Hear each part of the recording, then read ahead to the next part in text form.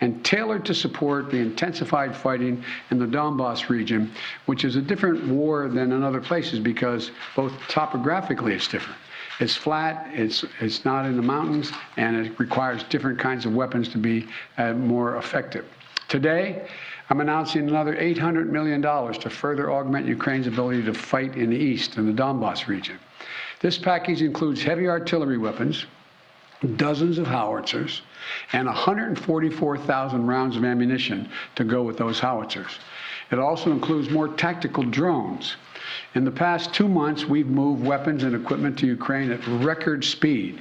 We've sent thousands of anti-armor and anti-missile helicopters, drones, grenade launchers, machine guns, rifles, radar systems. More than 50 million rounds of ammunition had already been sent. The United States alone has provided 10 anti-armor systems for every 1 Russian tank that's in Ukraine, a 10-to-1 ratio. We're sharing and will continue to share significant timely intelligence with Ukraine to help defend them against Russian aggression. And on top of this, these direct contributions from the United States, we're facilitating, we're the outfit facilitating the significant flow of weapons and systems to Ukraine from other allies and partners around the world, like the S-300 long-range anti-aircraft systems that Slovakia recently transferred to Ukraine. We are getting them in there. We won't always be able to advertise everything that our partners are doing to support Ukraine and its fight for freedom, but to modernize Teddy Roosevelt's famous advice, sometimes we will speak softly and carry a large javelin, because we're sending a lot of those in as well. You know, but we're not sitting on the funding that Congress has provided for Ukraine. We're sending it directly to the front lines of freedom, to the fearless and skilled Ukrainian fighters who are standing in the breach. You got to admit, must be amazed at the courage of this country, the resolve that they're showing, not just their military, but the average citizen, men and women, young men, young women as well. It's, you know, the sustained and coordinated support of the international community, led and facilitated by the United States, is a significant reason why Ukraine is able to this far. Every American taxpayer, every member of our armed forces can be proud of the fact that our country's generosity and the skill and service of our military helped arm and repel Russia's aggression in Ukraine, to beat back Putin's savagery that tried to seize Ukraine's capital and wipe out Ukraine's government. The Battle of Kyiv was a historic victory for the Ukrainians. It was a victory for freedom, won by the Ukrainian people with unprecedented assistance by the United States and our allies and our partners. Now we have to accelerate that assistance package to help prepare Ukraine for Russia's offensive that's going to be more limited in terms of geography, but not in terms of brutality. Not in terms of brutality. Combined with our recent drawdowns, it will ensure a steady flow of weapons and equipment into Ukraine over the next few weeks. However, with this latest disbursement, I've almost exhausted the drawdown authority I have that Congress authorized for Ukraine in a bipartisan spending bill last month. In order to sustain Ukraine for the duration of this fight, next week I'm going to have to be sending to Congress a supplemental budget request to keep weapons and ammunition flowing without interruption to the brave Ukrainian fighters and continue to deliver economic assistance to the Ukrainian people. My hope is, and my expectation is, Congress would move and act quickly. And I want to thank the Congress, Democrats and Republicans, for their support for the people of Ukraine. Our unity at home, our unity with our allies and partners, and our unity with the Ukrainian people is sending an unmistakable message to Putin. He will never succeed in dominating and occupying all of Ukraine. That will not happen. In addition to bolstering Ukraine's resistance on the battlefield, we're also demonstrating our support for the people of Ukraine. Today, the United States is announcing that we intend to provide an additional $500 million in direct economic assistance to the Ukrainian government. This brings our total economic support for Ukraine to $1 billion in the past 2 months. This is money the government can help use to stabilize their economy, to support communities that have been devastated by the Russian onslaught, and pay the brave workers that continue to provide essential services to the people of Ukraine. You know, these past weeks have seen a terrible human cost of Putin's ambition for conquest and control. Approximately two-thirds of all Ukrainian children have been displaced from their home. More than 5 million Ukrainians have fled their country. It's an absolute outrage. The idea this is happening, approaching the second quarter of the 21st century, is just... Last month when I was in Europe, I announced that the United States would welcome 100,000 Ukrainians so that we share in the responsibility of supporting Ukrainians fleeing Putin's war machine. We've already welcomed tens of thousands of Ukrainians to the United States, and today I'm announcing a program, Unite for Ukraine, a new program to enable Ukrainians seeking refuge to come directly from Europe to the United States. This new humanitarian parole program will complement the existing legal pathways available to Ukrainians, including immigrant visas and refugee processing. It will provide an expedient channel for secure legal migration from Europe to the United States for Ukrainians who have a U.S. sponsor, such as a family or an NGO. This program will be fast, it will be streamlined, and will ensure the United States honors its commitment to go to the people of Ukraine and need not go through our southern border. We're also continuing to ratchet up the pressure on Putin and further isolate Russia on the world stage. Yesterday, the Treasury Department rolled out additional measures to crack down on the entities and individuals attempting to evade our unprecedented sanctions, not just ours, but throughout the West. Today, I'm announcing that the United States will ban Russian-affiliated ships from our ports, as they did in Europe. That means no ship that sails under the Russian flag or that is owned or operated by a Russian interest will be allowed to dock in a United States port or access our shores. None. None. This is yet another critical step we're taking in concert with our partners in the European Union, the United Kingdom, Canada, and further to deny Russia the benefits of international economic system that they so enjoyed in the past. We don't know how long this war will last, but as we approach the 2-month mark, here's what we do know. Putin has failed to achieve his grand ambitions on the battlefield. After weeks of shelling Kyiv, Kyiv still stands. President Zelensky and his democratically elected government still remain in power. And the Ukrainian armed forces, joined by many brave Ukrainian civilians, have thwarted Russia's conquest of their country. They've been bolstered from day one by an unstinting supply of weapons, ammunition, armor, intelligence from the nations of the free world, led by us, the United States. As Russia continues to grind out the military advances and the brutalities against Ukraine, Putin is banking on us losing interest. That's been my view. You heard me say this from the beginning. He was counting on NATO, European Union, our allies in Asia, cracking, moving away. He's betting on Western unity will crack. He's still betting on that. And once again, we're going to prove him wrong.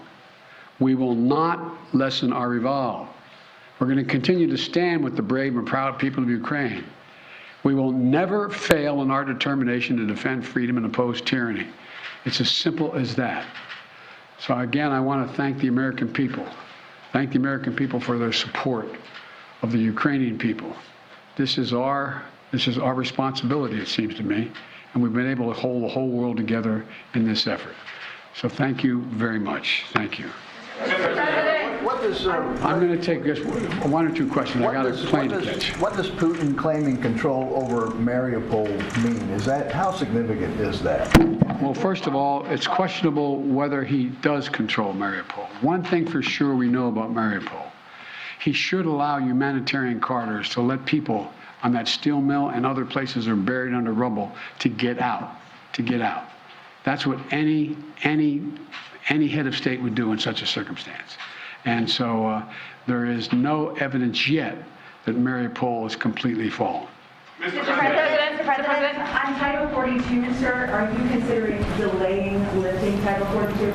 No, what I'm considering is continuing to hear from well, first of all, there's going to be an appeal by the Justice Department, because as a matter of principle, we want to be able to be in a position where if in fact it is strongly concluded by the scientists that we need Title 42, that we be able to do that.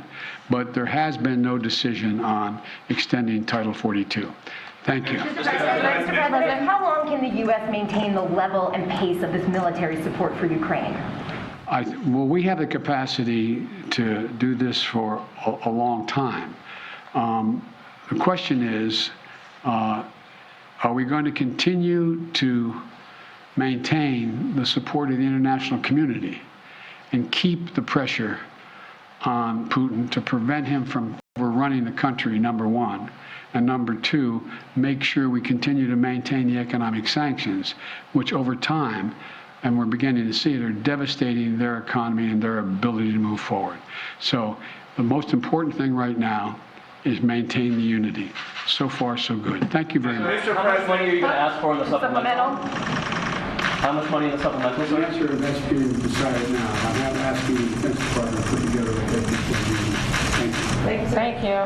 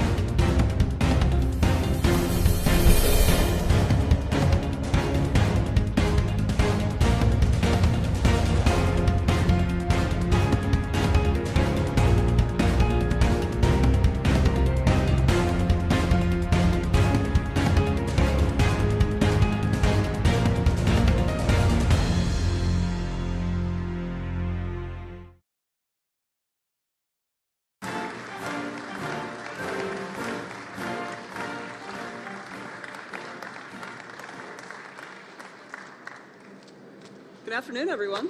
My name is Lauren Heitzman. I'm a sixth-term Inside Wire apprentice and an employee of O'Neill Electric.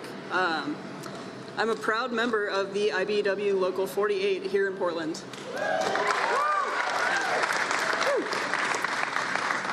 I've been honored to be a member of the community of workers transforming PDX, and I have marveled at the feats of modern engineering carefully reworking this space into a concourse of the future.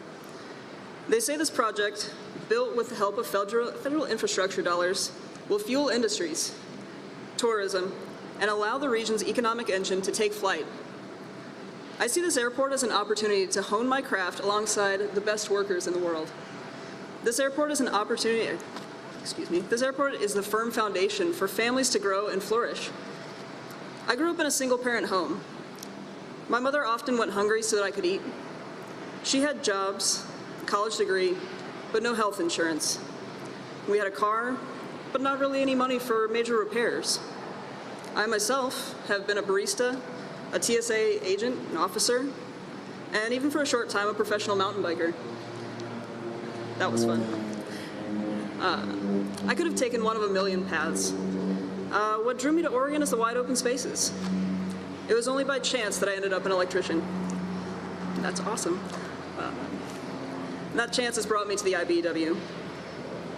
To me, not only is this project a symbol of modern advancement and ingenuity, it is the vehicle for the promise of a better life.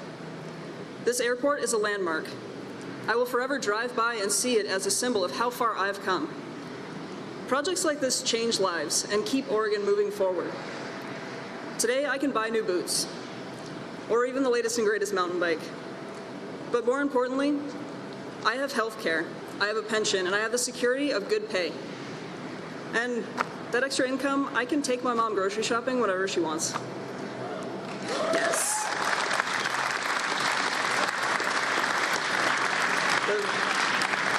The financial security that I have to take care of my family is what's important, and that's what this job means to me. The bipartisan infrastructure law that passed last year is not just an investment in infrastructure. It is also an investment in good union jobs. It's an investment in good schools and strong communities. It's an investment in me and my union. The men and women of the IBEW, we're just getting started. Yes. We are ready to rebuild the I-5 bridge over the Columbia River and modernize the port marine terminals and upgrade the container cranes that are so essential to this region's commerce. And of course, finish this airport, making it a jewel of the Pacific Northwest. We are ready to build America back better, and we are so proud to have a president who understands that building America back better means building union.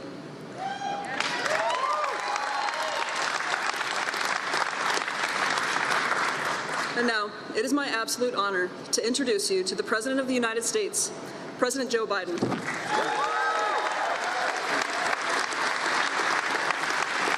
Please have a seat if you have one. Thank you all very much. It's great to be back in Portland. It's great to, and Lauren, thank you very much for that introduction. And Mayor Wheeler, thanks for the passport into the city. Being a mayor is the toughest job in American politics. They know where you live, and everything that affects them, they look to you for answers. Governor Brown, thank you for welcoming me back to Oregon. And Colonel, I want to thank you and the 142nd Wing of the Red Hawks of Oregon, the Air National Guard, for hosting us at the base today. We're making a lot of work for you. I understand that. I also want to thank Oregon's outstanding members of Congress. Ron Wyden. Ron has been a leader in the Senate fighting for clean energy and jobs for a long time. And now he's a chairman of a finance committee, which makes him the king of the Senate. But working to make sure that teachers and firefighters don't pay a higher tax than billionaires, which in many cases they do. We're going to get it done, Ron. We're going to get it done. And Senator Jeff Merkley, a leader on climate and foreign policy. And, you know, we've been together, put together this bipartisan infrastructure bill. Jeff was a key leader in getting that done. He made sure it included the money for wildfire prevention, help prevent and respond to fires like the thousands that burned 500,000 acres. 500,000 acres across Oregon last year. All those major fires that took place since I've been in office with FEMA. I've been in a helicopter from Northern California to these across the Northwest and into the state of Idaho. And it's just devastating what's happened, what continues to happen. And Congressman Pete DeFazio, chair of the Transportation Committee. Pete's helped ensure that we're going to rebuild the country, and we buy American. We buy American. And look, with union workers and U.S. Steel, we're going to miss Pete. We're going to miss you, Pete. I don't know. I wish you weren't leaving. And Congressman Earl, where's Earl? Hey, Earl, thank you. Earl had me ride here on a bicycle, but I don't mind. But I got a new one. It's really not a little race anyway. A critical voice in Congress when it comes to investing in infrastructure. Earl helped bring together labor and business to help get this done. And Congressman Kurt Schrader, he's played a key part in the progress we've made as a nation on jobs, economic growth, and clean energy. Thank you very much, pal. And he's strong and consistent voice to make sure we modernize our infrastructure and help Oregon and everyone all across America. You know, the last guy that had this job talked about Infrastructure Week. Every week he'd talk about Infrastructure Week. It didn't come for 4 years. Well, I gave you Infrastructure Decade. This is for 10 years. $1,400 billion. And Suzanne, who works tirelessly to ensure that we have left out, no one's left out, you know, including women and people of color. We're building a better America. When I got elected, I said, and I meant it, people weren't sure I really meant it, but I said, I want my administration to look like America, and it does. There are more women in my administration than men. There are more women in positions of consequence. There are more African Americans judges that have been appointed than every other president combined has appointed. Folks, I want to thank you all for everything you're doing for the people of Oregon. We're here today to talk about investments we're making to modernize this airport and this an economic engine for the entire region. Though through the bipartisan infrastructure law, we're investing $25 billion to upgrade and modernize American airports out of the money that is the over $1 trillion we're spending in infrastructure. Airports all across America are second rate. I used to tell the story that if, in fact, I dropped you in the middle of the night in an airport in China and an airport in the United States, took a blindfold off and said where you were, you'd think the one in China was in America. We've fallen behind. We haven't invested in ourselves. And I want to thank Ron and Jeff, Peter, Earl, Kurt, Suzanne for helping prove that America can do big things again. We can do anything we want to do. Bothers the heck out of me that there's this belief that we can't do big things anymore. But we can. We're proving we can. And we must build a better America. And a good place to start is right here in Portland. Folks, look, Portland International Airport is a perfect example of both the need and the opportunity and the ability to make progress. I don't have to tell you that it's an essential economic engine for the entire region, not just Portland. A lot of folks may not know it, but this airport employs 10,000 people. 10,000 people. Every day they show up, airline workers, technicians, retail workers, maintenance staff, and more. In addition, 20 million people travel from this airport every year, bringing 330,000 metric tons of cargo in and out of this state through this airport in the air. Shipping seafood from Oregon to fishermen all across America, all across the world, quite frankly. Bringing goods from every corner of the country to Oregon homes and businesses. But here's the deal. It's been much too big and too long since America's invested in our own airports, our ports, and our rails. We haven't done it. We used to have the best infrastructure, rated the best infrastructure in the world. This is a fact. We are now ranked by the international community as 13th best infrastructure. 13, the United States. We've stopped investing in ourselves. We stopped investing in our people. We stopped investing in America. And I know people are tired of hearing me say it, but this time we're going to lead the world and invest in ourselves, invest in the nation, and invest in our people. That's the place to start.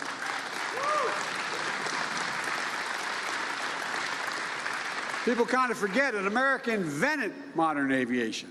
But like I said, we've allowed our airports to lag far behind our competitors.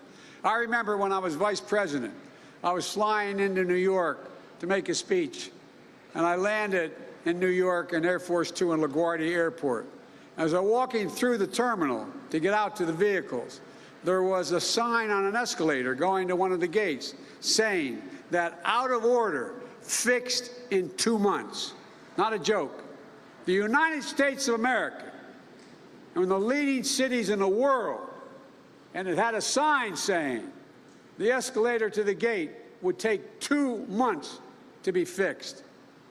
At that time, I said it took the average person, dropped them off, as I said, in LaGuardia or anywhere else, they'd wonder where in God's name they were.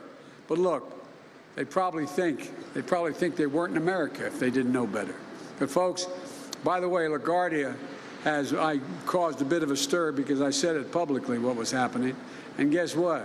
The governor and legislature decided they had to change things. And they invested $4 billion into one of the great destinations of the world, New York. The whole point of telling this story is I realize I'm preaching to the choir as we need to invest in American airports and here in Oregon.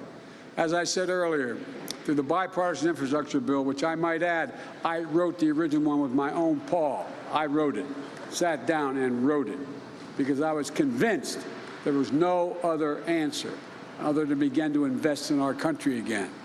And we're investing $25 billion this year to modernize American airports all across this country and across this state, not just here.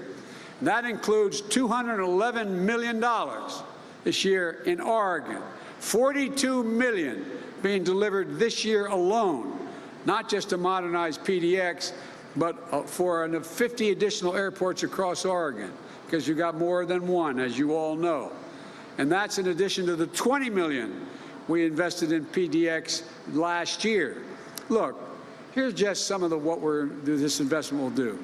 First, thanks to Ron Wyden and Jeff Merkley and Earl, excuse me. I know. You can call me Biden, Joe Biden. Helping deliver a more resilient state-of-the-art runway. You know, I don't have to tell you, anyone here in Oregon, it sits on a major earthquake zone. And in fact, you had a 0.4 magnitude earthquake strike not far from here just 2 days ago. Imagine what would happen if that earthquake struck closer to the airport.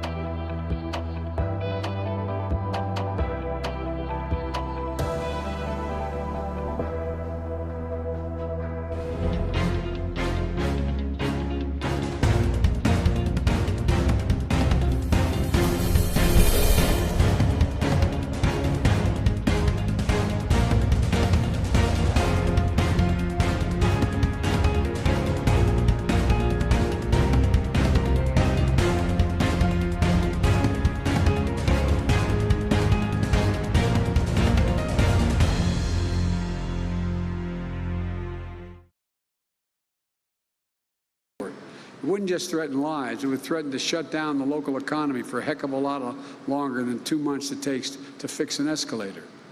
Folks, but your senators and congressmen are looking out for you. They fought to dedicate $3.75 million in the last month's omnibus bill to build a resilient runway here at PDX. The project is being modeled on the engineering of an airport that I happened to visit in Japan that remained operational in the face of a devastating earthquake and tsunami in 2011, successfully evacuating families and moving life-saving supplies because their runway was resilient. It was built resilient in the first place. Best of all, extensive research shows that every dollar we invest in our resilience of your runway will save $50 down the road by keeping this airport operational, safe, and efficient. But that's not all we're doing. You're in the midst of a $2 billion renovation to build a cutting-edge main terminal. I just saw an incredible components of that terminal being constructed. 392,000 square feet of roof being built out of what's known as mass timber, advanced engineering, wood design that you're pioneering right here in Oregon. And it won't just stay in Oregon. Almost every single piece of wood being used was substantially harvested from local forests. You can point to any beam, and the folks building it can tell you where it came from. Best of all, this project will support more than 1,250 good-paying jobs constructing the terminal. Over 95% of the construction is being done by union workers. Union.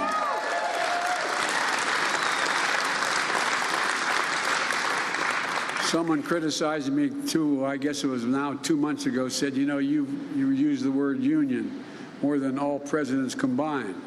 Well, there's a good reason for that. They're the best workers in the world. There's a reason why it makes sense to have a union worker. They train like it's like going to college to get that apprenticeship, not a joke. And in addition to that, they get it done on time and with the best possible results you can get. We already nearly have 280 contracts amounting to $80 million have gone out to small businesses that are minority-owned and women-owned and veteran-owned, lifting up the economy for everyone. And this is just the start. Because of the infrastructure law, we're going to see modern baggage claim area, improved taxiways, and yes, better escalators. And, you know, the investment all across Oregon is going to continue. Like was mentioned earlier by Coos Bay, you know, we've delivered nearly $33 million in January to modernize the main jetty, making it safer and more efficient for ships, boaters, and fishermen. And improving the capacity of that port is something Ron Wyden and Pete DeFazio in particular have been fighting for a long time.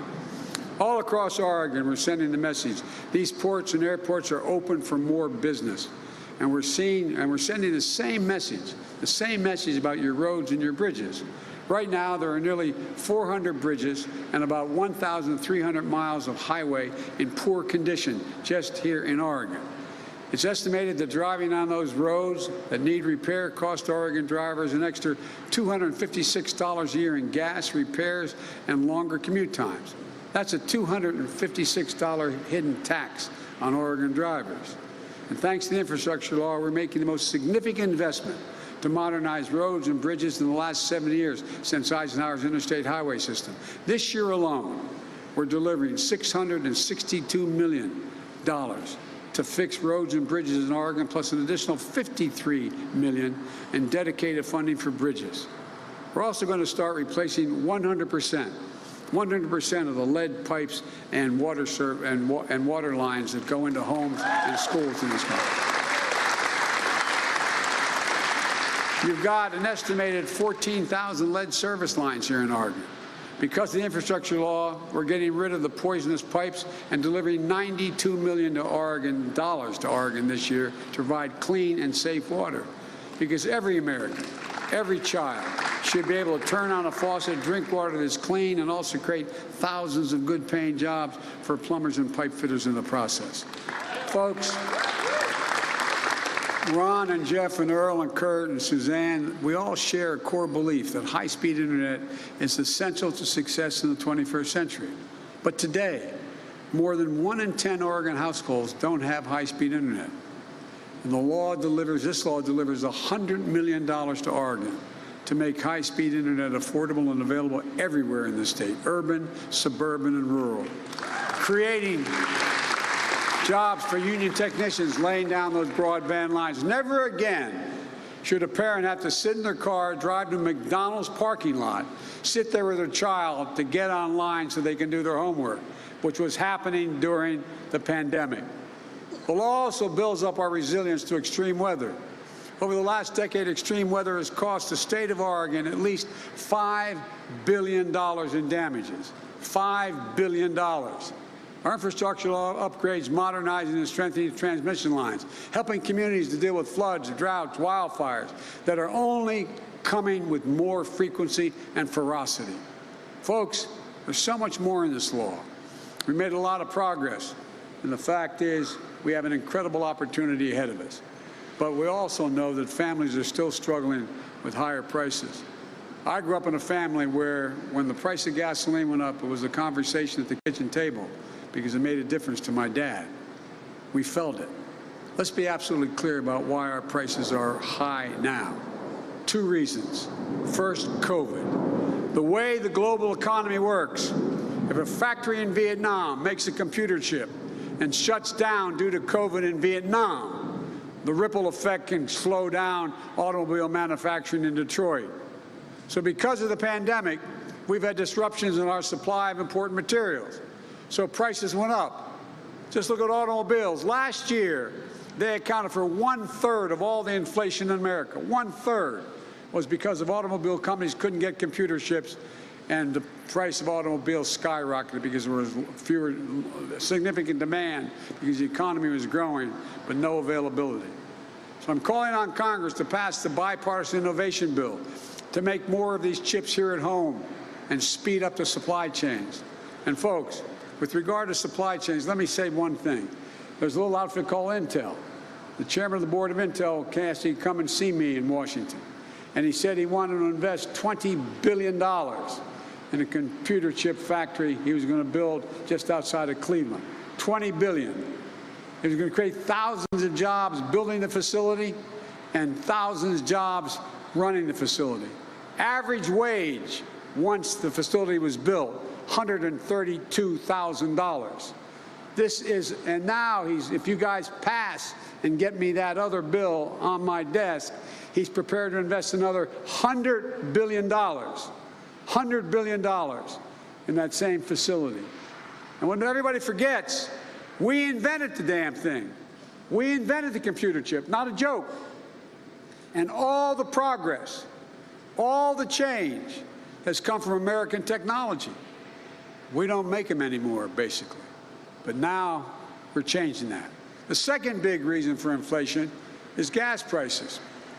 And it's Vladimir Putin's gas price increase. Putin's invasion of Ukraine has driven up gas prices and food prices all around the world. We saw that in the most recent inflation data. Last month, 70% of the increase in inflation was a consequence of Putin's price hike because of the impact on gas and energy prices. And doing everything I can to bring down the price to address Putin's price hike. That's why I authorized the release of 1 million barrels per day for the next 6 months from our Strategic Petroleum Reserve. And I worked with oil producers to ramp up production. I coordinated the release with our partners all around the world because I spent a lot of time with them.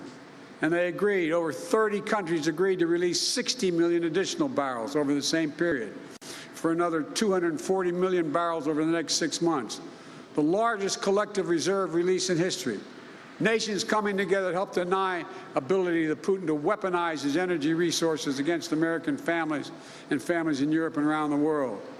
And Americans should be seeing some savings, which are already seen in the price of gas coming down. But we need to do something else.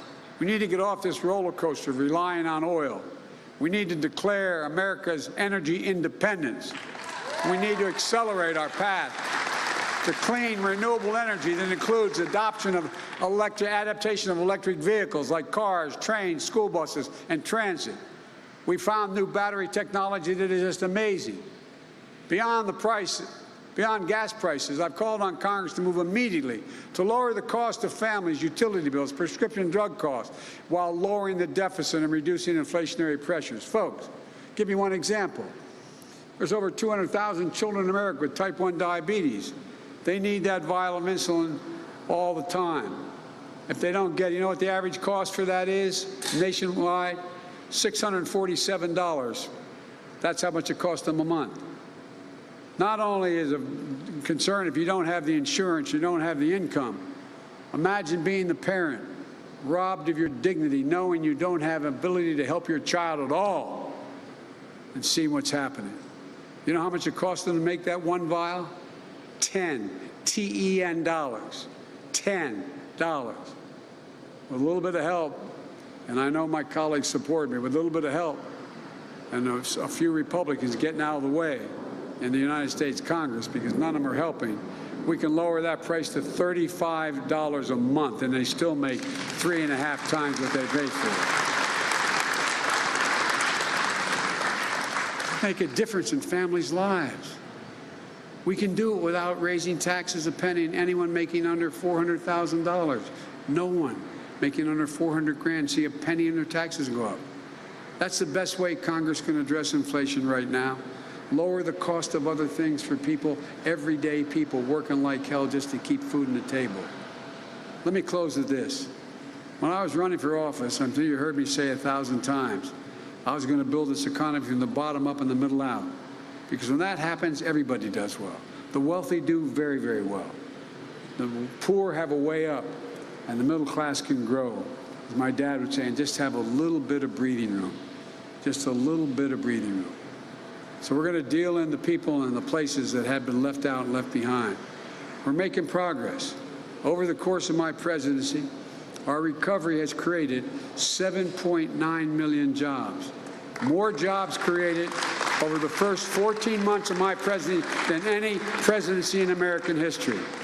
Over 420,000 manufacturing jobs. Who says we can't manufacture our way through all of this? We're the best workers in the world. Not a joke. Unemployment nationwide is at 3.6%, down from 6.4% when I took office 19 months ago. The fastest decline in unemployment at the start of a term of a president ever recorded. Oregon, you just added 122,000 jobs, and unemployment has dropped from 6.4% to 3.8%. Last year, and during all this time, don't listen to my Republican friends in Congress, last year we reduced, my budget reduced the deficit by $350 billion. Hear me? We didn't increase the deficit a penny. We reduced it by $350 billion. And the budget I submitted, we're on our way to getting done this year in 2022. We're on track to reduce the deficit by more than $1.3 trillion. $1.3 trillion. The largest one-year reduction of deficit in American history. It's particularly important now as we work to reduce the pressure on inflation. Oregon and America have gone from being on the mend to being on the move. We just got to get the hell out of our own way. So we're coming forward with challenges from strength, positions that we're in, not like we've been before. I'm more optimistic about America's potential today than I've been any time in my career. And I've been doing this job in national politics for a long time. Because I see a future that is without a limit. I mean, this is the United States of America, for God's sake. We're the only nation in the world. This is a fact. Look it up. The only nation in the world that's come out of every crisis stronger than when we went into the crisis. Stronger. Every single time. I was with Xi Jinping. I've traveled with 17,000 miles with him and spent more time with any other world leader over a total of, I think, and we're up to 90-some hours of talking or meeting together over the last 6-7 years. And we were in the foothills of the Tibet, and he asked me, he said, I had a translator and he had a simultaneous translator. And he said, can you define America for me? This is a true story. He repeats it. I said, yeah, I can, in one word. And he looked at me, I said, what do you mean in one word? I said, possibilities. Anything's possible in America. Anything's possible. And that's what we're going to do today. Do what we are capable of doing. Stop feeling sorry for ourselves. Get the hell up and take this country back in a way that we lead the world again, because we can do it. We're on the way to doing it. And with the help of your delegation, we're going to get it done. I mean it. There's nothing beyond our capacity. God bless you all, and may God protect our troops. Thank you, thank you, thank you. Appreciate it.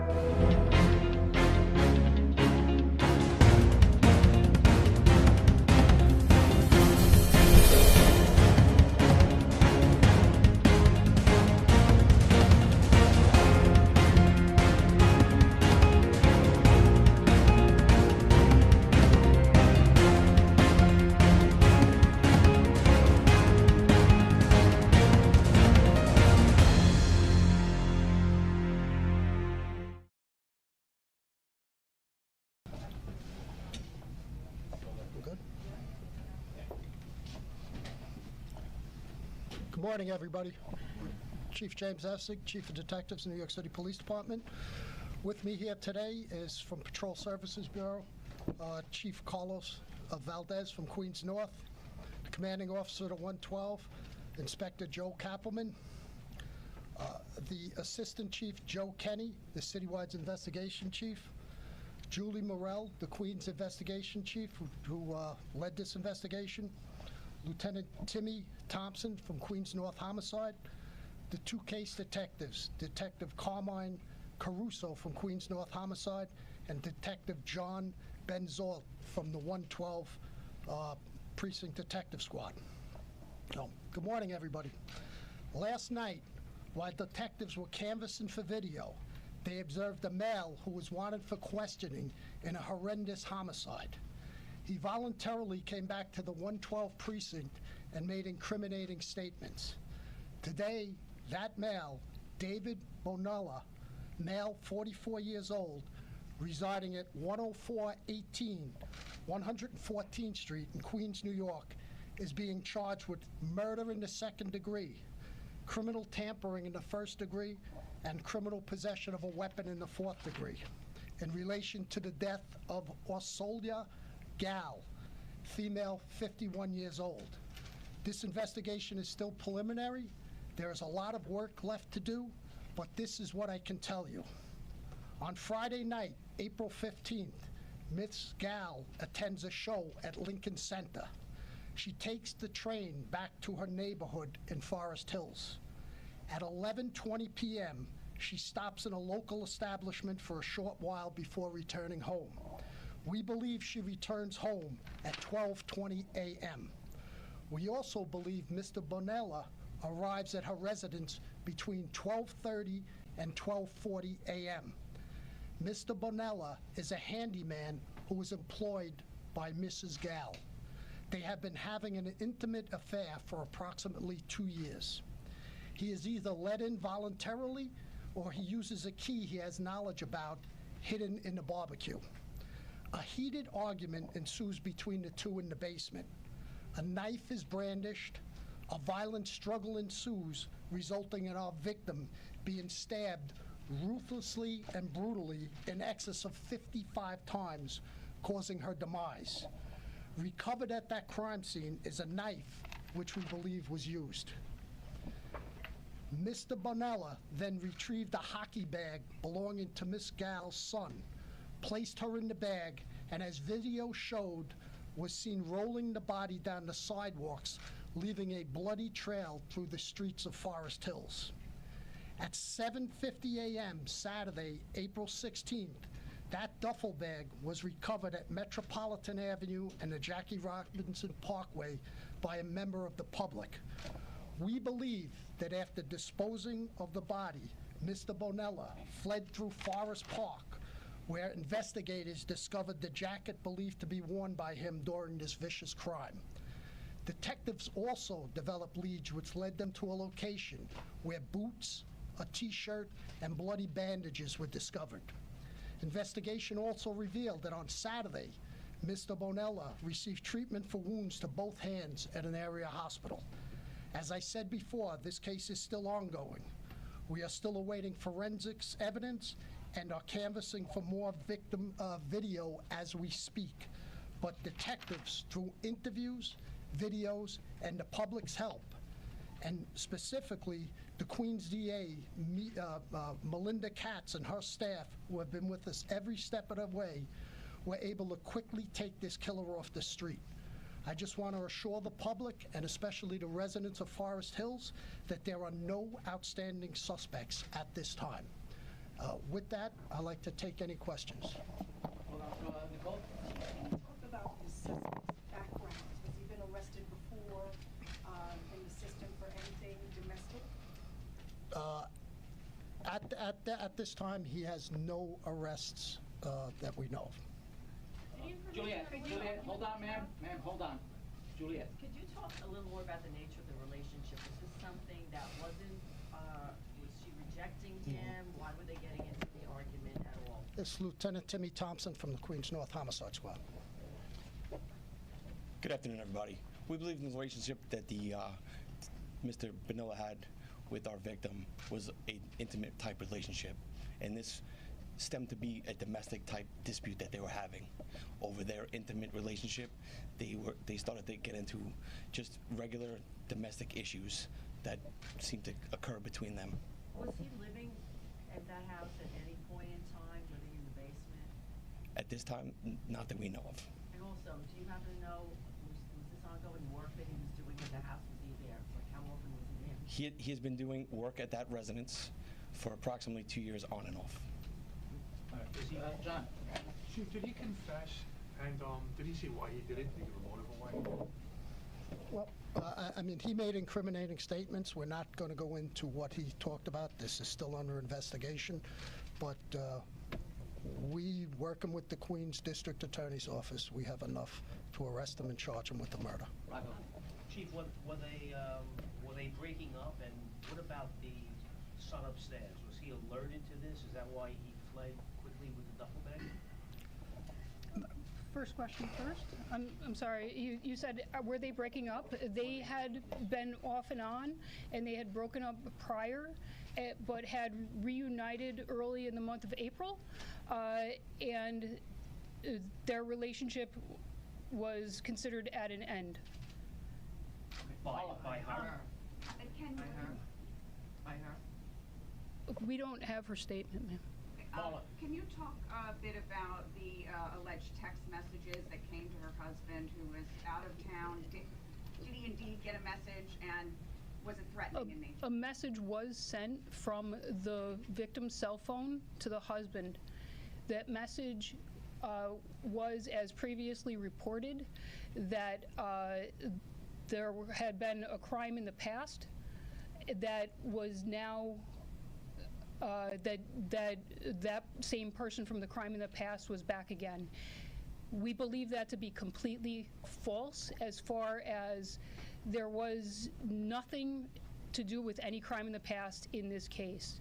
We have it from in the confession that he sent that message, and he has no burglary in the past. I'm sorry, that the family, the rest of your family is in danger. That was the nature of the message.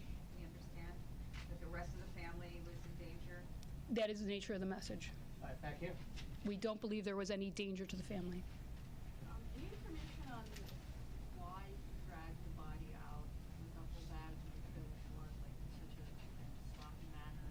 Don't come down at all. Was it because the son was upstairs that he was going? We believe he just didn't want it to be found by the family. Right away? The knife. Did he bring the knife to the house, or was the knife in the home? The knife is consistent with knives that are in the home. Tony? Detective Thompson, the relationship, there's a report that it may have started while she went on an overseas trip and met the defendant overseas. Any truth to that? No. So at this time, we don't believe that to be true. Antoine? Chief, or maybe Miss Julie, do we know if the husband was aware of the relationship, if it's 2 years or more, between his wife and your suspect? We're not going to get into We're not going to. Mark? Was the handyman, did the husband know the handyman? Was he known to the family? Yes, he was. Right here. Hi, so I just wanted to clarify one thing you said. You said they were on and off, but they had reunited in April, but now it was at an end. So are we saying that they had broken up or that they were together? As we stated earlier, on and off, and he came back this evening to speak about the relationship again. Rocco? Chief, the duffel bag in question, does he go into the son's room to get it? At any point, is the son woken up or aware of what's going on? The duffel bag was not kept in the son's room. So, and the son slept throughout? This is not an instance where the son interrupted what was going on? The son did not interrupt what was going on. All right, guys, we're going to take two more. Ricardo? When did the suspect arrive in this country and where is he from?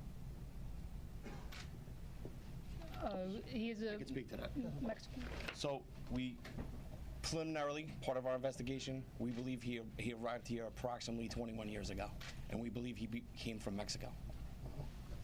Right here. Was he a legal resident here? Did he come illegally? And my second question is, before this happened, was she followed from the bar, or the establishment that she was at beforehand? Was she followed legally by him? So we're not gonna get into his immigration status, we're gonna We don't believe he's followed. No, we don't believe he's followed. As this is, he has a relationship for her for 2 years. He knows where she lives. He's very familiar with the layout of the house in terms of the duffel bag also. Last question, Juliet. Do you believe he was already inside the house waiting for her, and then how did it end up going into the basement? We know that he was not. He was not in the house. She returns home at 12:20. He enters the house between 12:30 and 12:40. They go down to the basement. Could be any amount of, if they're arguing, the son's upstairs, could be any reason such as that. Thank you All very right, much. guys, thank you, everyone. These photos will be sent out, right?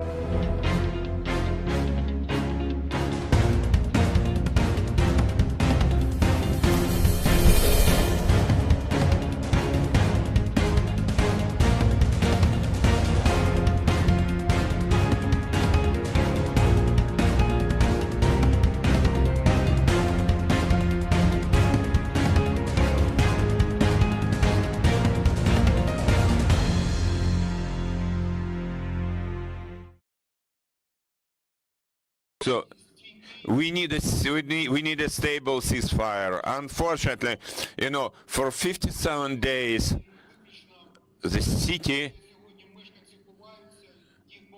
is bombed, and those places where residents are hiding are bombed. And we have all international parties involved. We ask for that ceasefire, for us to announce local residents, to establish the location, the point where we would start the evacuation, for us to be able to start that evacuation, and then we would start and evacuate local residents to the government-controlled part of Ukraine.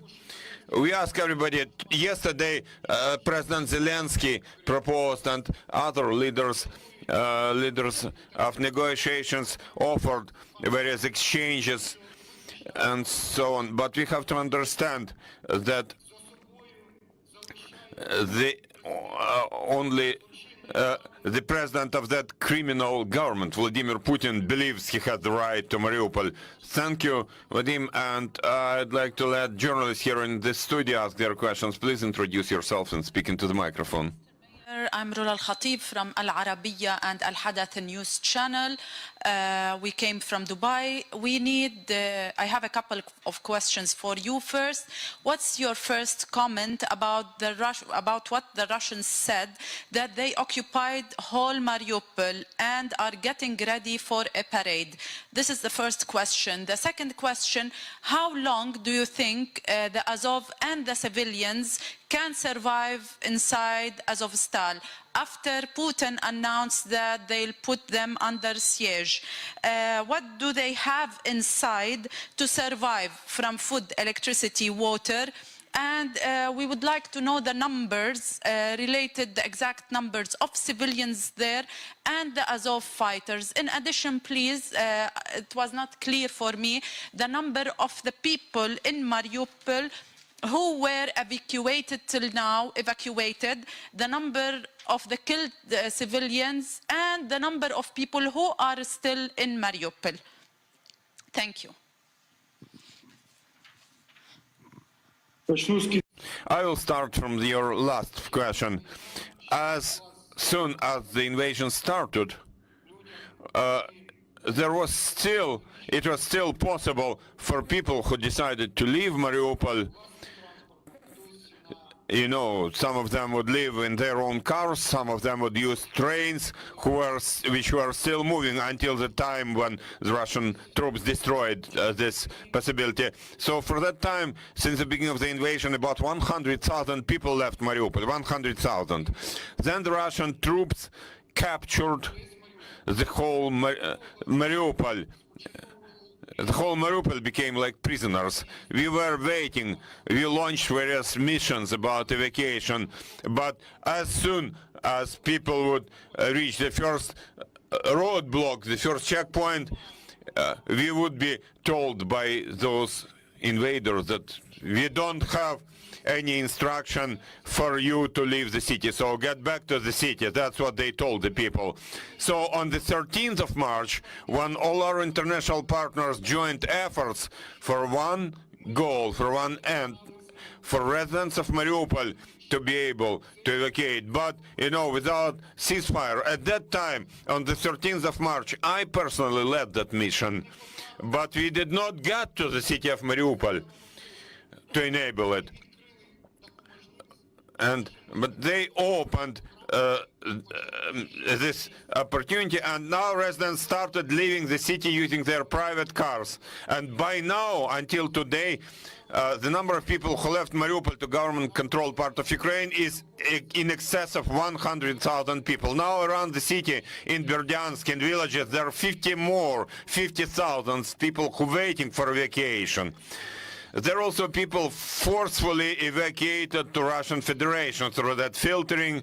It's actual deportation, and the number of people transported to Russian Federation or so-called Donetsk People's Republic is more than 40,000 residents of Mariupol. And in the city we now have more than 100,000 people. The city was and is and remains the Ukrainian city, because now our brave defenders, our heroes, our warriors are defending it as much as possible. They are defending our city. So, you know, whatever statements are made, the city is and will be Ukrainian city. But we still ask, you know, everybody, the international community should join efforts towards one goal. The local residents, which are under threat of elimination of killing there in Azovstal, they should leave. So we ask for a ceasefire, at least for one day, for us to be able to make announcements to those residents of Mariupol hiding in shelters in Azovstal, for them to leave to some place, and our warriors would also leave with their weapons. Now they are defending it, but you know that these are the only conditions upon which they are ready and we are ready. And now there have been negotiations running on various levels for it to happen. Thank you. Thank you. Any more questions? You are welcome. Mr. Mayor, it's Luke Harding here from The Guardian newspaper. The Russians seem to have their own new mayor of Mariupol. They seem to have got rid of you and replaced you with someone else. Can you speak to what the Russians do in areas they occupy in terms of creating political structures, replacing elected officials with their own people? What's happening in Mariupol, and what does this say about their methods in occupied areas?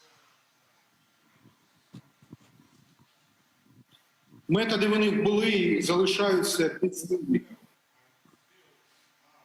Ми це робили з початку 2014 року. Підходили Я чую переклад. Sorry. Their methods were and still are the same since the beginning of 2014. So those leaders who wanted to have so-called Donetsk People's Republic in Mariupol did not surrender in 2014, but I would like to remind you that for 2 months, again, Mariupol was occupied by so-called Donetsk People's Republic, but they did not surrender. And back then, those leaders of so-called Donetsk People's Republic, back then and now, they are the same people, that's the same situation. So what they did? They used so-called opposition bloc for life political party. They used local elections. They brought their local leaders hiding within the ranks of that party. Before that, they were under the previous mayor, they were in government positions. And unfortunately, I have to say that they were adjusting people, Russians' fire against infrastructural sites. And in that way, we have lost our electricity supply, we have lost our water supply, our heating supply, our natural gas supply, our food supply. They were shelling everything, and they were adjusting the Russian shelling. And they were also targeting that Russian fire on evacuation buses, which since the very first days of March until the 10th of March, they destroyed more than 100 buses which we wanted to use in evacuation. And it was done by so-called, by Mr. Kharmyshev and Mr. Ivashenko from so-called opposition bloc for life party. They said that now they're the local authorities here. What they're doing now, the first thing they started doing is now, jointly with Russian occupational forces, they destroyed the evidence, destroyed the trace of their own war crimes. As we understand, they have been burying those dead bodies, and we know where they are burying those dead bodies to hide their war crimes. So those collaborators have now been helping Russian troops, the occupiers. Thank you. Any more questions? You're welcome. Just one clarification on numbers. At the beginning, you said that the 4 buses had left with 80 people. I'm assuming that's yesterday and not today. And to be clear on the number of civilians still in Mariupol, is it right to say there are about 1,000 civilians inside the steel factories still? And I think according to your figure, about 100,000 still in the city outside the steel factory. Have I got that correct? 100,000 local residents are staying in the occupied Mariupol. In Azovstal steel factory, it's difficult to calculate, it's difficult to count, but according to our estimates, there are 300 to 1,000 residents hiding there, 300 to 1,000.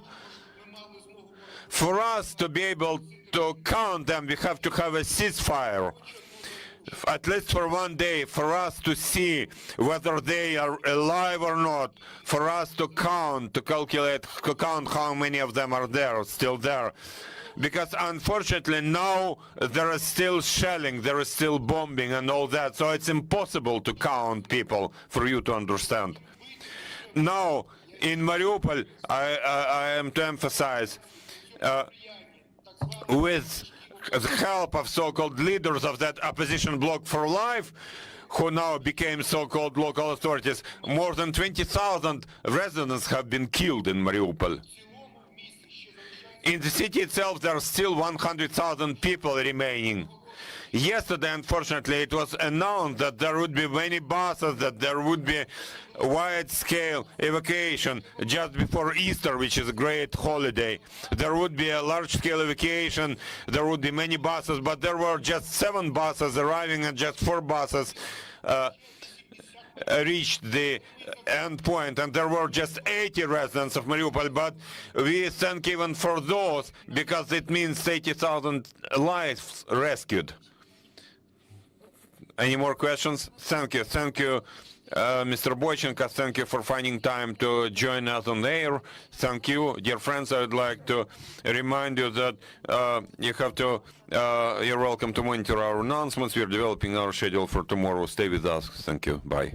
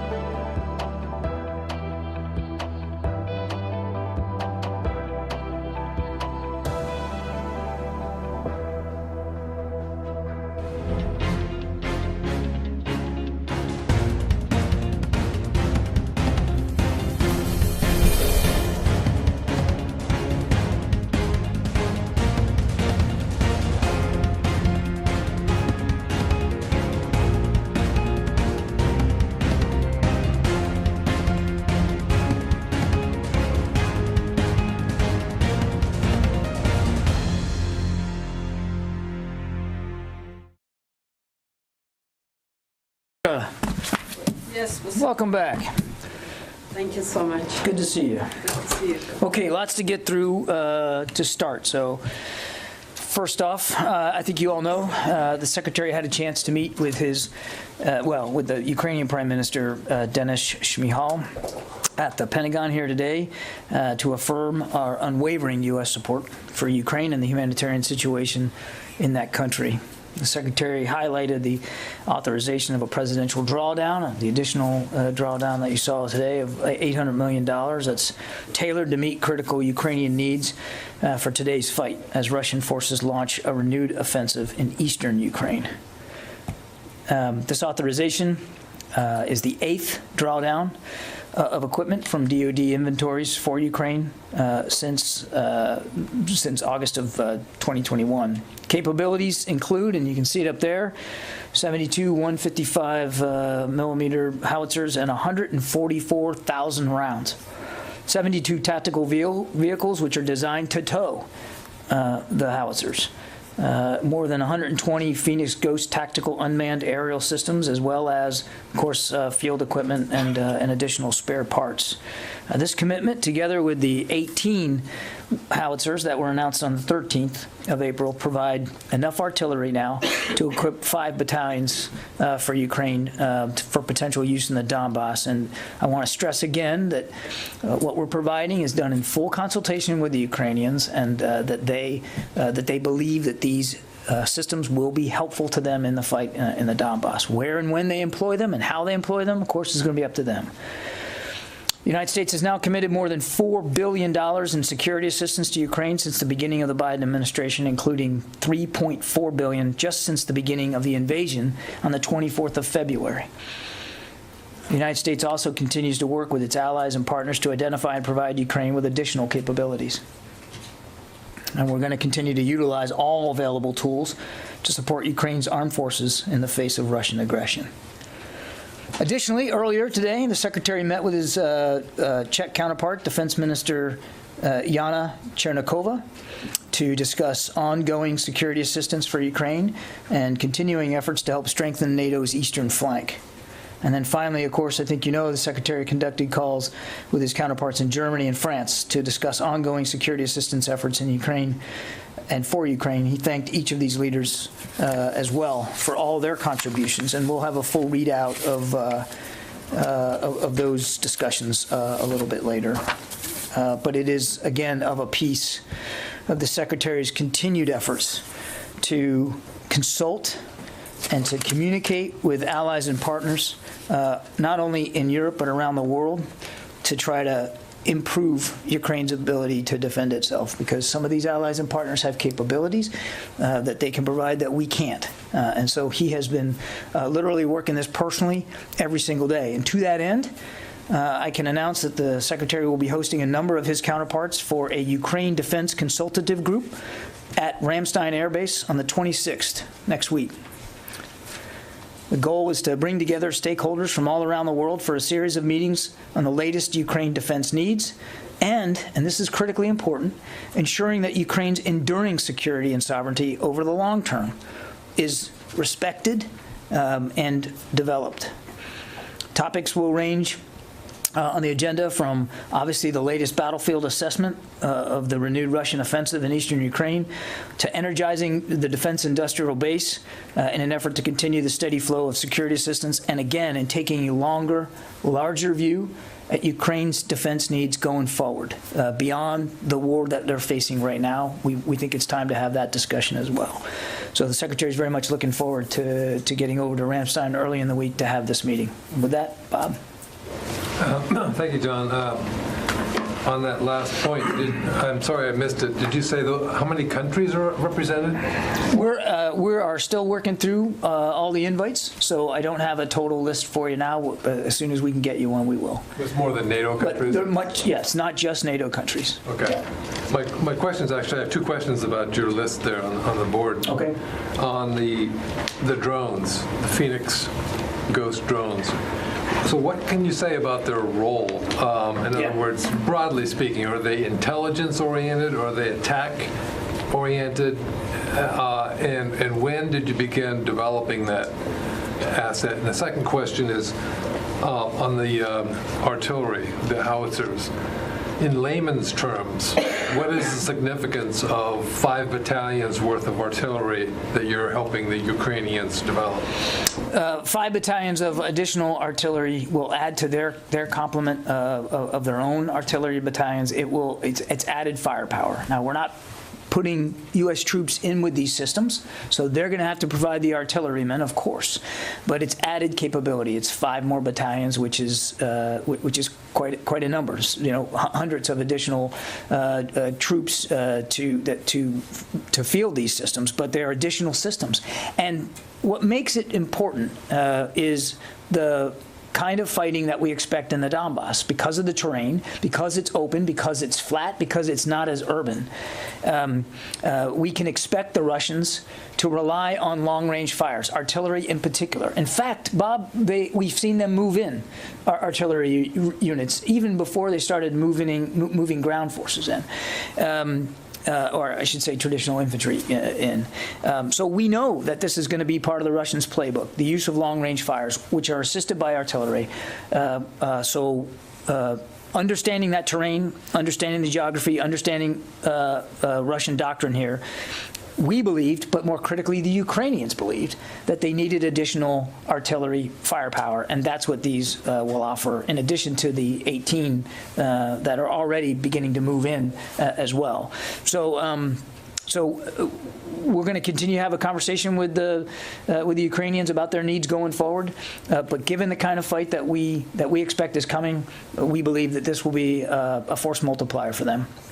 And then on the Phoenix Ghost, this is a drone that had been in development before the invasion. Clearly, the Air Force was working this, and in discussions with the Ukrainians again about their requirements, we believed that this particular system would very nicely suit their needs, particularly in eastern Ukraine. And so it was already in development, but we will continue to move that development in ways that that are attuned to Ukrainian requirements for unmanned aerial systems of a tactical nature in eastern Ukraine. I'm just not going to get into great detail about the specifications here. I would just tell you that that this unmanned aerial system is designed for tactical operations. In other words, largely but not exclusively to attack targets. It, like almost all unmanned aerial systems, of course, has optics. So it can also be used to give you a sight picture of what it's seeing, of course. But its principal focus is attack. You said particularly useful in eastern Ukraine. Why would that be? Again, without getting into the specifications, but the kinds of things this drone can do lend itself well to this particular kind of terrain. I think I'm just going to leave it at that. But its purpose is akin to that of the Switchblade, which we've been talking about in the past, which is basically a one-way drone, an attack drone. And that's essentially what this is designed to do. Yeah, Sylvie. Thank you. I have two questions. A pretty technical one. I don't know, you may already have answered that, but... It's a technical question. The chances of me being able to answer it are slim, but please go ahead. So the howitzers that the U.S. is providing, are they more... do they have a longer range than what the Russians have? Or are they more precise? So that's my first question. And the second one is, the president said that Putin will never succeed. So does it mean that the objective of the Western assistance to Ukraine is now to push completely the Russians out of Ukraine instead of only avoid a change of regime? Well, look, on the howitzers, again, not an artilleryman, so this is also in advance of Mike's inevitable questions. I'm not going to get into the specific specifications on the M777 howitzer. My understanding is it does have a very long range, and this particular variant has a longer range. I can see Mike nodding, so I must be on good ground here. But I'm not going to get into the specifics of it. And look, it should be clear to all of you already that I am no expert on American artillery. I am certainly not an expert on Soviet artillery, so I couldn't tell you how much better this is than Soviet artillery. I can just tell you that as an American system, we're very confident in its capabilities, its range, its effectiveness, its precision. More critically, the early feedback we're getting, by the way, this died on me, so if somebody could get that started again. The early feedback we're getting from the Ukrainians who are undergoing training on the 777s is that they're very happy with the performance of the system, and they're learning it quickly. The training's going very well, and they're excited about being able to use that system in the field. Okay, and then you had the president's comments. Look, I think we've been nothing but consistent here, Sylvie. I've said it before. We said we want Ukraine to win this, which means we want Ukraine whole again and sovereign again, and we don't want Russian forces in Ukraine, any part of Ukraine. And how that gets solved at the table or on the field is really up to the Ukrainians to determine, not the United States. But the president is right. In terms of Mr. Putin's initial strategic objectives, which was clearly to erase Ukrainian sovereignty and to capture Kyiv, he's failed. He has failed to achieve any of those objectives to date. Now the Russians are saying, well, they're going to focus their efforts on the Donbass and in the south. They've been vague about exactly to what end, but that's where they're focusing their efforts, and we're going to do everything we can to help the Ukrainians prevent that from happening. Nazir. Thank you, John. Our country's situation is still critical. So many Shia people, Hazara people has been killed. This weeks, the situation get worse. Afghan people think that United States forget them. A very bad situation. And also they want me to pass their message that still the United States remember them or totally forgot them, and how much Ukraine situation impact Afghanistan people. And is it the time that the United States recognized Taliban? So many things. Yeah, there's a lot there. It's not up to the Department of Defense to talk about recognizing the Taliban government. That's a decision made outside this building. I have nothing to say on that. Look, we absolutely have not forgotten the people of Afghanistan, and the State Department particularly is working very hard to continue to work with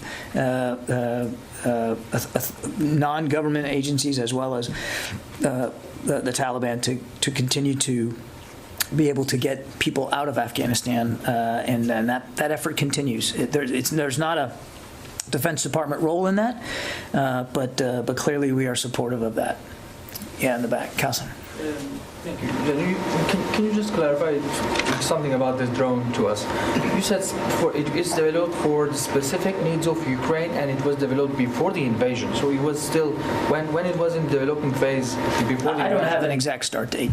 Okay, and also, will the U.S. Air Force also use this for U.S. military needs, or is it just something for the Ukrainians? The whole idea of this was for us to use it. So I would expect we'd still have an interest in using this capability, but we're also now, we see the benefit right now, in the moment, for Ukraine to use it. And so we're going to provide some of them.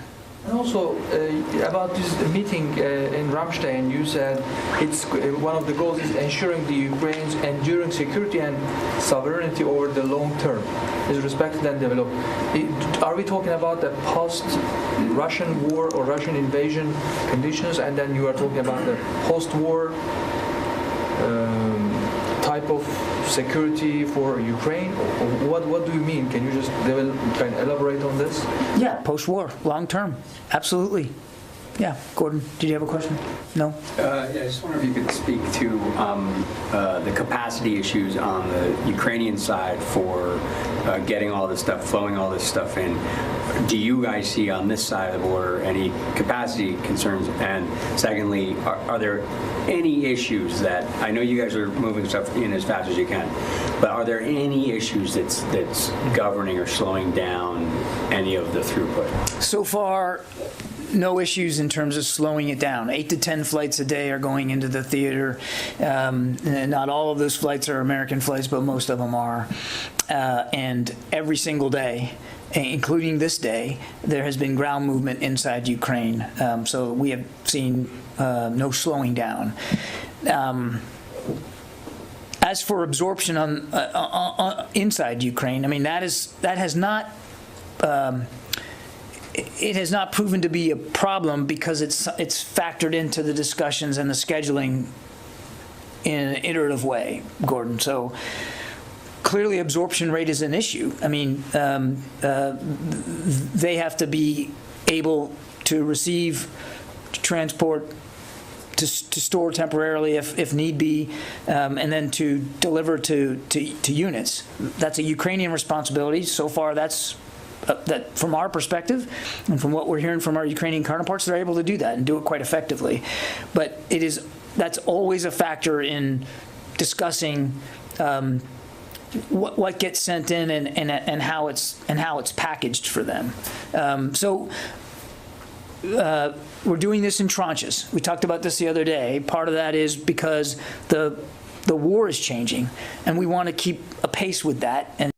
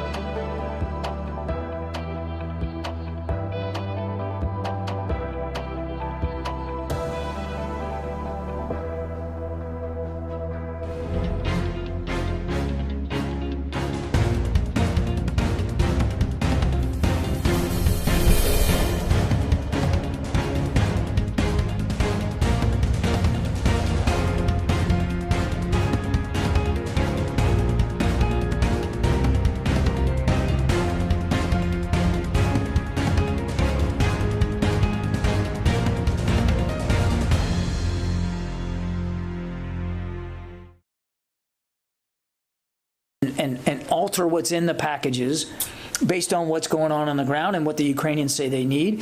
Also, what's factoring into that is their ability to receive and to use and to temporarily store appropriately. So there's all that's baked into the process. There hasn't been like a stumbling block or a pothole that's stopping something from going in, because we're factoring that all into the decision making.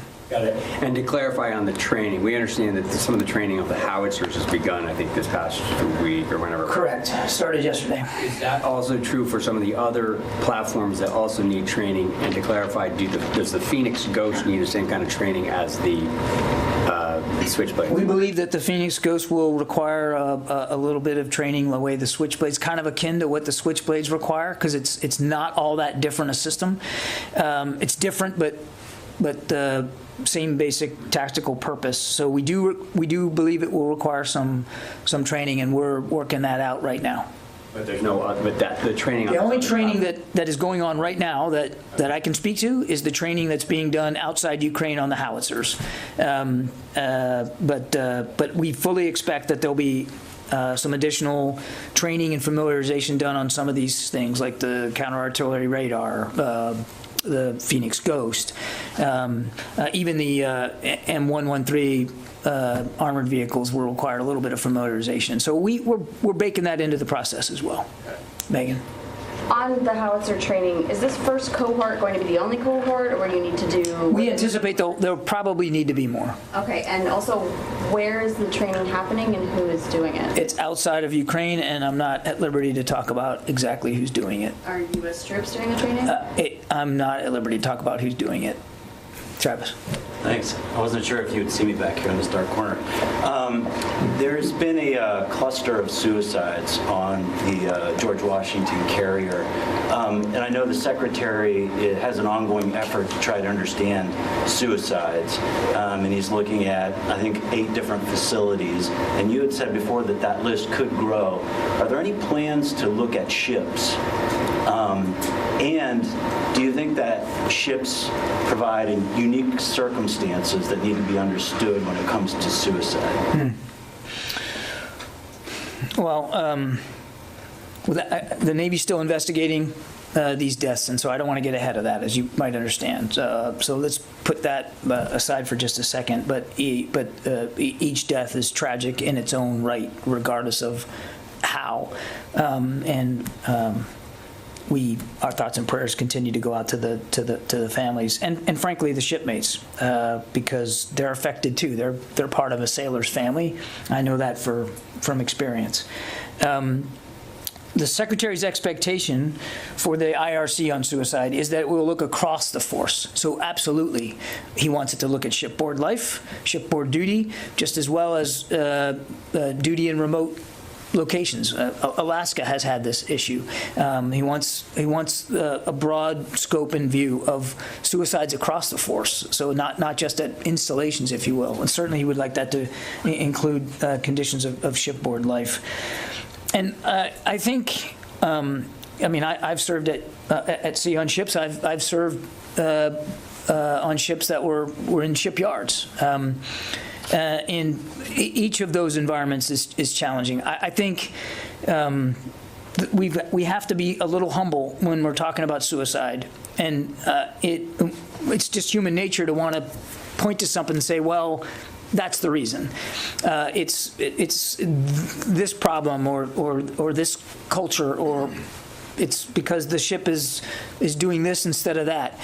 And I think we have to be really careful jumping to those conclusions, because what compels an individual to take their own life is it's individual, and it's complex. And I think, as the Secretary has said many times, a sense of humility going into this is really, really important. So obviously, as we look across the force, we certainly want to look at things like command climate and culture and mission and op tempo, the tempo at which we're pushing people.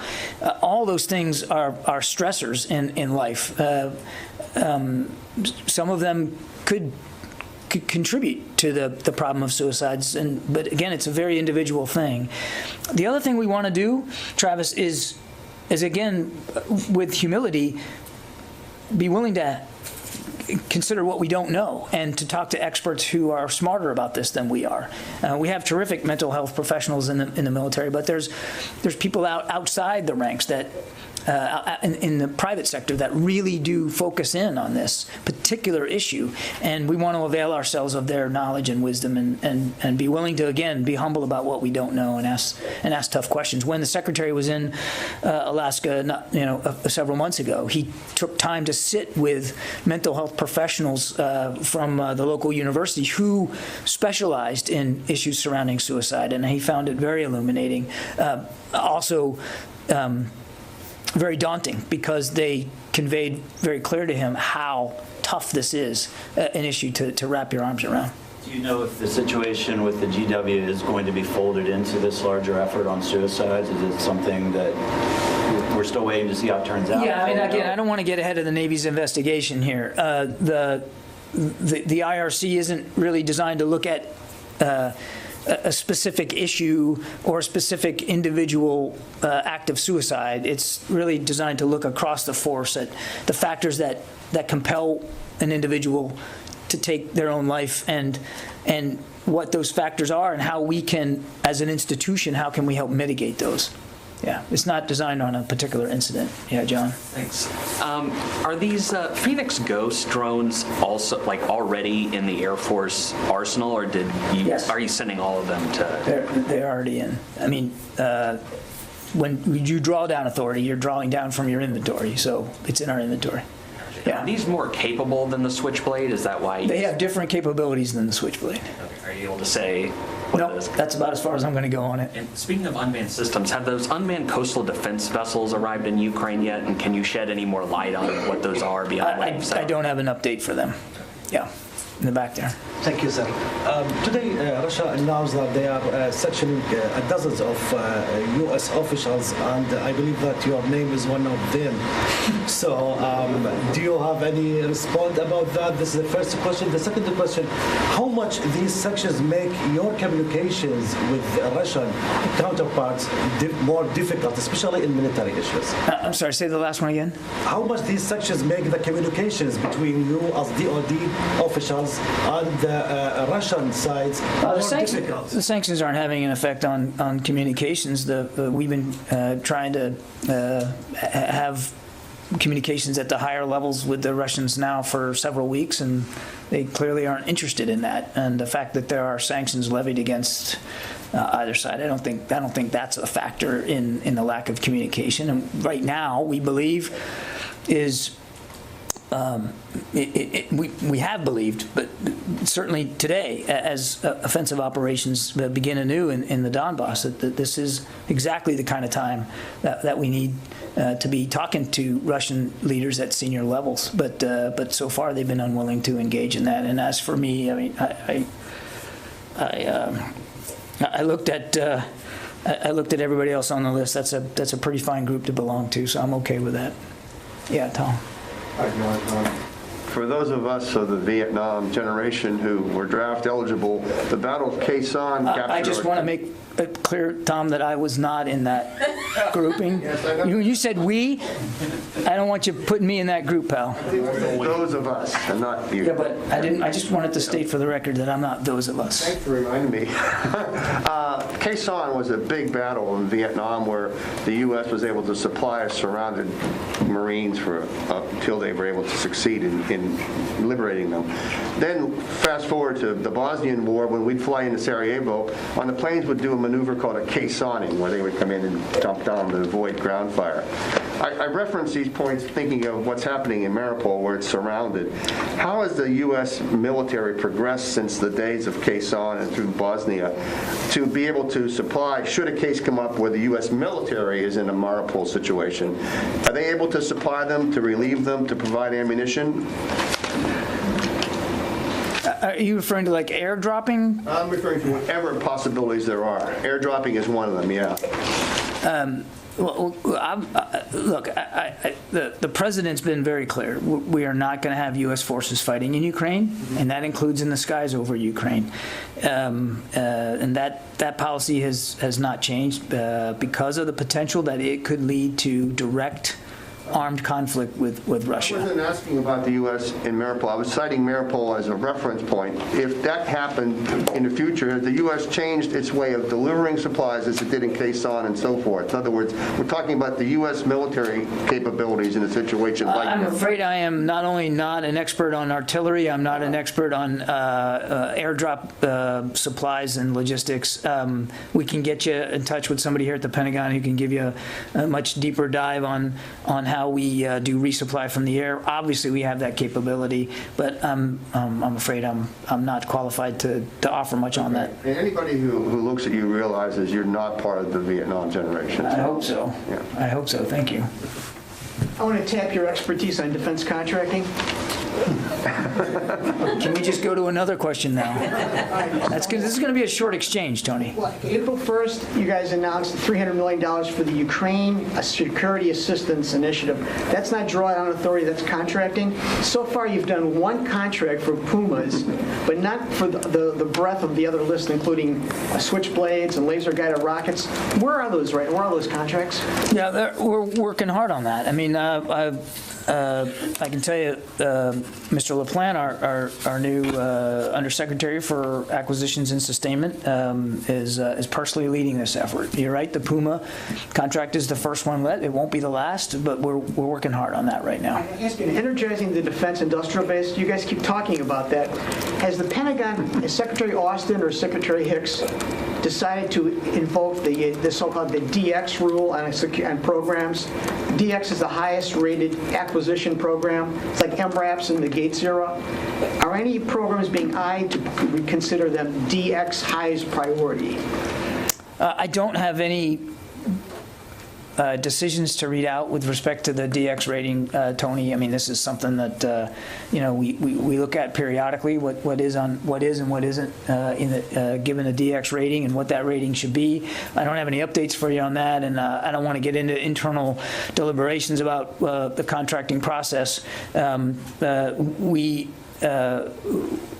We've let the one for the Pumas. We're working that, and Mr. LaPlante and his team are working very hard on the remaining contracts that will be led under that $300 million. Okay, the Phoenix Ghost got a lot of. Everybody's asking you about it. Will you be able to start talking a little bit more when people start putting photos on Instagram and TikTok and Facebook when it's over there?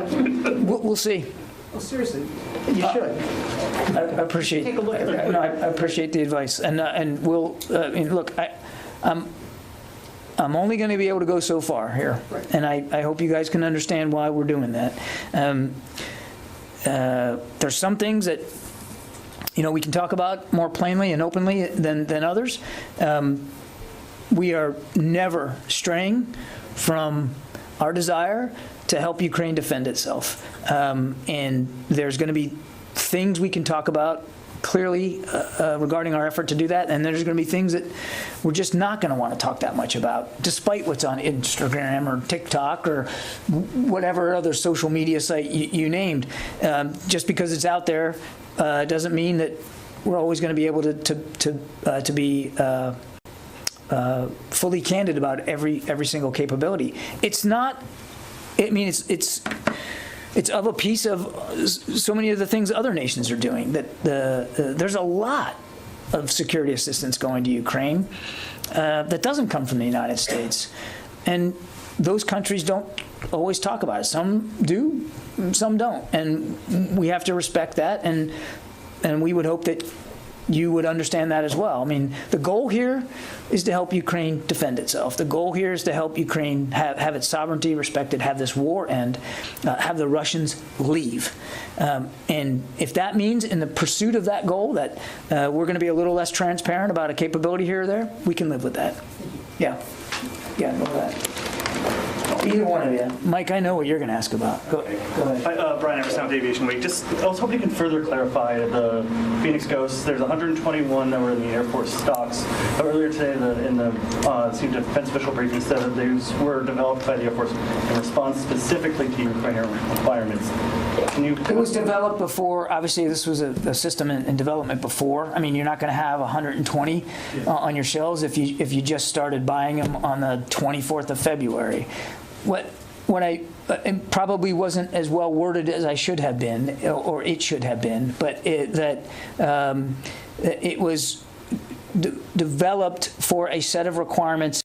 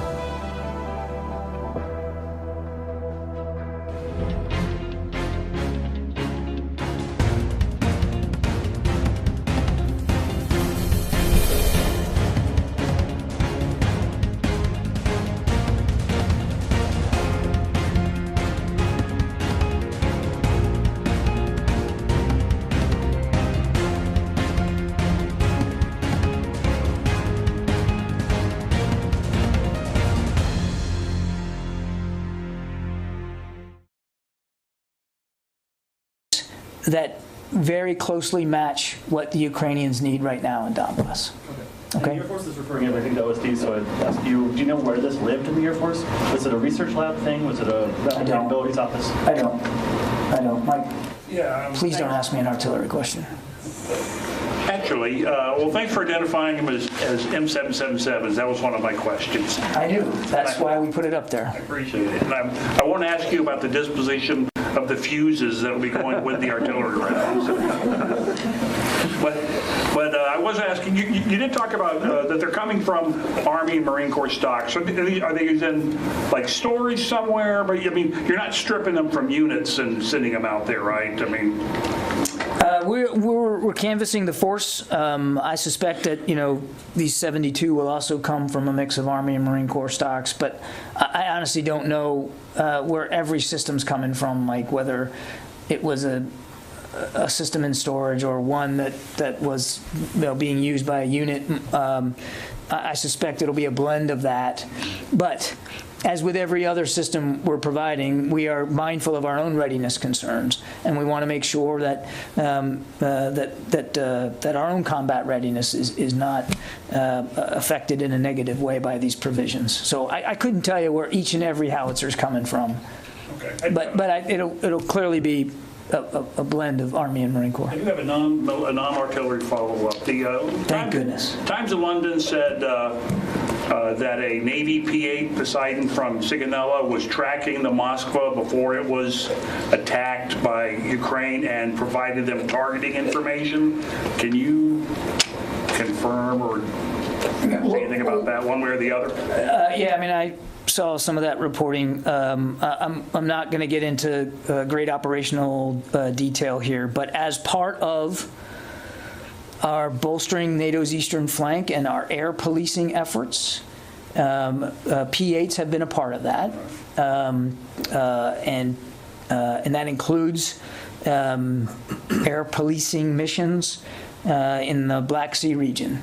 P-8 is, as you know, a very capable ASW and reconnaissance platform. It does a lot of things. It does a lot of things well, and it's built into our air policing and NATO Eastern Flank efforts. And I'm just going to leave it at that. But the issue about them providing, I mean, whether or not they provided them targeting information to Ukraine would seem to veer perilously close to acting as a belligerent. There was no provision of targeting information by the United States Navy P-8 or any United States Navy P-8 flying in these air policing missions. So I can disabuse you of that. Rio. Thank you. I want to ask you about the Secretary's call with the Chinese Defense Minister yesterday. Yeah. After the first direct conversation, is the Secretary less concerned that China could provide the military support to Russia? Again, without getting into more of the details of the call, Rio, I would just tell you we continue to see no indication that the Chinese have provided military assistance to Russia. Quick follow-up. So you said previously the proper Chinese counterpart to the U.S. Secretary of Defense is the Vice Chairman of the Central Military Commission. Are you working on another call with the Vice Chairman in the near term? I don't have any future calls to speak to or to lay out on the schedule. This was an initial call. We felt it was a productive one, and our expectation is that it will lead to future conversations appropriate to whatever the issue is we want to talk about. Okay? Yeah, in the back there. Mike Stone from Reuters. The 184,000 artillery rounds that have now gone into this now 8th tranche and all of them in total. What's the current estimate and how long those are going to last for? I think how long they're going to last for, Mike, depends on what the consumption rate is by the Ukrainians once they're in the field. I couldn't possibly predict that. It's going to depend on the operations on any given day. So this is the third unmanned system that's being proliferated into the environment over there. What's happening with the intelligence and surveillance data that's coming off of the Switchblades, the Phoenix Ghost tactical UASs, and the coastal ships? Is the U.S. able to see simultaneously what's coming off those platforms? Those are tactical systems for which we wouldn't have a feed into, and what's happening to whatever information they're gleaning from these systems, you'd have to ask them. I would remind that the Phoenix Ghosts are not in the country at this point. So, yeah, in the back there. John, a British official says that Russia is using up to 20,000 mercenaries in the war on Ukraine. Vladimir Putin said last month he would recruit people from the Middle East. What do we know about the use of foreign fighters today by Russia, where they might be coming from, how many are there, and is Putin trying to use these foreign fighters so his own men don't get killed? Can't verify the numbers. I just have not seen a number that we can independently verify like that. We do believe that the Russians have recruited foreign fighters. We believe that that there are. Oh, you better get that. That there are foreign fighters, mercenaries, Wagner Group inside Ukraine, in particular in the east. But again, I couldn't quantify that for you. Look. I would say a couple of things on the larger picture. One, it's not unusual for them to do this. It is additional manpower. That they are recruiting so aggressively, I think does indicate their belief that they need to rely on additional manpower because they know they have taken losses, because they have some battalion tactical groups that have been depleted. So I think it is a statement of need of more manpower because of the losses that they've sustained. But it is a tactic they've used before, this use of foreign fighters. It would be wrong to say that by using foreign fighters we have sort of greater worries about brutality, because the Russian forces themselves have been brutal in some of the worst ways. But it is, I think, a statement of Mr. Putin's desire to bolster his manpower in response to the depletion of that manpower over the last 6 weeks. Yeah. Is there any update that you might have on the blockade of grain shipments out of the Mariupol area? That had been something that's causing the world a great deal of stress. I don't have any data on that. We know that the Russians have continued to prevent the ports like Mariupol and Odessa from exporting in an effort to strangle the Ukrainian economy. That we believe that effort is still ongoing, but I couldn't tell you what the economic impact is. That's just not something that we're tracking.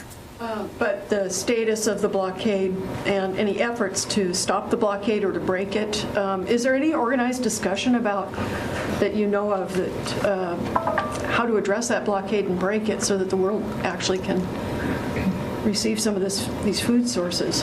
If you're asking, is the United States Navy going to get involved in operations in the Black Sea, the answer is no, in terms of breaking a blockade. Look, this is just another piece of evidence of the brutality with which the Russians are waging this war, and we continue to condemn it, continue to urge Mr. Putin to end the war now, sit down in good faith with President Zelensky, move his forces out, move his ships away, and respect Ukrainian sovereignty. I just have time for a couple more, and I haven't taken any from the phone, but I do have to get going here.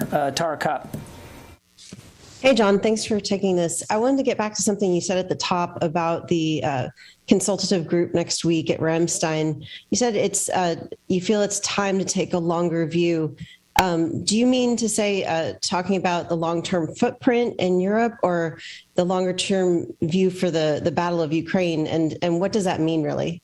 What I talked about, and if I wasn't clear enough, I'll try it again, that part of the agenda will be to talk about Ukraine's long-term defense needs in a post-war environment, and what that might look like.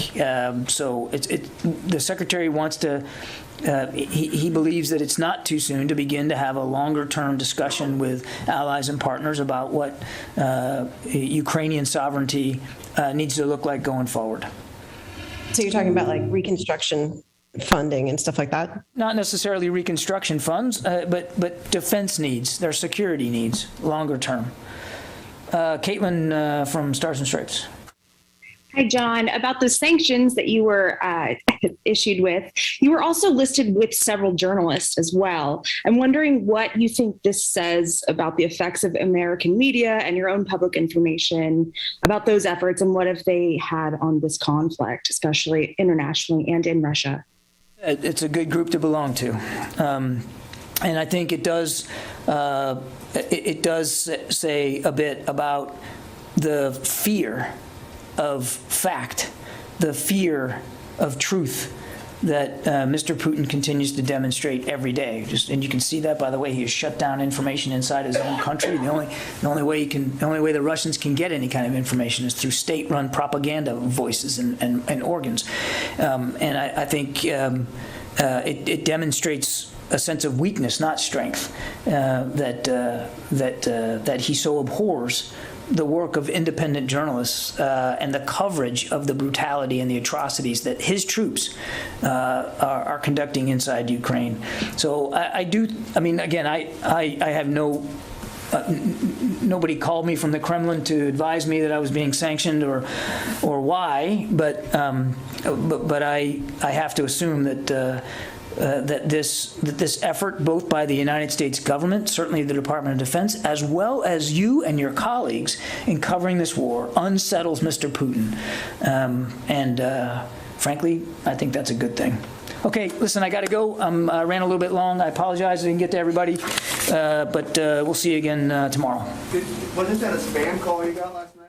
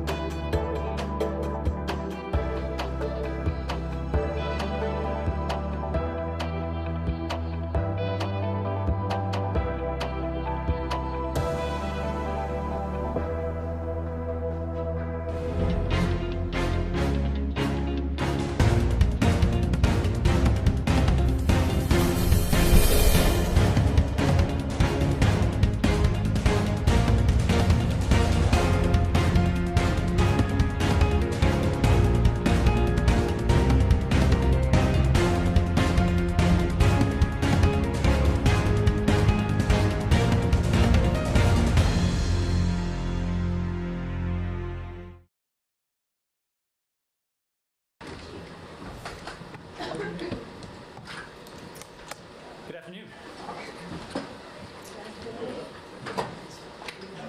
So I have just a few thoughts at the top, and then I'll take your questions. And it's really about what we have seen over the past 48 or so hours. Because over the past 48 hours, you've heard a series of announcements emanate both from Washington and Moscow. And it's worth, I think, spending just a moment contrasting what we've said and what we have heard emanate from the Kremlin. First, you heard from President Biden this morning of the additional and very significant steps that we are taking for our Ukrainian partners to support their security, their political, their economic, their financial, and their humanitarian needs. And we can offer a bit of detail on each of those. First, as you all know, the President announced another $800 million in arms, munitions, and equipment from DoD inventories to support Ukraine's forces, bringing our total security assistance since the start of Russia's all-out invasion of Ukraine to approximately $3.4 billion. That total is about $4 billion since the start of the administration. We also announced today an additional $500 million in direct budgetary support for the government of Ukraine, bringing that total in the past few weeks to $1 billion. To provide opportunities for Ukrainians fleeing Russia's unprovoked war of aggression, the newly unveiled Uniting for Ukraine program will provide a new streamlined process for Ukrainians coming to the United States, and to impose further costs on Russia, which is an important pillar of our strategy. The President announced a ban for Russia-affiliated ships coming to U.S. ports. That means no Russia-flagged ship and no ships owned or operated by Russian interests will be allowed to dock in the United States. All of this, of course, follows yesterday's announcement of Department of the Treasury efforts to crack down on those attempting to evade our unprecedented sanctions, and the Department of State actions to impose visa restrictions on more than 655 Russian and Belarusian officials and proxy so-called authorities in response to reports of war crimes committed by Russian forces in Ukraine. So that's what we've said over the past several hours. Meanwhile, what have we heard from Moscow? We've heard the Kremlin literally brag of plans to starve, to seal off the brave Ukrainians who have sought to do nothing more but defend their country in the besieged city of Mariupol. And the Kremlin has even honored those, feted those responsible for what has to be one of the most horrifying and despicable acts and operations on European soil since the end of the Second World War. And that is the brutal assault on Mariupol's civilian population, the full toll of which remains obscure. Today, we also heard the Russians enact their latest sanctions. In addition to the Vice President, today's tranche included journalists and spokespeople for this administration, myself included. I have to say, it is nothing less than an accolade to have earned the ire of a government that lies to its own people, brutalizes its neighbors, and seeks to create a world where freedom and liberty are put on the run, and if they had their way, extinguished. Similarly, it's a great honor to share that enmity with other truth tellers, my colleagues John Kirby and Jen Psaki, as well as a number of journalists who have done incredible work sharing the jarring, bloody truth of Russia's actions in Ukraine.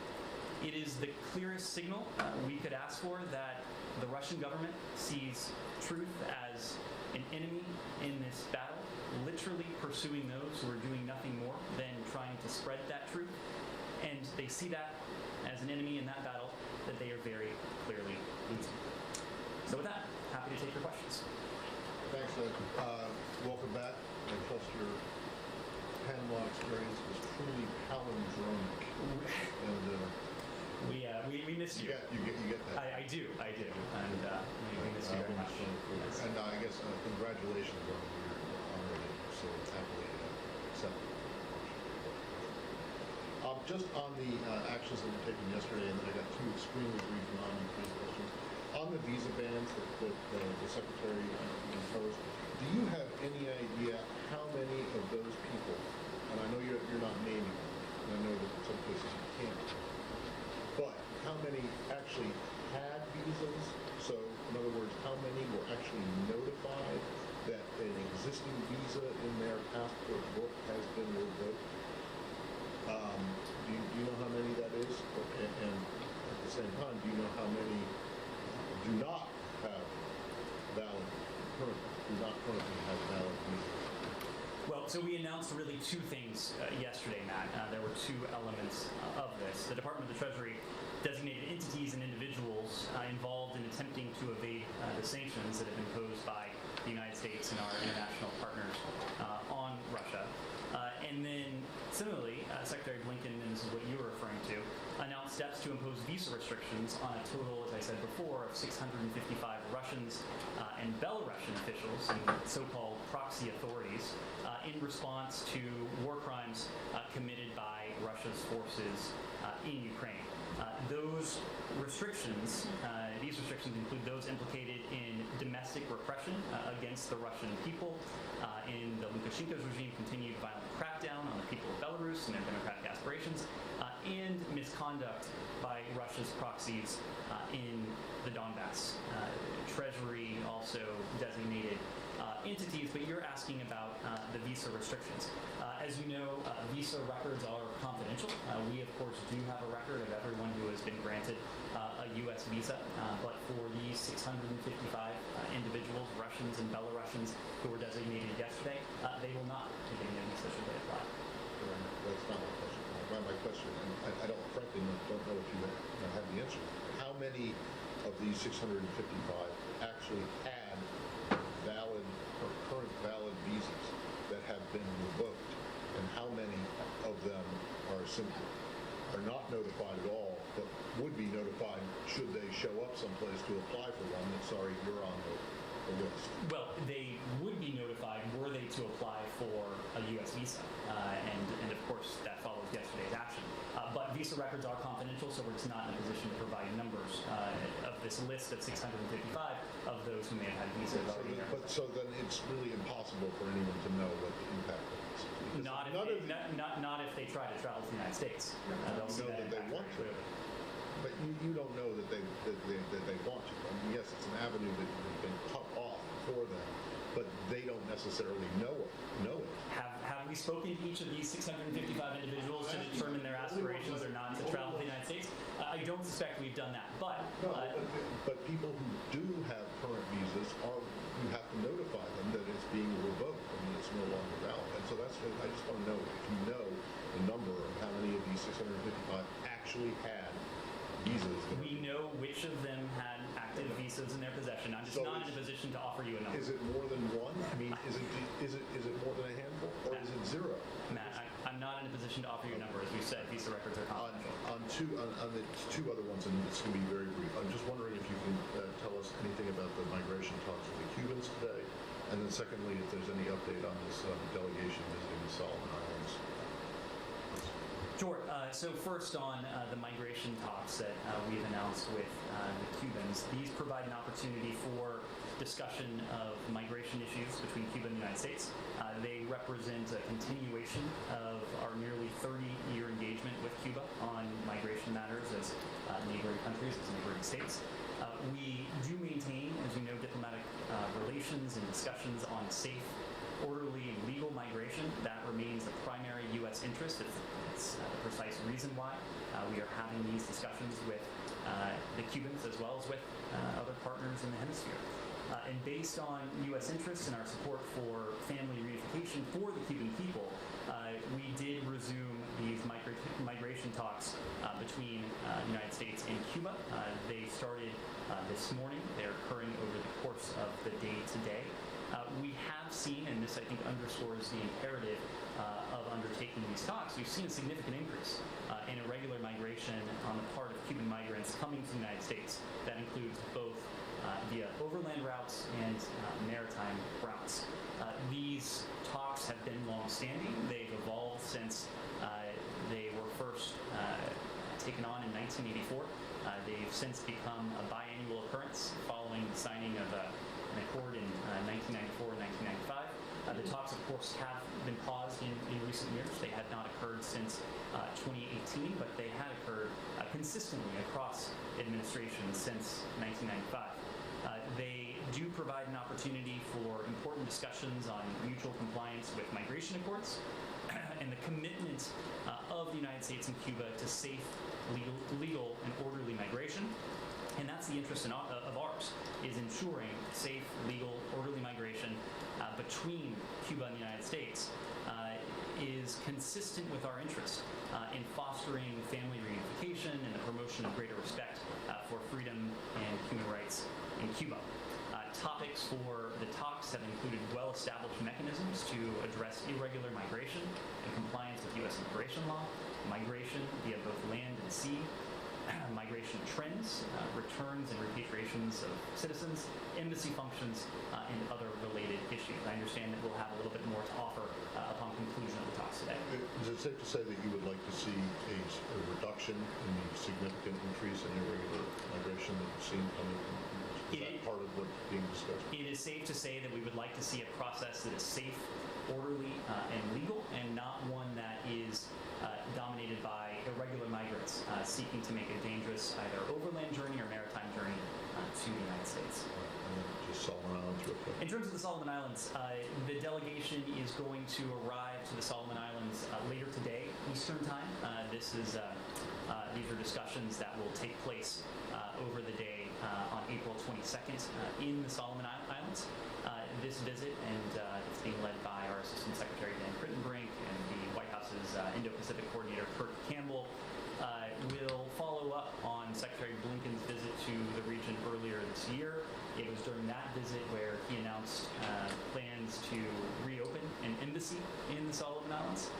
And this visit is about demonstrating how partnership with the United States can deliver prosperity, peace, security, and highlighting the strength and strengthening bonds between America and the Solomon Islands. To your question, you didn't raise this explicitly, but it will be on the agenda. We are closely following the status of the security agreement between the Solomon Islands and the People's Republic of China. The signing of the agreement does not change our concerns and that of our regional partners and allies, and it does not change our commitment to a strong relationship with the region and to strengthening our ties with Solomon Islands and its Pacific Island neighbors. The Solomon Islands' response to Secretary Blinken's announcement earlier this year of our plans to reopen an embassy on Honiara, it was overwhelmingly positive. And we have engaged and will continue to engage with senior officials in the Solomon Islands government as we work towards formally establishing that embassy. We've had a series of very positive, forward-looking interactions, and the delegation will discuss common interests and activities that, again, will be predicated on partnership and that will benefit both the American people and the people of the Solomon Islands. Is there any discussion about doing anything for the people who are in this facility being cut off in Mariupol, any kind of an airlift, a way to get them supplies, food, medicine, which I'm sure they're going to run out shortly? Basically, is there anything anyone's trying to do for them? Well, this is something that we're watching very closely. It is clearly has been a focus of the Russian Federation to undertake this brutal assault on the people of Mariupol, both fighters and civilians. And we've seen President Putin and the Kremlin make pronouncements along the lines of those we've heard in recent hours to distract from what can only be considered the underperformance of Russia's military forces and its failure to achieve its original objectives in Ukraine.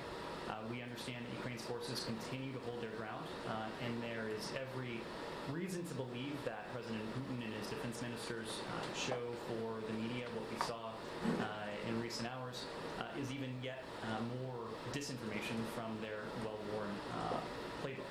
What we've seen from the people of Mariupol, including those who remain in this facility, is nothing short of bravery. It is nothing short of inspiring. And their ferocious stands in stark contrast to the plummeting morale that we've seen among Russia's forces. It stands in stark contrast to the tactics that we have seen Russia impose against those in Mariupol. What Russia has done to the city of Mariupol over the course of weeks now is heartbreaking. And some of the most chilling images that we've seen emanate from this war, some of the accounts that are likely to constitute war crimes have emanated from Mariupol. And these tactics, these acts, they really underscore the utter indifference to human life that we've seen Russia's forces demonstrate in their conduct in Ukraine. When it comes to Mariupol, our position and that of our partners and allies has been clear. We have called for humanitarian access. In other words, allowing much needed humanitarian assistance to get in and for those in the besieged city to come out. Now, of course, we've heard from the Kremlin in recent hours that the plan is to attempt to starve out, to seal off that facility. We know that partners around the world are using the leverage they have with the Russian Federation. We're discussing this with our Ukrainian partners. We want to see those who seek to leave the city be afforded the opportunity to leave. And this is something that we will continue to call for, and this is something we will continue to be focused on. If Russia doesn't allow that, as they seem not to intend to, is there a plan B to get some sort of supplies or food or anything to this person? There are many organizations and entities that are working on the ground, either non-governmental organizations, humanitarian organizations, that are doing everything they can and will continue to do everything they can to get humanitarian assistance in. Ultimately, there's been an impediment to doing that, and it is taking the form of the criminal.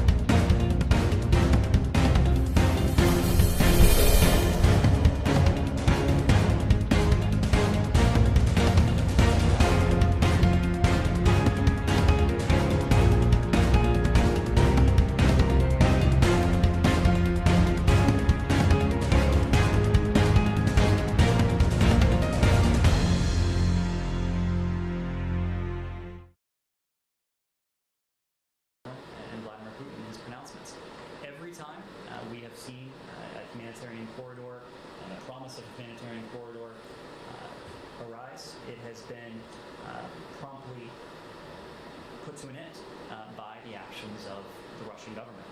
What we need to see is humanitarian access. There are organizations, including humanitarian organizations, that the international community is supporting on the ground in the region, prepared to help move in some of this aid, prepared to provide assistance to those fleeing this assault, and it's something that we'll remain very focused on. On the factory, now the Russians claim that there are some 2,000 people who live there. They also claim and insinuate that there are not regular army. That's not brigade and so on. Do you have any information on the people that are fighting? I mean, why are they part of the regular army? Or are they as the Russians claim? I'm just not in a position to provide that sort of tactical battlefield update from here. We've seen reports that there are Ukrainian fighters holed up in this facility, but we've also seen reports that there are civilians in this facility.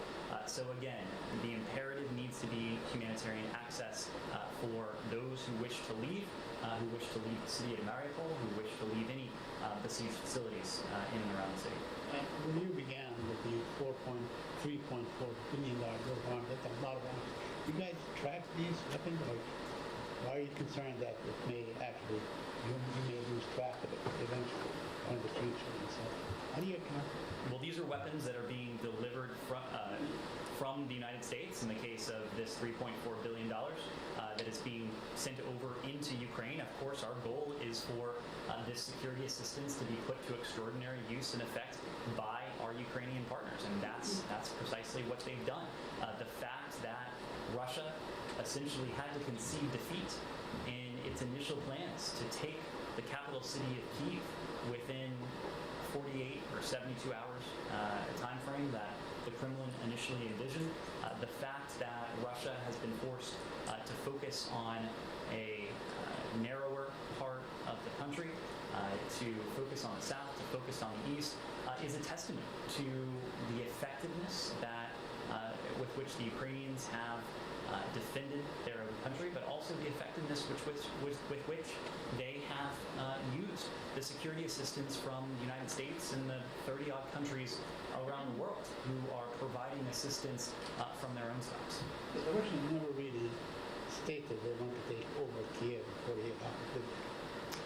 Saeed, if you looked at their operations... More than likely that was intentional. They never stated that this is the goal, we want to go and occupy it in 48 hours. If you looked at their operations in the earliest hours of the campaign, that certainly appeared to be an intent at the time. Thank you, Lead. I have a couple of questions on North Korea. Special Representative of North Korean Ambassador Sung Kim, he said at Seoul yesterday he would mobilize all means for the denuclearizations of North Korea. Does all means include the military actions? Our goal is to achieve that ultimate objective, the complete denuclearization of the Korean Peninsula, through diplomacy and dialogue. That is what we have consistently put forward. We have consistently made clear that we are ready, we're prepared to engage with the DPRK in good faith, without any hostile intent, to make progress towards that ultimate goal. Of course, the DPRK has not responded positively to that message, and in the meantime, we've been coordinating very closely with our allies in the Republic of Korea and South Korea, as well as in Japan, and that's precisely why Special Envoy Sung Kim is in Seoul, to continue that coordination with our allies in Seoul. So will the UN Security Council include military sanctions in the additional sanctions against North Korea, or only economic sanctions as well, or you can add it to military sanctions to North Korea? Of course, we don't preview any sanctions before they are announced, but what we have made clear is that there will continue to be costs. We will continue to seek to hold the DPRK accountable for its provocations. We've done so using our own authorities. We've done so in concert with the United Nations, including at the Security Council. The fact is that the recent provocations, including the two ICBM launches, violated multiple UN Security Council resolutions. These programs, North Korea's nuclear weapons and its ballistic missile program, these are a threat to international peace and security. It is the preservation of international peace and security that is the mission of the UN Security Council, and we'll continue to work with our allies and partners at the UN to impose additional costs as necessary. Go back to the resettlement program you mentioned at the beginning for Ukrainians. So that's a humanitarian parole program that will allow people to stay for up to 2 years, but it doesn't provide a path to citizenship, so separate from refugees. resettlement program. That's right. What proportion of the 100,000 people that the President has spoken about taking in will come under this new program as opposed to resettled refugees? And if you could give us an update on when do you expect the refugee resettlement program to ramp up? I think in March only 12 Ukrainian refugees came to the US. And you've spoken about, the administration has spoken about working with the Europeans to identify people who could be resettled. So, when do you see that happening? When does the priority shift towards that? Well, we do expect most of those who will be coming to the United States will arrive in the United States under the auspices of the United for Ukraine program. This is a program that will be online. It will be effective early next week. It's also a program to provide streamlined access to those seeking refuge in the United States, those who have a sponsor and those who meet the eligibility requirements for entry into the United States under humanitarian parole. But there were other elements that the President spoke to and that we've spoken to in terms of affording additional access to Ukrainians and to others fleeing the violence in Ukraine. First is our goal of broadening access to visa processing, and we have expanded flexibilities that have been authorized by USCIS, and because of that, our consular sections overseas now are in a position to accept immigrant visa petitions filed locally for immediate relatives of U.S. citizens when the U.S. citizen is present in the consular district. It used to be that a petition for an immigrant visa would then have to be sent back to the United States. The processing time would be extended, and the process would be quite a bit longer. Now, our embassies are able to process those on site. Posts with large numbers of Ukrainian citizens in the country are also making available, to the extent possible, a meaningful number of non-immigrant visa appointments. And in order to ensure that there is an expedited visa appointment program allowing individuals with humanitarian, medical, or other extraordinary circumstances priority access to these appointments. When it comes to the U.S. refugee admissions program, as you know, most Ukrainians who have been resettled in the United States in recent years have been resettled under the auspices of the Lautenberg program. This allows members of certain religious minority groups from former Soviet Union countries to reunite with family members in the United States under the auspices of the U.S. refugee admissions program. We have, as you know, temporarily suspended resettlement operations in Kyiv, but we do continue to process Lautenberg applicants who are located throughout the region with support from our Resettlement Support Center, a sub-office we have in Chisinau, Moldova. And we're exploring opportunities to increase access to case processing by expanding U.S. resettlement operations in Europe. Now, with both immigrant visa and non-immigrant visa processing and U.S. refugee admissions program processing, these can be lengthy processes. And so that is why we see the Uniting for Ukraine program, the sponsorship program, as a streamlined process by which we expect most of those of the 100,000 will be able to enter the United States. You're saying to Ukrainians that this is the program to come on. There's not going to be like a full resettlement program as has been offered in other conflicts. Well, again, our goal is to see to it that this conflict is put to an end as quickly as possible, and that Ukrainians and others who have been forced to flee Ukraine are able to return to a secure, stable, peaceful, democratic Ukraine just as soon as possible.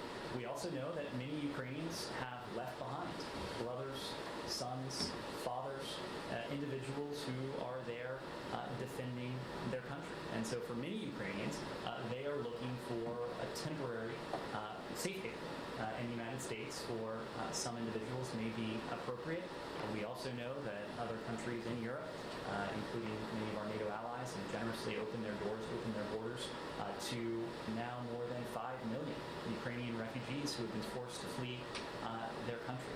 So again, our goal is to see to it that Ukrainians are able to return to a peaceful Ukraine as soon as that can possibly be achieved. Yeah, the American citizen sponsor has to be present in the consular district where the No, relative lies, these or are two separate programs.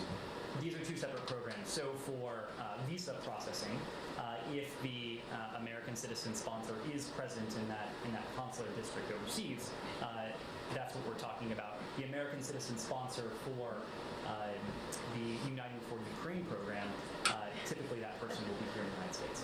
When you say present, does that mean that they can be just visiting? They can fly over to do it, or do they have to actually live there? We'll see if there are any sort of residency requirements that are associated with it. Sean. Can I just follow up on Cuba? You mentioned that the talks this week, or the talks today, focused on migration narrowly, but as these are the highest level talks under this administration, do you plan to raise any other issues, it's human rights, et cetera, things that you've voiced concern about before? And could these lead potentially to anything else, to broader dialogue or development? Well, these talks are focused squarely on migration. And again, the topic of these talks are migration trends, irregular migration, returns and repatriation of citizens, embassy functions, and related issues.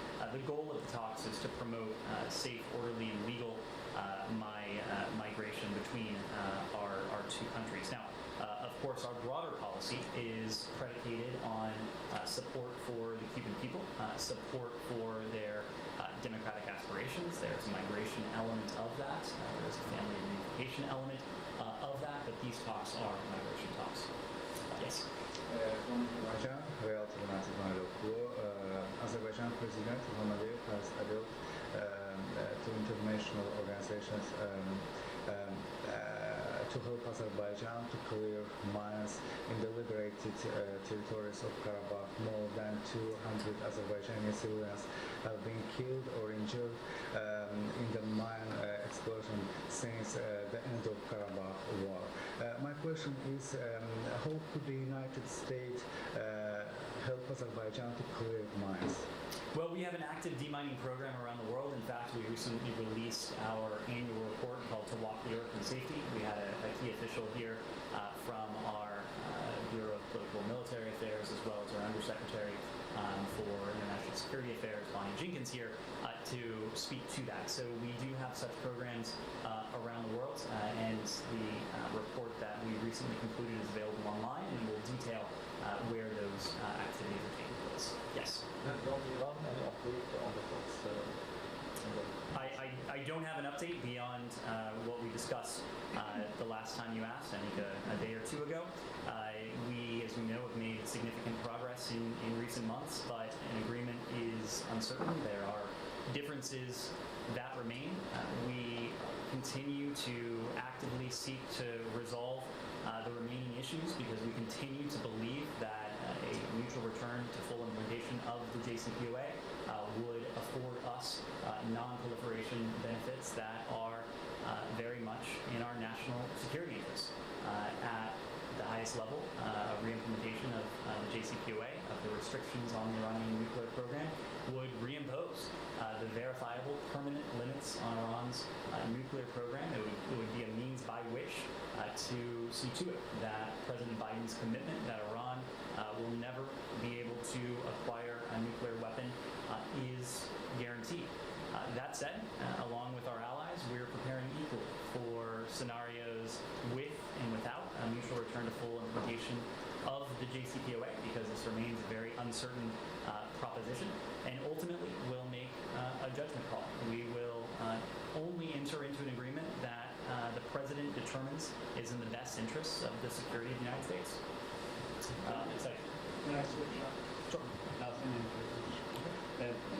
Can you update us on the visit of acting Deputy Secretary Lampert and Kadam? I think they met in Jordan and now they're in Jordan. What are they doing? That's right. So as we announced yesterday, Acting Assistant Secretary Yael Lampert and Das Hadiamer will travel, and they have traveled to Jordan, to Israel, the West Bank, and Egypt from April 19th through the 26th. While there, they will engage with senior officials to discuss reducing tensions and ending the cycle of violence in Israel, in the West Bank, and Gaza. Acting Assistant Secretary Limpert will be accompanied for the entire trip by Das Hadiamar. You've probably seen that our posts in the region have issued short readouts of their meetings. Yesterday, they had an opportunity to see Jordanian Foreign Minister Ayman Safadi.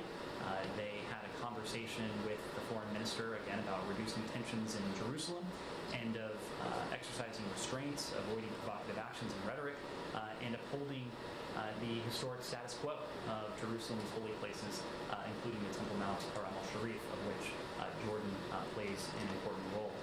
More recently, and you saw this from our embassy in Jerusalem, they had an opportunity to meet with Yair Lapid, with Alon Upshitz, to discuss the same issues. They will continue to engage with senior officials, senior Israeli officials, Palestinian officials, and later Egyptian officials over the course of this trip.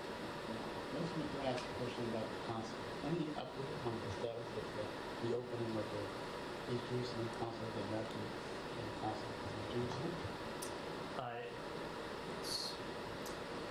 So we remain committed to opening a consulate in Jerusalem. We continue to believe it can be an important way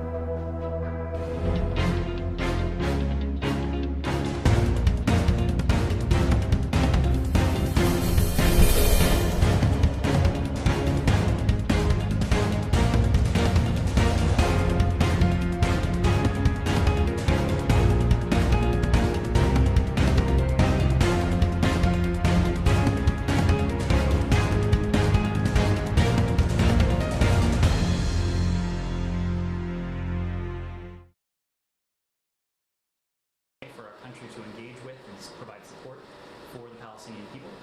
Meanwhile, we have a dedicated team of colleagues working in Jerusalem in our Palestinian Affairs Unit, focused on engagement with and outreach to the Palestinian people.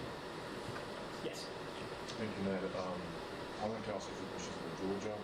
In light of the fact that the threats of humanitarian aggression from Russia have significantly increased for Georgia since the war broke out, whether a scenario when Russia invades militarily to Georgia or annexes Georgian territory, does the U.S. consider military or financial assistance to Georgia specifically to tackle the growing security threats? And secondly, very briefly, could you speak more broadly about discussions that the State Department is having within the agency and within the partners about Georgia, particularly in the context of the current war in Ukraine? I'm sorry, conversations that who's having? State Department within the agency and with partners in the context of the war about Georgia. Thank you. Well, Georgia is an important partner of ours. We have demonstrated that support, that partnership with Georgia in different ways, including in recent months. Not going to entertain hypotheticals about what we might see from Moscow, but as we've demonstrated with Ukraine, we are committed to our partners throughout the region. Georgia is a country that knows well the specter and appreciates the specter of Russian aggression. It is a country that, with the support of the international community, endured aggression of its own just 15 or so years ago in 2008. We've continued to stand by Georgia, its sovereignty, its independence, its territorial integrity ever since. Yes. Thank you so much, sir. This is John David from the Airline from Pakistan. As you're well aware that Prime Minister Imran Khan still blaming the U.S. for his also from the office, while he's also asking his supporters to keep protesting also in the White House. But yesterday, Congresswoman Ilhan Umar met with Mr. Khan in Islamabad. It was kind of an hour-long meeting. Close associates of Mr. Khan claimed that the United States trying to clear the air with Mr. Khan. Is it true that Ilhan Umar is representing Biden's government here in Islamabad? Well, as I understand it, Representative Omar is not visiting Pakistan on U.S. government-sponsored travel, so I need to refer you to her office for questions on So there was a bomb blast in Afghanistan yesterday, killing 17 people. Dozens were injured. And the attack was on Shia mosque. That suggests that ISIS, Daesh, is getting stronger in Afghanistan. The other terrorist organization also recruiting more fighters, forming safe havens there. What are your concerns and what is the strategy to deal with this growing threat? Well, there have been attacks in recent days, and earlier this week, the United States joined the international community in expressing our outrage in response to the heinous attacks on the Mumtaz Education Center and the Abdul Rahim Shahid School in Kabul. Special Representative for Afghanistan Tom West, Special Envoy for Afghan Women, Girls, and Human Rights Rina Amiri, and our chargé for the embassy in Kabul, currently operating out of Doha, Ian McCary, also denounced these cowardly attacks. We've also heard in more recent hours about more attacks that occurred today in 4 provinces in Afghanistan, including at a Shia Hazara mosque in Mazar-e-Sharif, and 3 other explosions that killed even more and left others wounded. We've offered our sincere condolences to the families and other loved ones of those killed in these cowardly acts, and we condemn these attacks and what appear to be the targeting of minority groups in the strongest terms. We are committed to supporting the ability of all Afghans, including Afghans' minority populations, including its religious minorities, to practice their religion freely without fear of violence against them. And we're extremely concerned about the recent rise of violence in Afghanistan and call for an end to these cowardly attacks and for the perpetrators to be brought to justice. All Afghan children, all Afghan worshippers, all of Afghans' minorities, religious or otherwise, deserve to pursue and to live their lives safely and without fear of violence, and the Afghan people deserve to live and worship free from terror. But there are no foreign troops there. What is the strategy to deal with the situation? I mean, I don't know if you have some American troops there once again, but what is the strategy?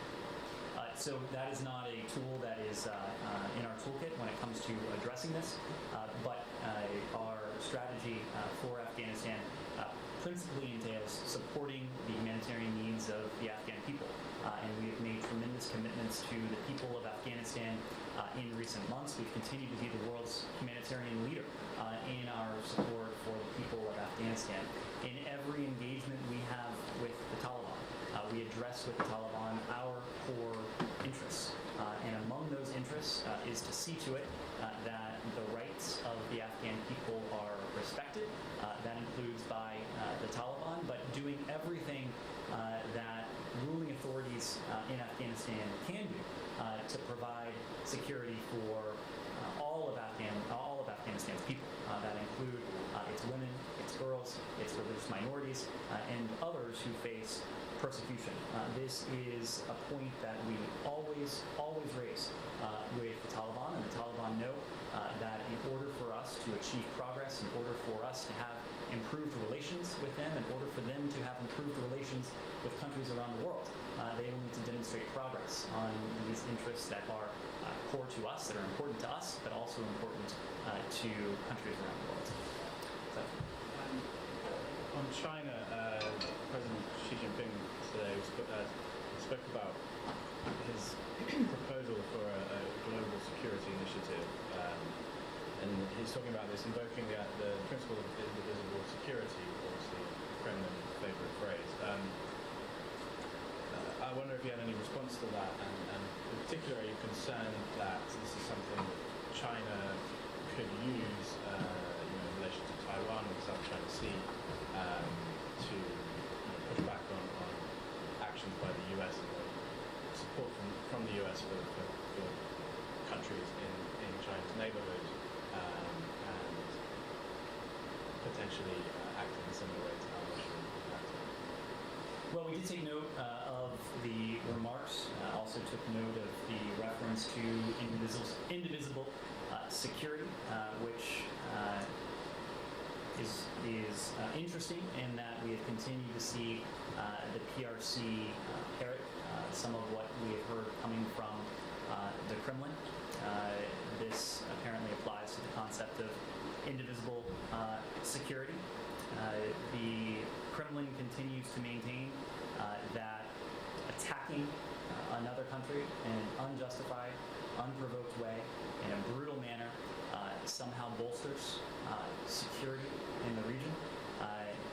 It is unclear to us how what the Kremlin is doing in Ukraine is at all related to any concept of security, including that of indivisible security.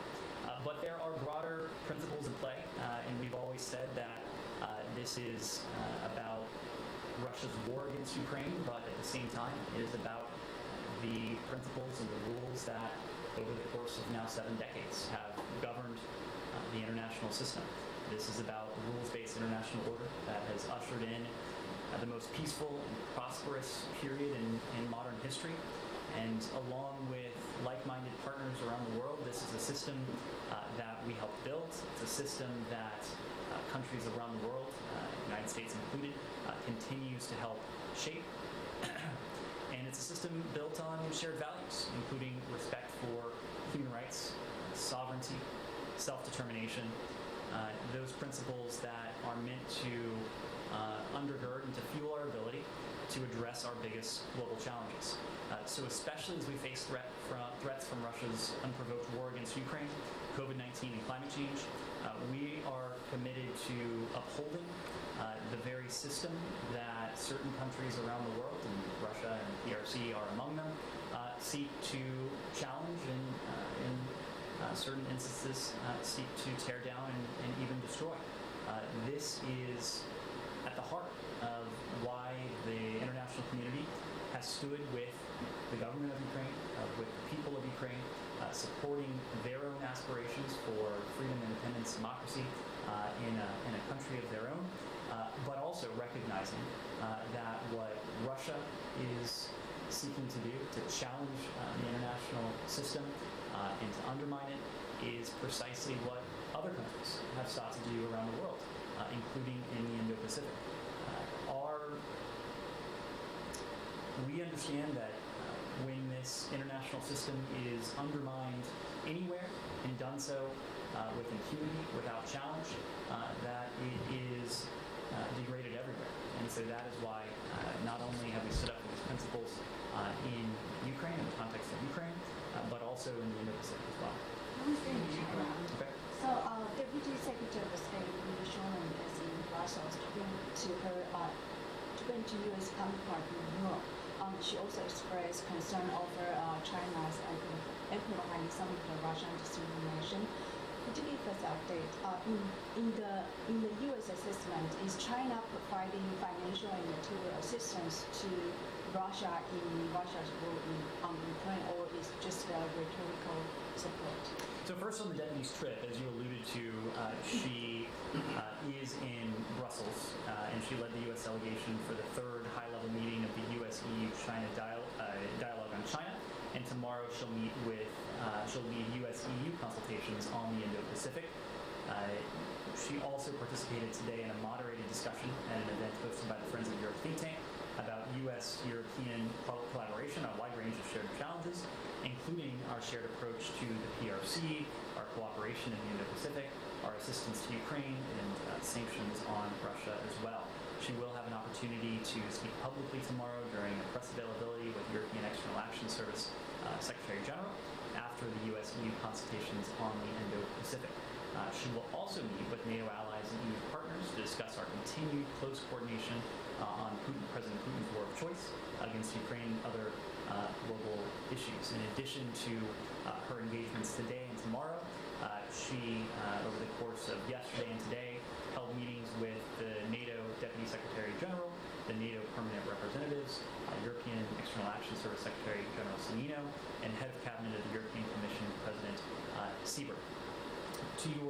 question about the PRC's approach to Russia. This is one that we have spoken to before. Ultimately, the PRC is going to have to decide to make its own decisions.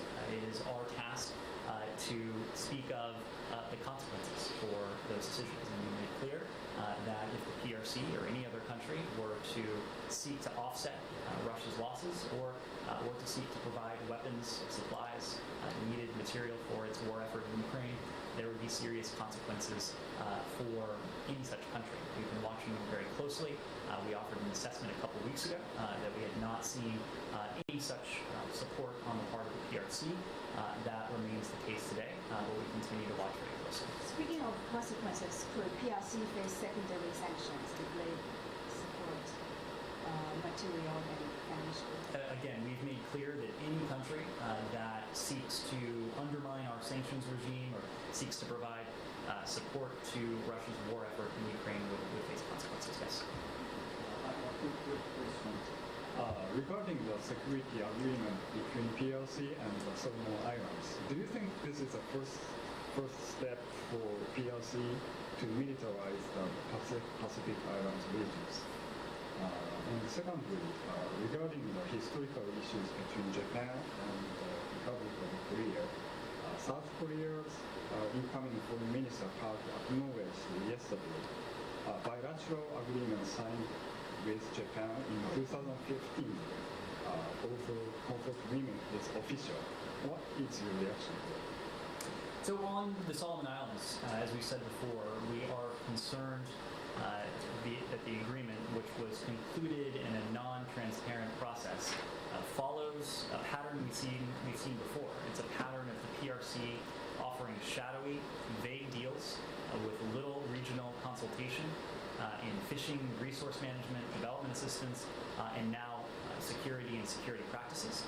The Prime Minister of the Solomon Islands has said he would like to release more details. But if and only if the PRC agrees, so it's really up to the People's Republic of China to show if it can be transparent on security matters that have raised concerns throughout the region from many Pacific Island countries. There are many countries in the region that would like to know more about this arrangement as well. It's incumbent on the PRC to follow through with that. In terms of your question on South Korea, we're aware of the comments from the foreign minister nominee. We've long encouraged Japan and the ROK to work together on history-related issues in a way that promotes healing and reconciliation.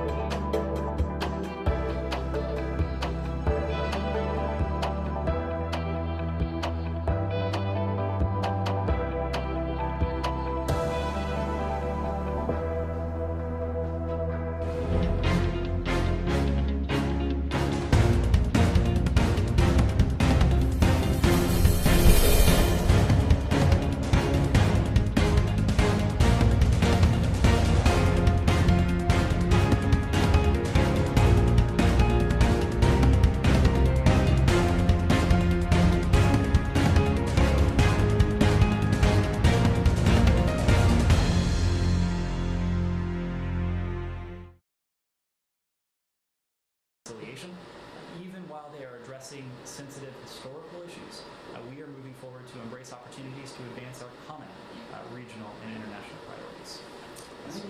UN Secretary General asked Vladimir Putin and Volodymyr Zelensky to meet him for the peace talks. I wonder if you vote with that, and do you believe that any negotiation with Putin over Ukraine even possible?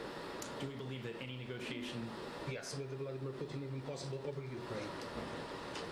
So again, we are supportive of a diplomatic process that achieves a diminishment of violence and ultimately an end to these hostilities through dialogue and diplomacy. That is what we would want to see happen. That is also what our Ukrainian partners have said they would like to see happen. Our Ukrainian partners at every step have been willing to meet, to engage virtually with Russian officials, but at every step we have seen that process bear essentially no fruit, not because of the lack of effort or lack of intent on the part of our Ukrainian partners, but because Moscow, the Kremlin, does not appear to be serious in its diplomatic initiatives. So it is our charge to do two things to change that, to try to change that calculus. One is to continue to provide security assistance to our Ukrainian partners so that they can continue to take on quite effectively in an extraordinary way the Russian forces that are inside their country, and two, to impose additional pressure and additional costs on the Kremlin, doing precisely the kinds of things that we did most recently yesterday. Imposing costs on those who are responsible for this war effort, imposing additional costs and closing loopholes for those who have attempted to evade our sanctions, closing off strategic opportunities for the Russian Federation through our export controls, and ultimately seeing to it that Moscow's economy, Moscow's financial system, those in the Kremlin, those around the Kremlin, are feeling the pain of what President Putin has done to the people of Ukraine, but also inflicted upon his own people. So that will continue to be our strategy. There was another part to your question? No, I'm going to think. Okay, in the back, please. Yes, going back to the Cuba talks, we understand that, and basically we spoke earlier in the week with Border Patrol Chief Raul Ortiz. He mentioned that Cubans represent currently the third largest group of migrants being apprehended at the border. I was going to ask you if someone representative from the Department of Homeland Security is participating in these talks today. So the U.S. delegation is being led by our Deputy Assistant Secretary for Western Hemisphere Affairs, that's Emily Mandrella. The State Department will have representatives from our Consular Affairs Bureau, our Bureau of Population, Refugees, and Migration, and the Charge d'Affaires from our embassy in Havana, and representatives from DHS will also be. Thank you. I'm sorry? My understanding is shortly this afternoon. Yes. Thank you. Let me move around to the back. Go ahead. Thank you. And congratulations on being sanctioned. I hope you didn't have to cancel your vacation to Japan. Fortunately, I had no rules, and even if I did, they would be worthless by now anyway. Okay. Well, no, seriously, President Biden said today that we can't advertise all that's being provided to Ukraine. Said that we need to speak softly and carry a big javelin. But does this refer to the stuff that other countries are providing, or the U.S. do? In other words, is the list that you publish of the equipment that you send, is it exhaustive? We have provided extensive information on precisely the type of weaponry and security assistance that we're providing to our Ukrainian partners. Just today, the Department of Defense issued a new statement listing what was in this package. We've also listed thematically much of what we have provided to our Ukrainian partners.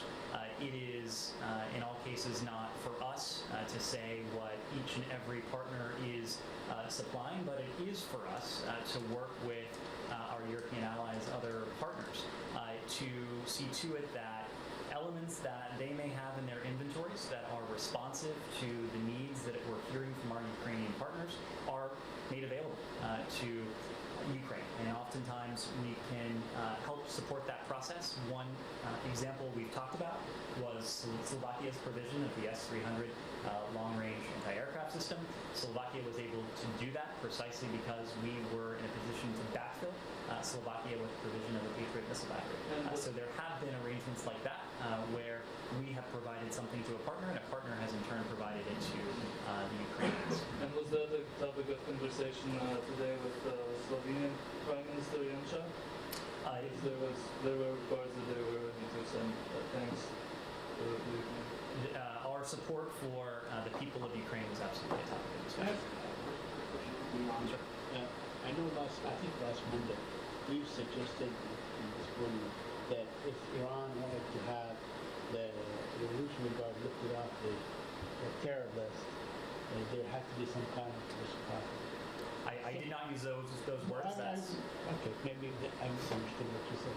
But if it's difficult to have something like this, you require them to do something with you, what would it be? Do you have anything in mind that the Iranian must do to sort of have in return the designation or third designation of the Revolutionary Guard lifted? We're not going to negotiate in public. What we will say is that the Iranians know that there is an opportunity to reach a mutual return to compliance with the JCPOA in a quick manner if they are willing to do so. So we are, that has been on the table for some time. We've worked very closely through our European allies and partners on this. And again, it remains in our best interests to see a resumption of the Joint Comprehensive Plan of Action, precisely because it would afford us non-proliferation benefits that would be to our advantage. And in the first instance, the advantage it would bring would be an elongation of the breakout time that was close to a year when the JCPOA was originally in full effect. It is a breakout time, that is to say the time it would take Iran to amass enough fissile material to produce a nuclear weapon if it chose to do so. That time has shrunk considerably, especially since 2018, after the last administration abandoned the Iran deal and Iran itself walked away from some of the nuclear constraints it was previously under. Our goal is to see those nuclear constraints reimposed on Iran, to see Iran once again permanently, verifiably prevented from obtaining a nuclear weapon. So you have the main programs, for example, what is needed for the United States? Sorry, what program? The mining. Yeah, the mining program, sorry. For example, what is needed for the United States to start the mining in Azerbaijan? We can get you more information on this, but again, I would refer you to the report we recently put out regarding our activities. I'm curious if you know, or if you can find out, how much, if any, of the non-security, in other words, the financial and humanitarian support aid to Ukraine,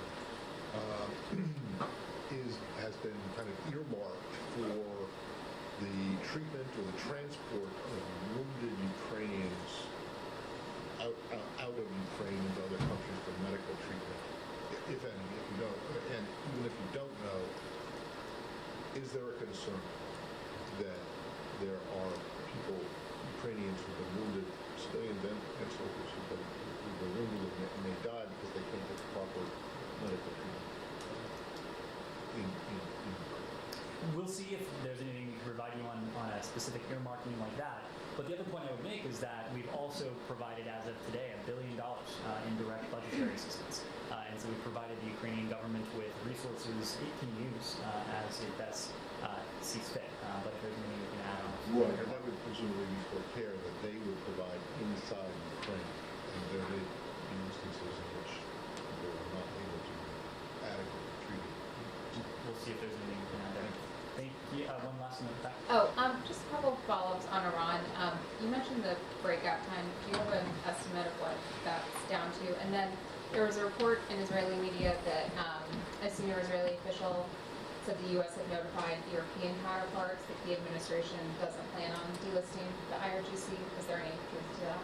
I don't have any comment on that second question beyond the fact that, again, we're not going to negotiate in public, but we're coordinating closely with our European allies on this. If with the broader P5+1.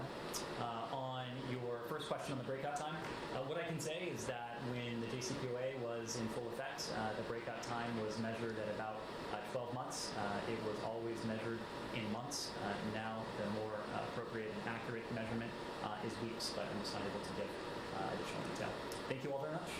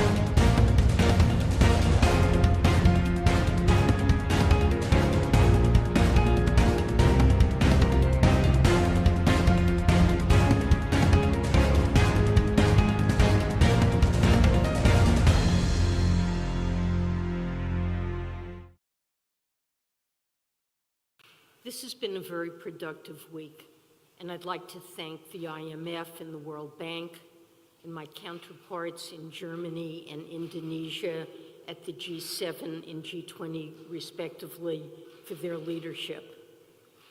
A significant amount of our focus this week has been on Russia's reckless, devastating, and illegal war in Ukraine, and our allies coming together on what more we can do to support the Ukrainian government and people as they fight for their homeland. This morning, I met with Prime Minister of Ukraine, Denis Shmyhal, and I shared with him our continued firm stance alongside Ukraine as they defend their lives and their country. I'm committed to working with our partners and allies to support Ukraine's economic needs in the short term and the long term.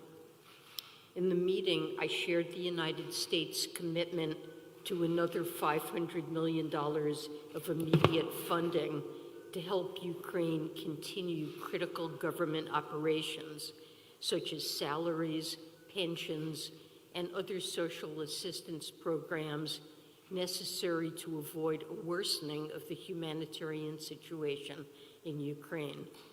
And this builds on the $500 million that President Biden committed to President Zelensky in March. The needs of Ukraine are urgent, and we plan to deploy this direct aid to Ukraine as soon as possible to be used on the most urgent needs. We know this is only the beginning of what Ukraine will need to rebuild, and I'm committed to working with Congress and with our international allies and partners to build on this support in the medium and long term. The power of working together with our partners has been essential in supporting Ukraine and in confronting Russia. In fact, Russia's war brought about the kind of swift and multilateral response not seen for decades. The coalition includes more than 30 countries from around the globe who represent more than 50% of the global economy, issue the world's most widely used convertible currencies, and produce the world's cutting-edge technologies.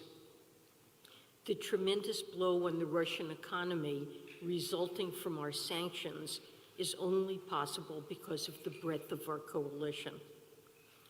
This week, our partners and allies agreed to continue united efforts to maximize economic pressure on Russia. Yesterday, we continued to tighten the vice of our economic pressure campaign against Russia by targeting financial and operational support networks used in attempts to evade U.S. sanctions.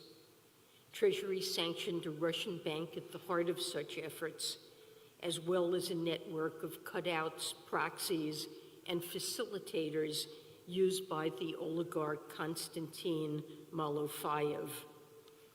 I want to mention, before taking your questions, the rising threat of food insecurity. I'm deeply concerned about this risk to emerging and developing countries, particularly those still recovering from the pandemic. There's a very real risk that soaring global market prices of food and fertilizer will result in more people going hungry, further exacerbate inflation, and harm government fiscal and external positions. And we are doing everything we can, both bilaterally and through the international financial institutions, to address the food security risks. I convened a productive meeting this week with counterparts where we discussed developing and putting into action ways to address the growing crisis of 275 million people around the world facing acute food insecurity and over 800 million people facing chronic food insecurity. We will share more action items resulting from that meeting in the coming weeks. Lastly, we also discussed the global need to end the pandemic and prevent future ones. Global health emergencies are no longer a once-in-a-generation threat, and we must act now so that the tragic impacts of COVID do not recur. Our top priority is to end the COVID-19 pandemic, and we must press forward to overcome the hurdles to vaccinating at least 70% of the population in all countries. But we also need to learn the lessons of this pandemic and advance plans to reform the global health security architecture. With increasing pandemic threats, climate change, and conflict, experts agree COVID-19 will not be our last major global health emergency. And with that, I'm happy to take your questions. Thank you, Secretary. Do you believe that the European allies need to move faster and join the US in imposing a full ban on Russian energy imports to maintain the financial pressure on Russia and cut off what is an enduring source of funding for the war?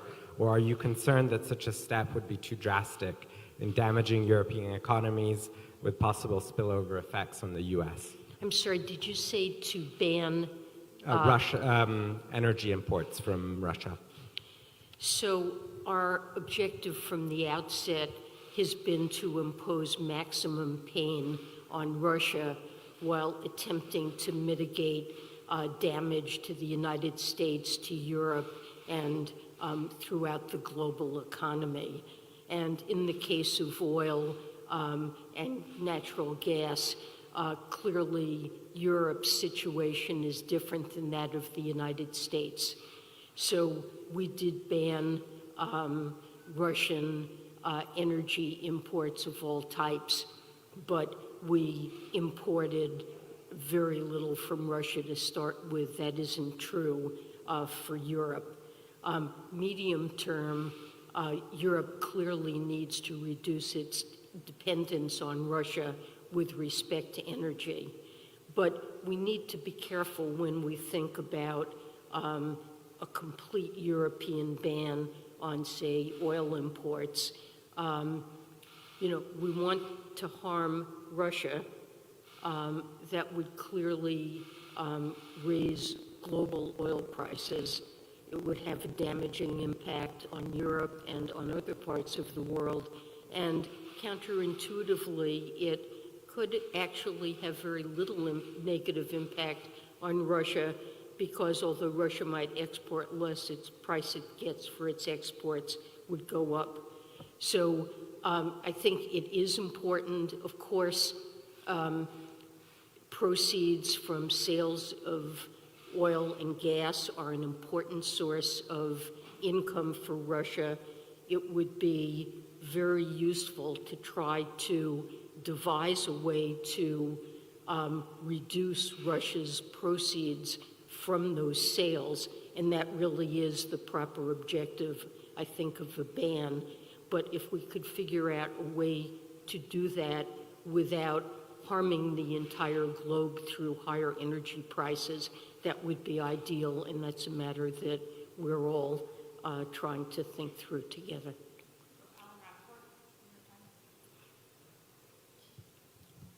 Thanks very much, Secretary Yellen. Could you describe some of the specific measures that you and your counterparts have been talking about to ease food price inflation that's been amplified by the sanctions on Russia?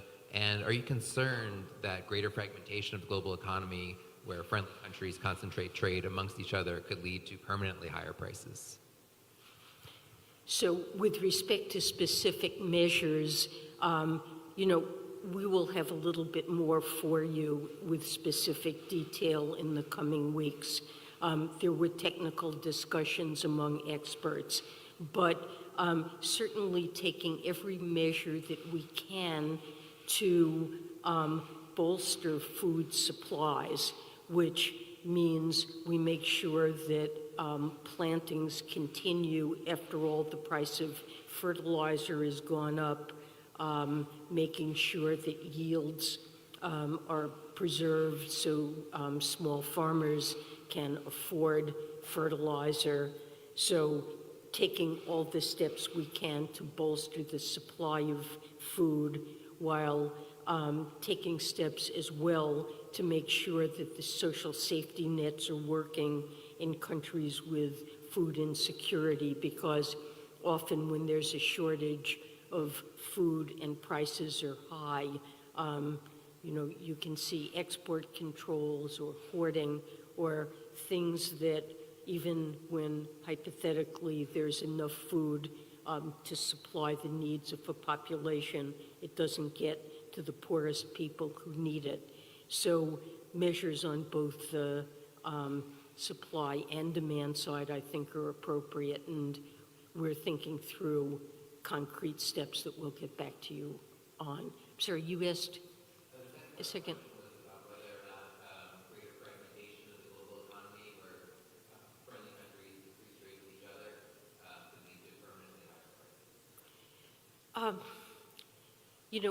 We have developed supply chains that are extremely efficient and serve to lower costs.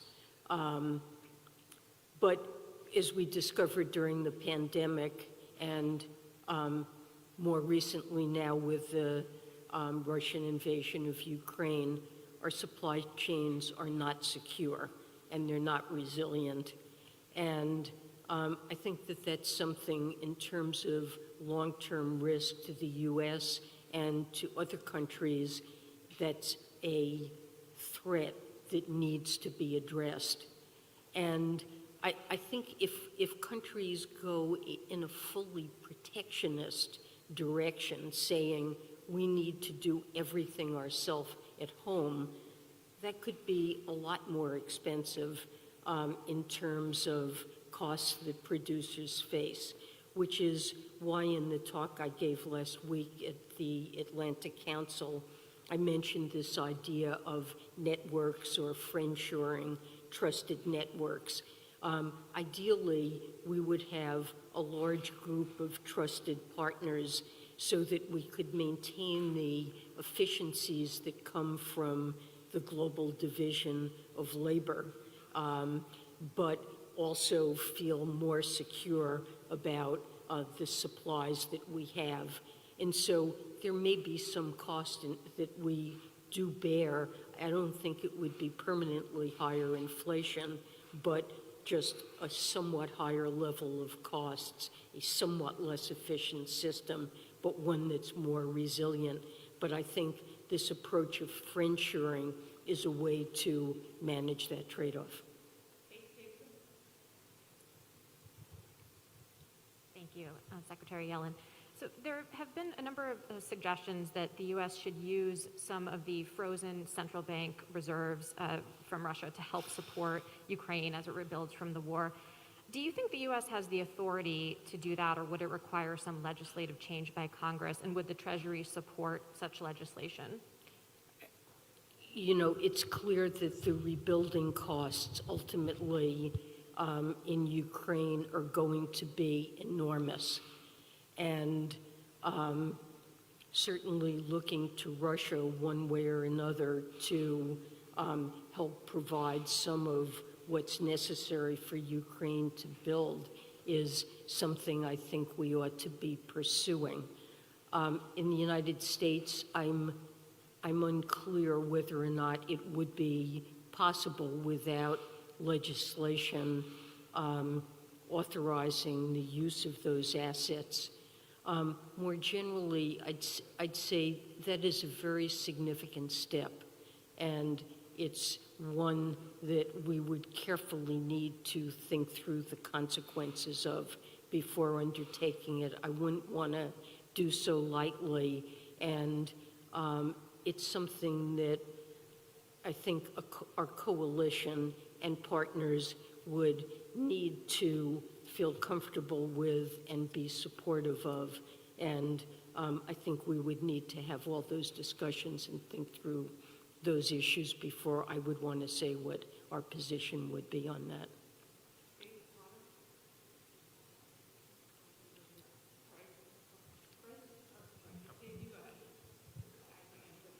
Hi, Secretary Yellen, thanks.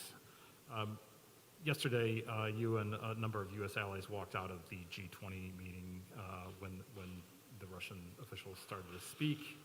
I'm just wondering sort of how you see this forum going forward. Do you expect this kind of thing to continue to happen? And how does the G20 sort of accomplish what it needs to on debt relief, on climate change, and the things that it's charged with agreeing on, if you can't sort of agree on communiques and statements? Also, just wondering if you can provide us a little more detail about your views on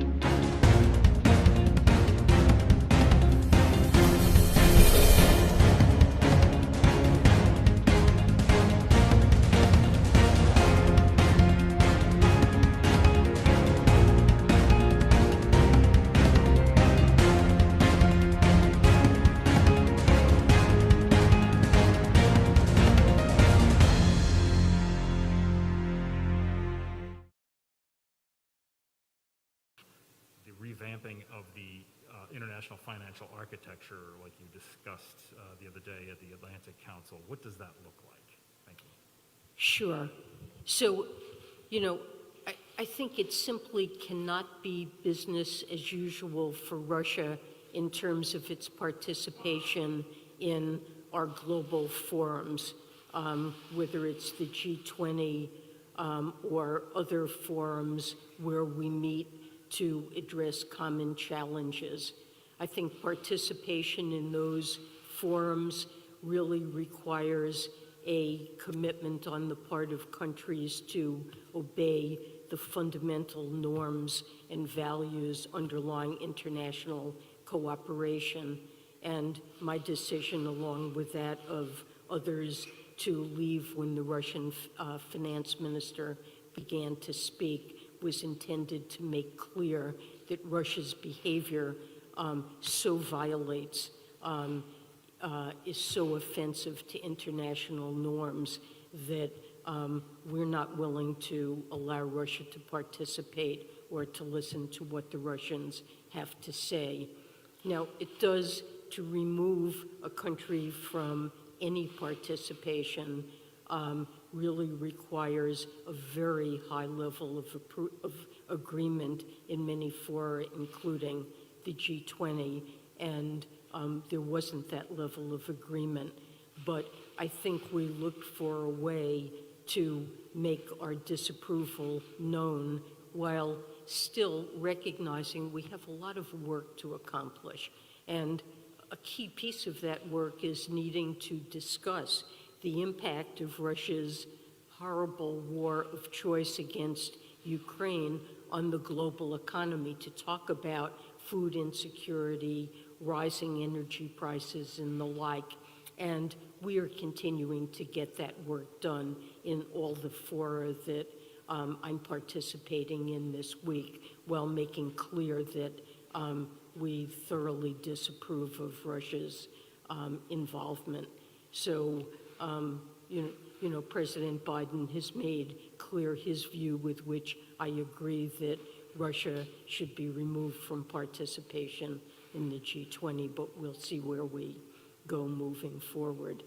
Then you also asked about my comments on redesigning the Bretton Woods institutions.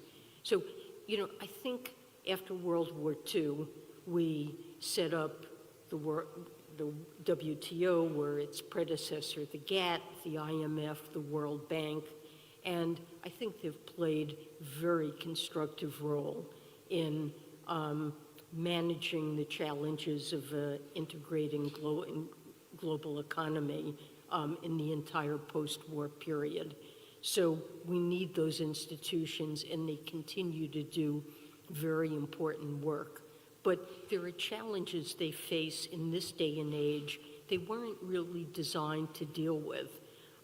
In the case of the IMF, just to give an example, the IMF was intended to help individual countries facing shocks or internal macro problems they had that faced balance of payments crises, to lend to enable individual countries to continue to meet their needs for external financing while undertaking structural reforms.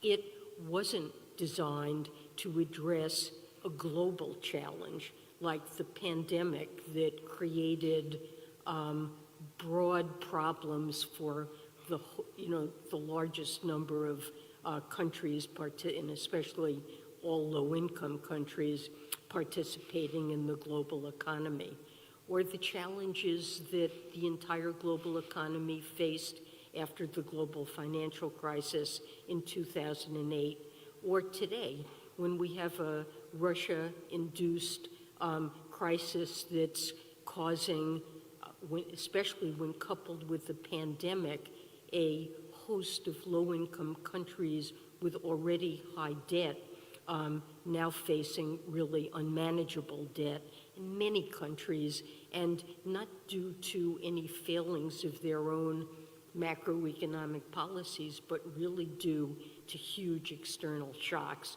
I can't tell you what the answer is as to what the appropriate reforms are, but we do look to the IMF to be a kind of global lender of last resort, and I think that's an important function for them to play.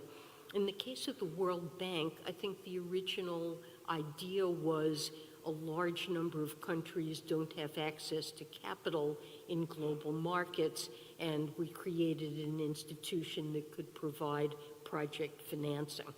Well, times have changed, and now many of those countries do have access to financial markets.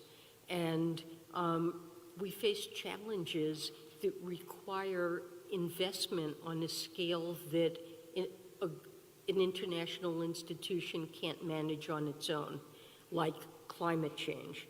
And the investments needed for climate change will add up to just trillions and trillions of dollars.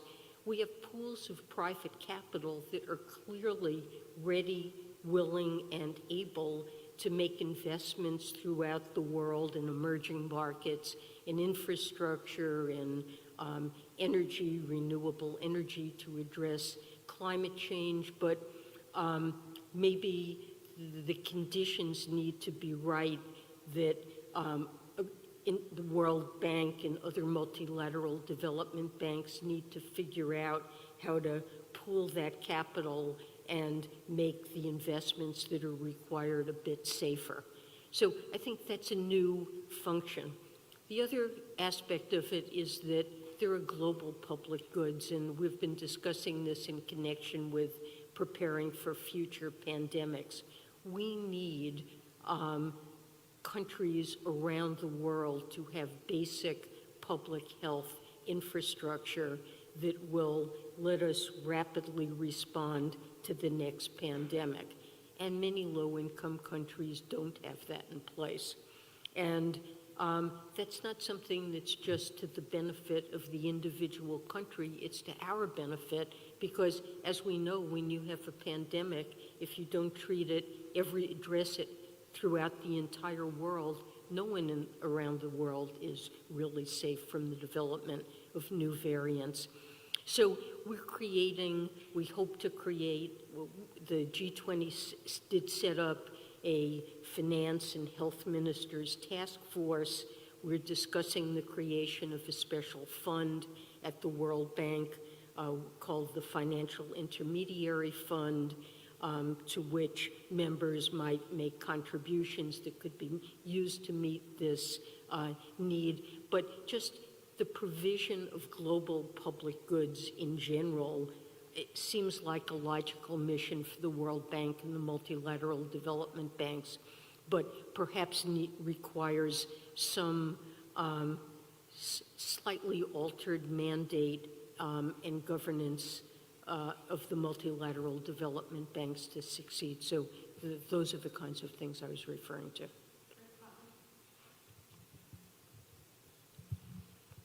Morning, Secretary Yellen. Good morning.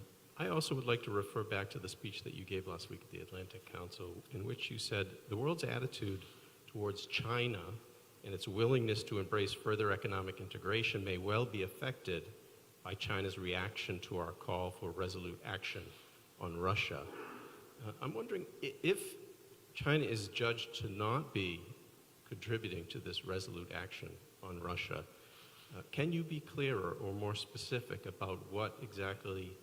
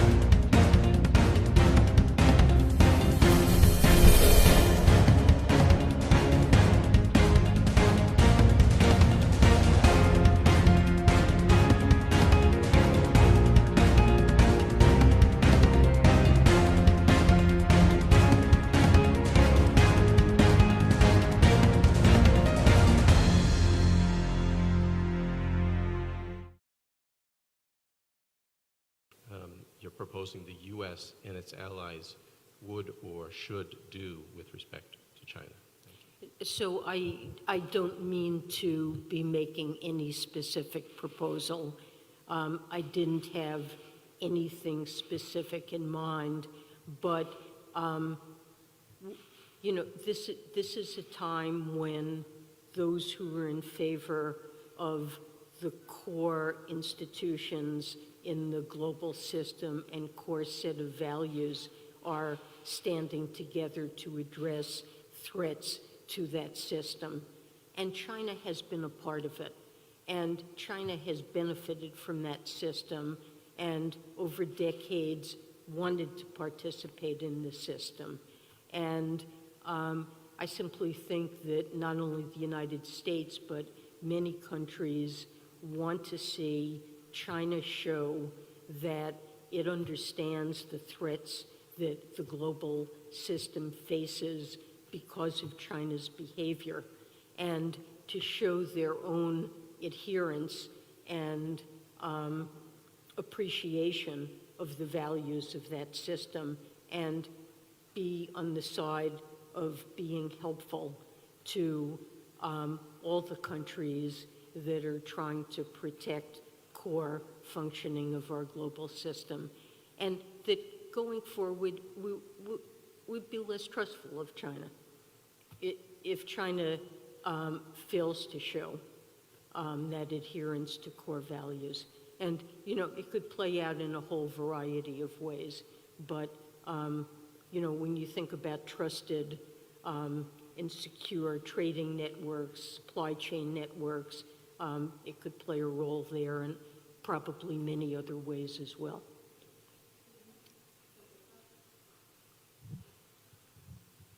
Thank you, Secretary Yellen. The IMF chief has said that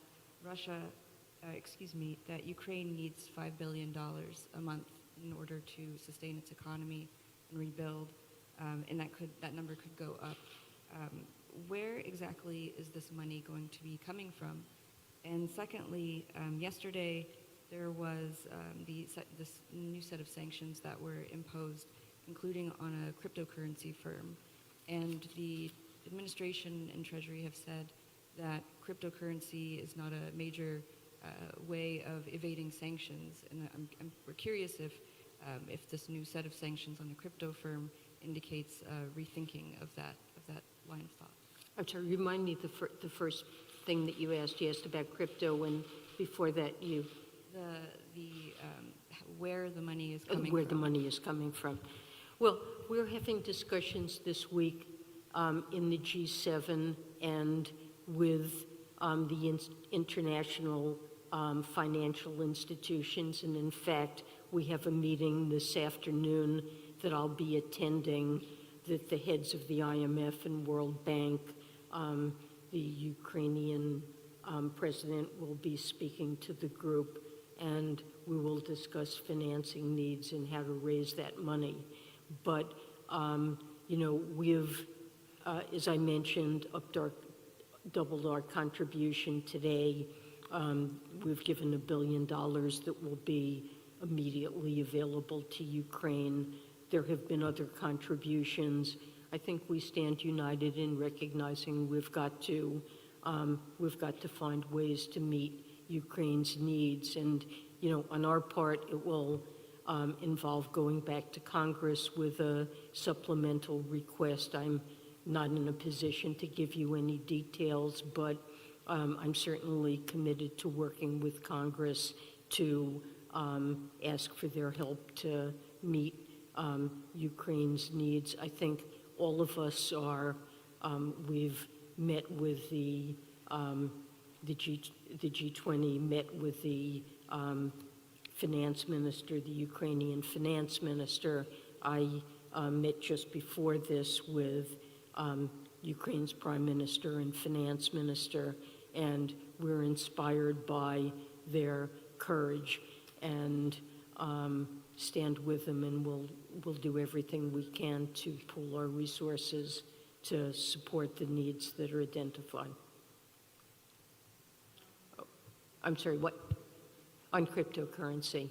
So I don't think we have seen widespread evasion of sanctions yet, but certainly there are attempts in Russia to evade the sanctions, and crypto is one of the ways in which, along with others, in which sanctions evasion can occur.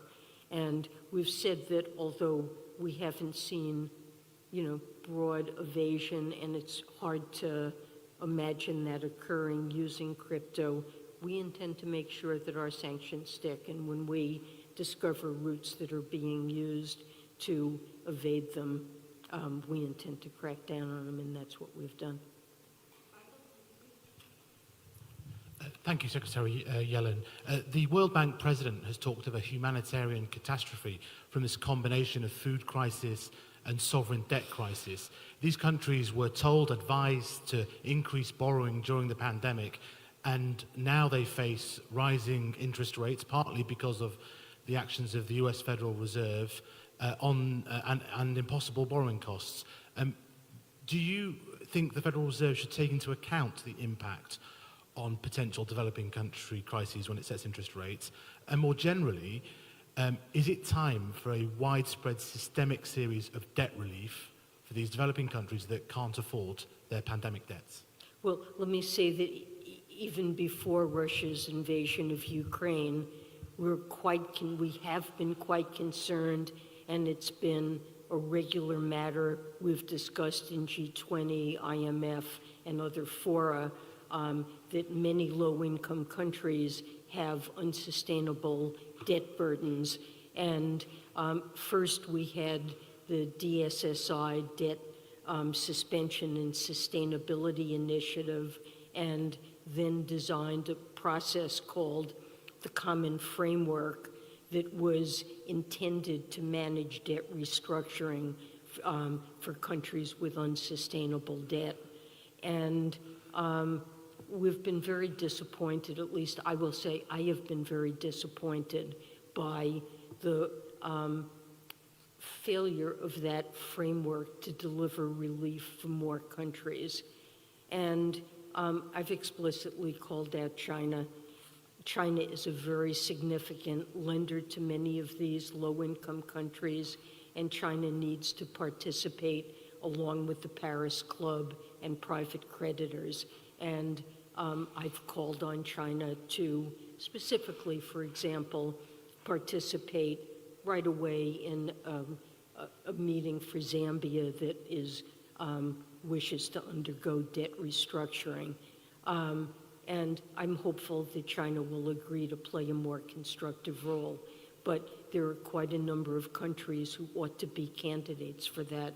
And of course, the humanitarian and global economic disaster due to the war in Ukraine only exacerbates this problem. But I think that's the route we need to go. Hi. Thanks, Secretary Yellen. I wanted to ask about, in reference to your remarks last week at the Atlantic Council, the countries who you said are sitting on the fence that are not China. I'm curious if your message to them is the same as it is to China in terms of, if you don't side with us, you may be left out of supply chain networks or the new kind of friendshoring system, or what are you saying to some of these other fence-sitting countries? Who do you have in mind when you refer to those countries? And well, there are a number of countries that have not have maintained neutrality or not come out as opposed to Russia's actions. And to all of them, I think the message is the same, that what we're seeing here violates the basic norms of behavior that's expected, that's embedded in the UN Charter and expected of all countries that participate in the global economy and our governance institutions. And we really urge them to take actions to condemn Russia's behavior. But beyond that, that we certainly want to make sure that they do not evade our sanctions or provide any active support to Russia. Thank you so much. Thanks.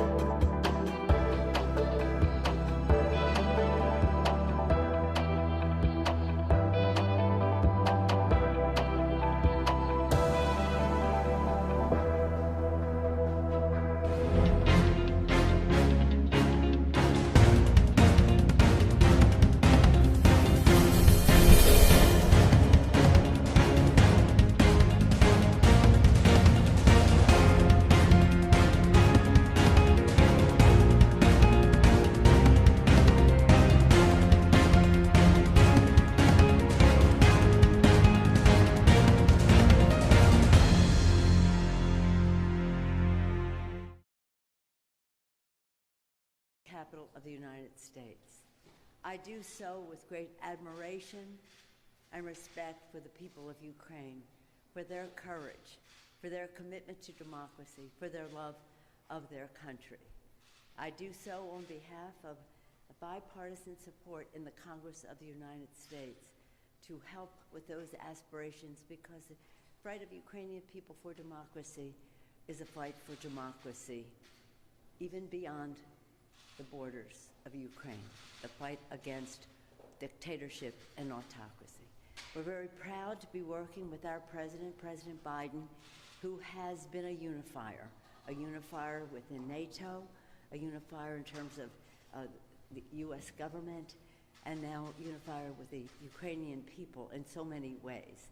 He announced this morning some expanded sanctions as well as some opportunities to help meet the needs of the Ukrainian people. We have passed, as you know, a $13.6 billion legislation appropriation that is about humanitarian assistance, economic assistance, and military assistance. We want to do more. The President said he will be asking Congress for more. We'll learn about that in the next day or so, to be taken up as soon as we can next week. We want to learn, though, from the distinguished Ambassador Shimha from Ukraine as to what the priorities and needs are, so that we can be on time, ahead of time, for some of them in anticipation of some further needs.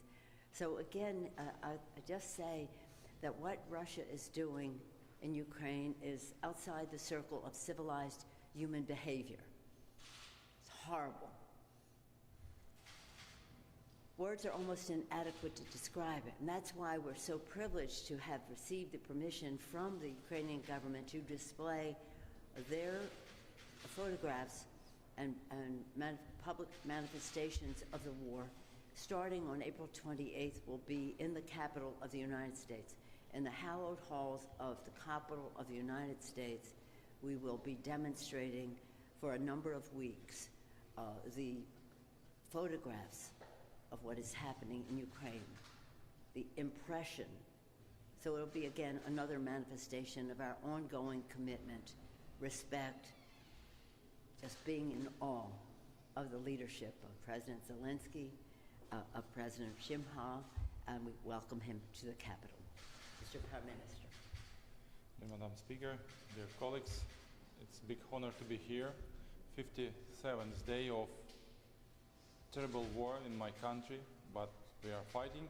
We have and we feel great support from United States, personally from President Biden, from Madam Speaker.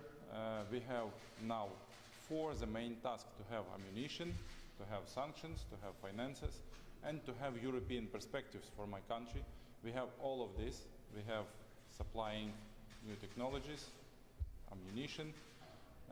We have sanctions. We work together. We coordinate. The sanctions should be very effective.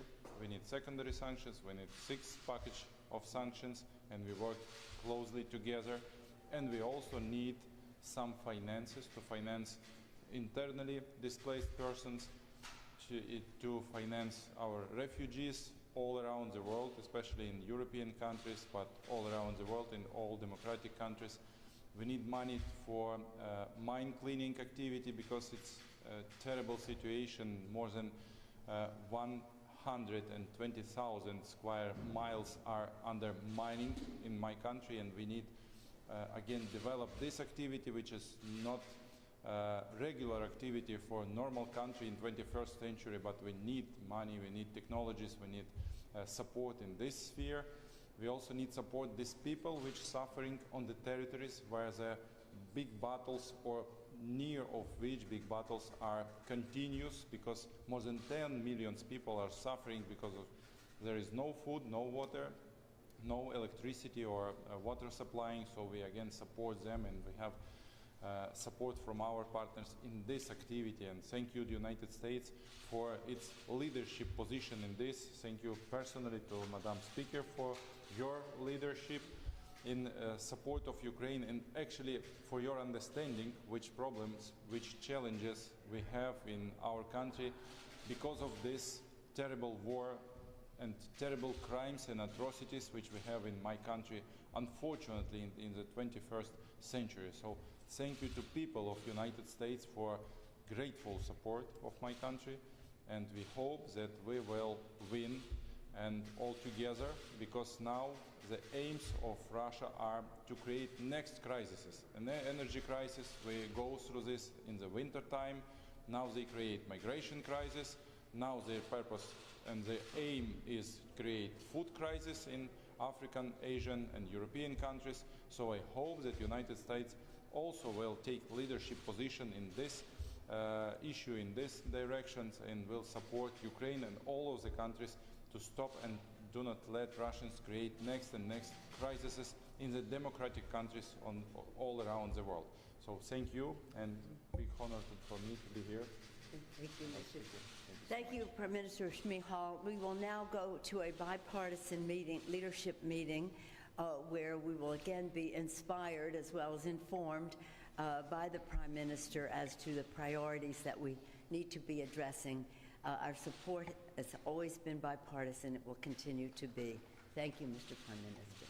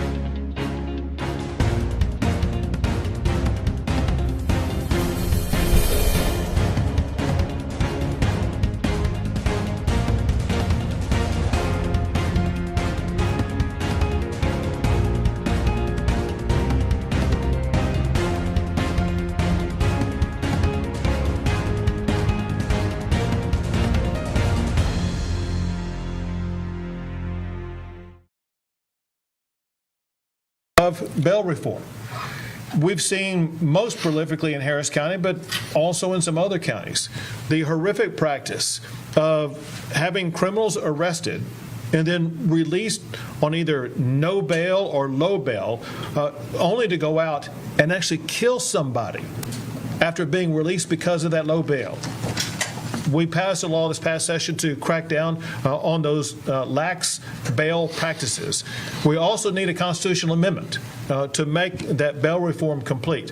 We will be bringing that constitutional amendment back up in this next session. What happened is we brought it up both at the regular session and the special session this last time, and all Republicans supported it, only Democrats were against it. We need that constitutional amendment to pass to ensure that we have stricter bail laws in the state of Texas. And then, as we speak right now, we're dealing with what is probably the widest, most prolific crime challenge and law enforcement challenges we have in the state.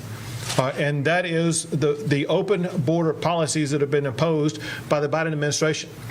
Under the Biden administration, there have been more than 1.6 million people allowed into the state of Texas, allowed in an illegal fashion. And this has led to an enormous burden on local communities across the state, candidly even in communities like San Antonio and Houston. So in response to that, I've deployed 10,000 National Guard and Texas Department of Public Safety officers. Together, they've apprehended more than 200,000 migrants. They've arrested more than 11,000 criminals, including people who have previously been convicted of murder and previously convicted of raping a child. And they have arrested enough fentanyl, they have seized enough fentanyl that would be enough to kill every man, woman, and child in Texas as well as many other states. And Texas is now building our own border wall. All of that is in response to the open border policies that we have right now. All of this is about to get worse in 1 month when the Biden administration is going to end the Title 42 expulsions.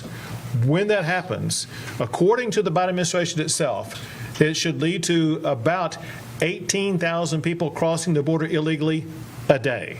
If you multiply that out annually, that would be more than 6 million people coming across the border illegally in just a year. And let's just say only half of that involves the state of Texas. Next year, we may see more people coming across the Texas border illegally than we have in the total population of our largest city, the city of Houston. There is no way, whether it's from a law enforcement perspective or a city or county community service perspective or a taxpayer perspective, that we as a state are going to be able to deal with that many people coming across our border illegally. And because of that, we have already taken certain measures to step up what Texas is doing, undertaking unprecedented action to make sure that we're trying to stem the flow of illegal immigrants. One of these measures is the measure of what we're doing to bus people from the Rio Grande Valley or from the border region to Washington, D.C.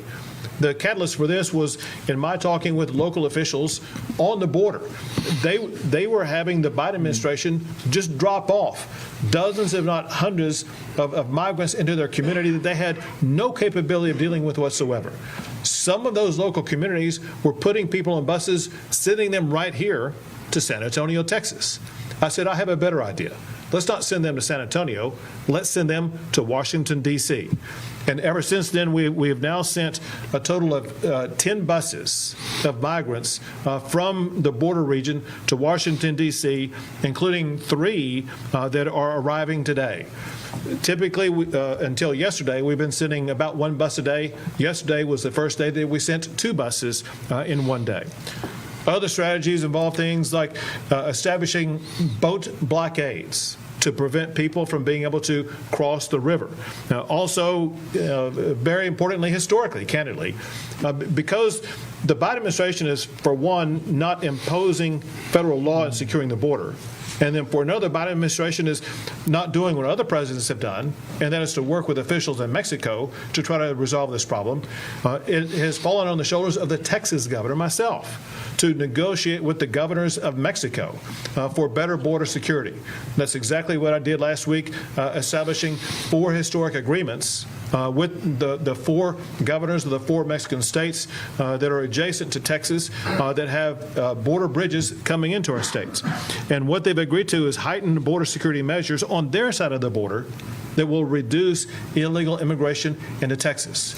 You can see examples of exactly what they're doing if you just look at my Twitter account today and see what we posted about what the governor of Coahuila and what the state of Coahuila is doing to increase the border security presence. It's very impressive.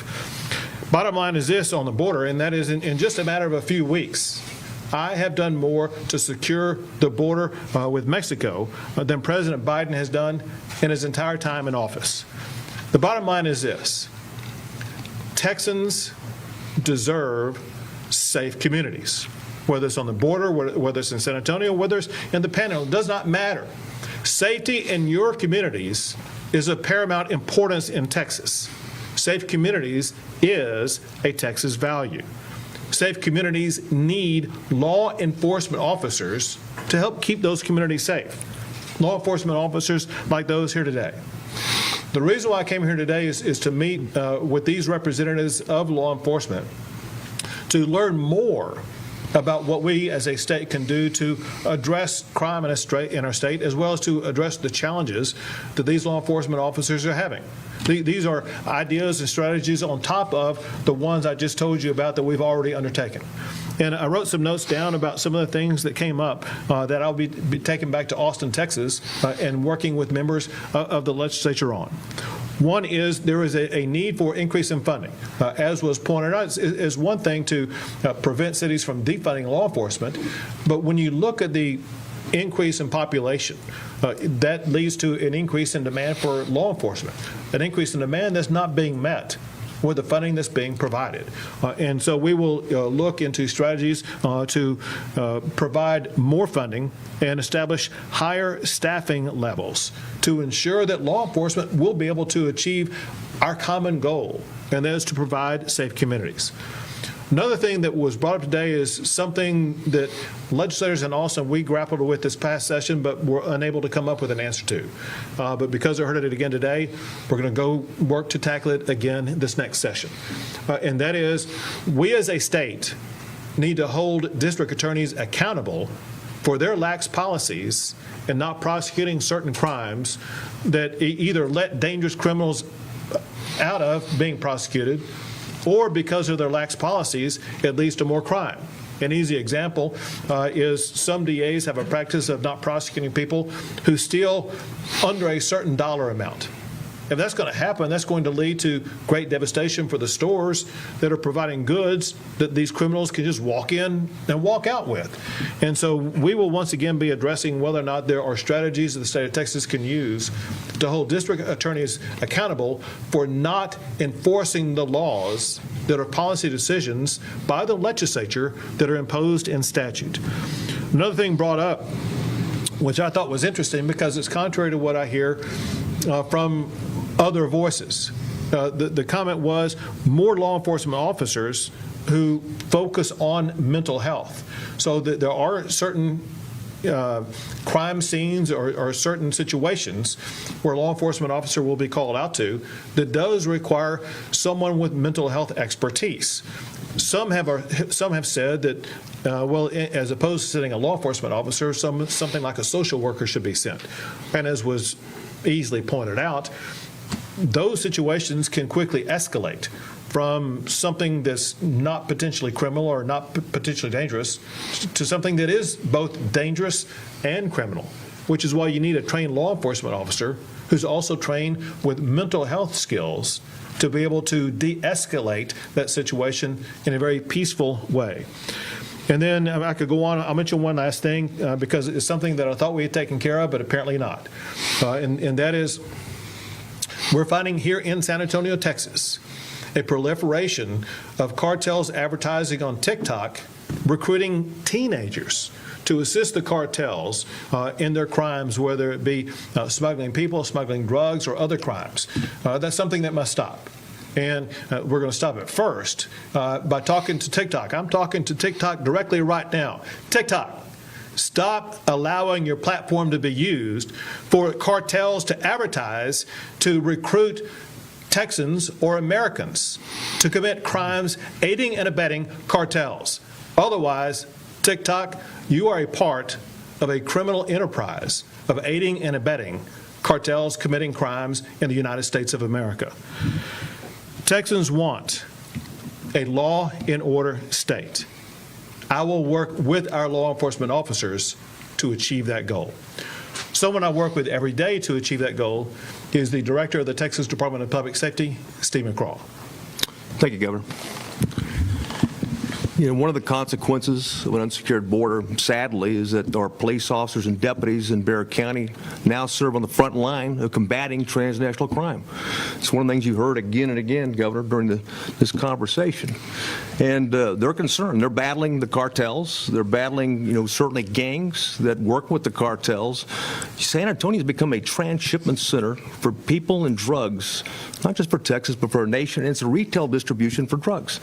So methamphetamine, cocaine, heroin, and now fentanyl, those things are readily available in our streets. And I know that our leaders, you know, certainly at the legislature and the county commissioner, they understand these things and the threat, and I know these police officers do. We're honor to be with them because they are battling on the front line. And the border, where do you draw it anymore? And it's really difficult to draw where that border is, that distinguishing part. And Governor, thank you for calling out TikTok. At the end of the day, there's something despicable always in terms of when the cartels are involved, but when they recruit our children, okay, to engage in ongoing criminal activity at such an early age and put them in serious, dangerous positions and risk not only their lives, the lives of the migrants they're moving up, but also the citizens of San Antonio and Bexar County when they get in these bailouts. So, and thank you for always having the back for law enforcement officers. It means a lot to these men and women here. I know that, and God bless you for that. Thank you. And now we're going to Lieutenant Payne. Thank you, Governor. We want to just say from a law enforcement community in Bexar County, we appreciate all that you have done and that we know that you will continue to do in the time that you were governor for Texas, which hopefully is a very long time, sir. Everybody wants to have a safe community. And here in Bexar County, as we are just booming in population and growing, especially in the unincorporated areas, it puts our officers at a risk every day. It was just a few weeks ago that we had an officer shot in the line of duty here in San Antonio. And these are things that we know that are an everyday possibility for us. But as the communities grow, and more people come to San Antonio, and not just this community, but other communities across Texas, and our agencies do not grow along with those areas. It puts us in a very, very sad situation staffing-wise, and it puts us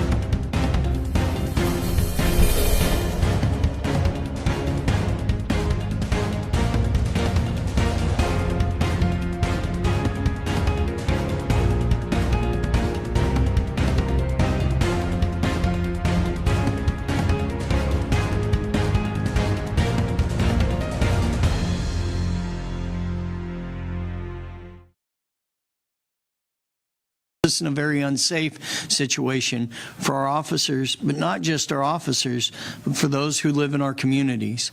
And so we hope that we will be able to champion some things in legislation to help that become a reality for staffing for us. And furthermore, as the governor said about district attorneys and holding them accountable, look, when an officer has to go out and spend hours on arresting somebody only to take them down to the magistrate's office for them to walk right back out and go right back out on the streets because district attorneys will not prosecute people, that is a problem. And that puts you at risk. And one day it might be just a small little percentage of marijuana that they have, but the next, it's a moment where it's a violent crime. And until we start prosecuting people and holding people accountable, this will constantly be a problem for the safety of the constituents of Bexar County. Thank you, Governor, for being here, and I'll turn it over to Don. Chief Tiran. Thank you. Thank you, Governor, for inviting us all together here. Thank you, Commissioner, legislators. I've been doing this for almost 30 years, and I've worked side by side with a lot of these officers. I appreciate your comments. I agree with everything you said. This is a difficult job. You know, everything you said, day in, day out. Today, 2 officers were injured here. I'm a lifelong resident of San Antonio. I'm a Texan. You know, what do we all want? We all want a safe place. We want, we want the elderly safe. We want our children safe. You know, we need more officers. It's an agreement. We're all short-staffed. In San Antonio, I know this. We're talking about Texas. San Antonio, I mean, all counties. Texas is growing. We're booming. You know, San Antonio will have another 1 million residents in the next 10 years. We need more officers. And, and I ask, that we appreciate, what they do. This is a difficult job. It's not easy. Day in, day out. These fine men and women, they never know what's going to happen. They never know what's, if they're coming back home. Their families don't know. Easter, this past weekend, everybody's enjoying it. We're at a BRAC, whatever. You were enjoying it with your family. You have police officers, first responders out doing the job, protecting you, keeping you safe. And if we would respect these people, again, I concur with what was said. We have officers spend hours doing hard work, making an arrest, and then people get out.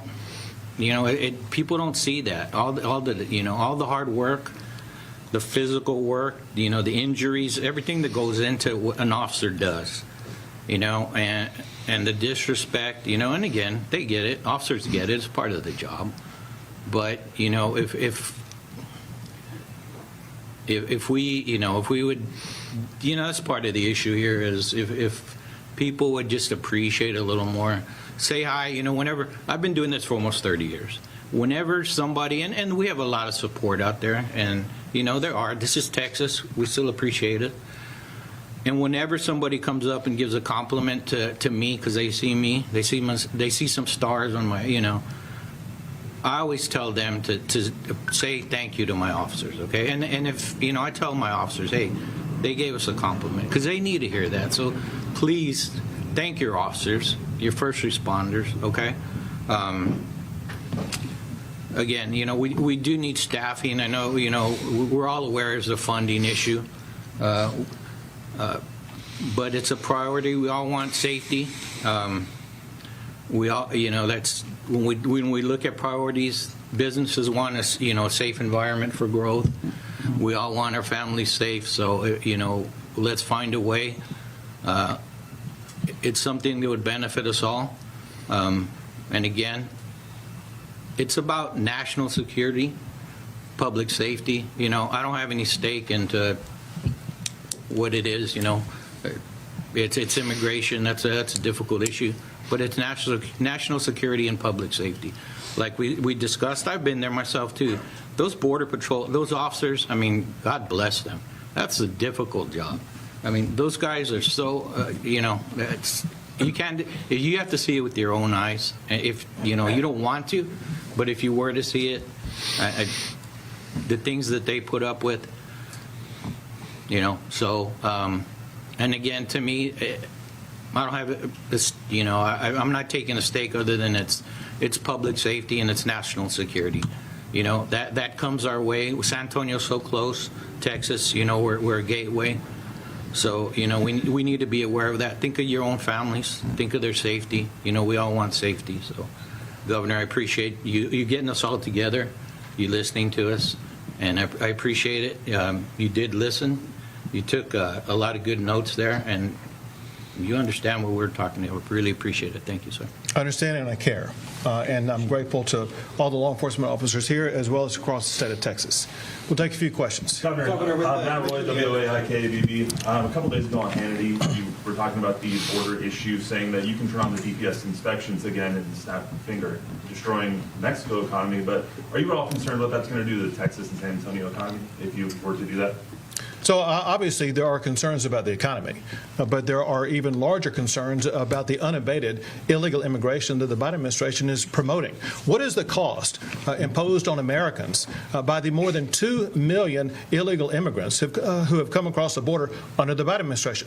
What will be the cost to Americans of having maybe 6 million immigrants come across the border illegally just in this next year if the Biden administration continues with this pathway of eliminating the enforcement of Title 42? That's an extraordinary cost. What's also extraordinary, this is the first president that I've ever known who has not lifted a finger to actually enforce the immigration laws passed by the United States Congress. Texans and Americans are bearing the cost of that. The Biden administration needs to step up and start enforcing the laws passed by Congress, period. Santiago with Telemundo. Quick question. I have two questions. The first one, you talk about the buses and the immigrants.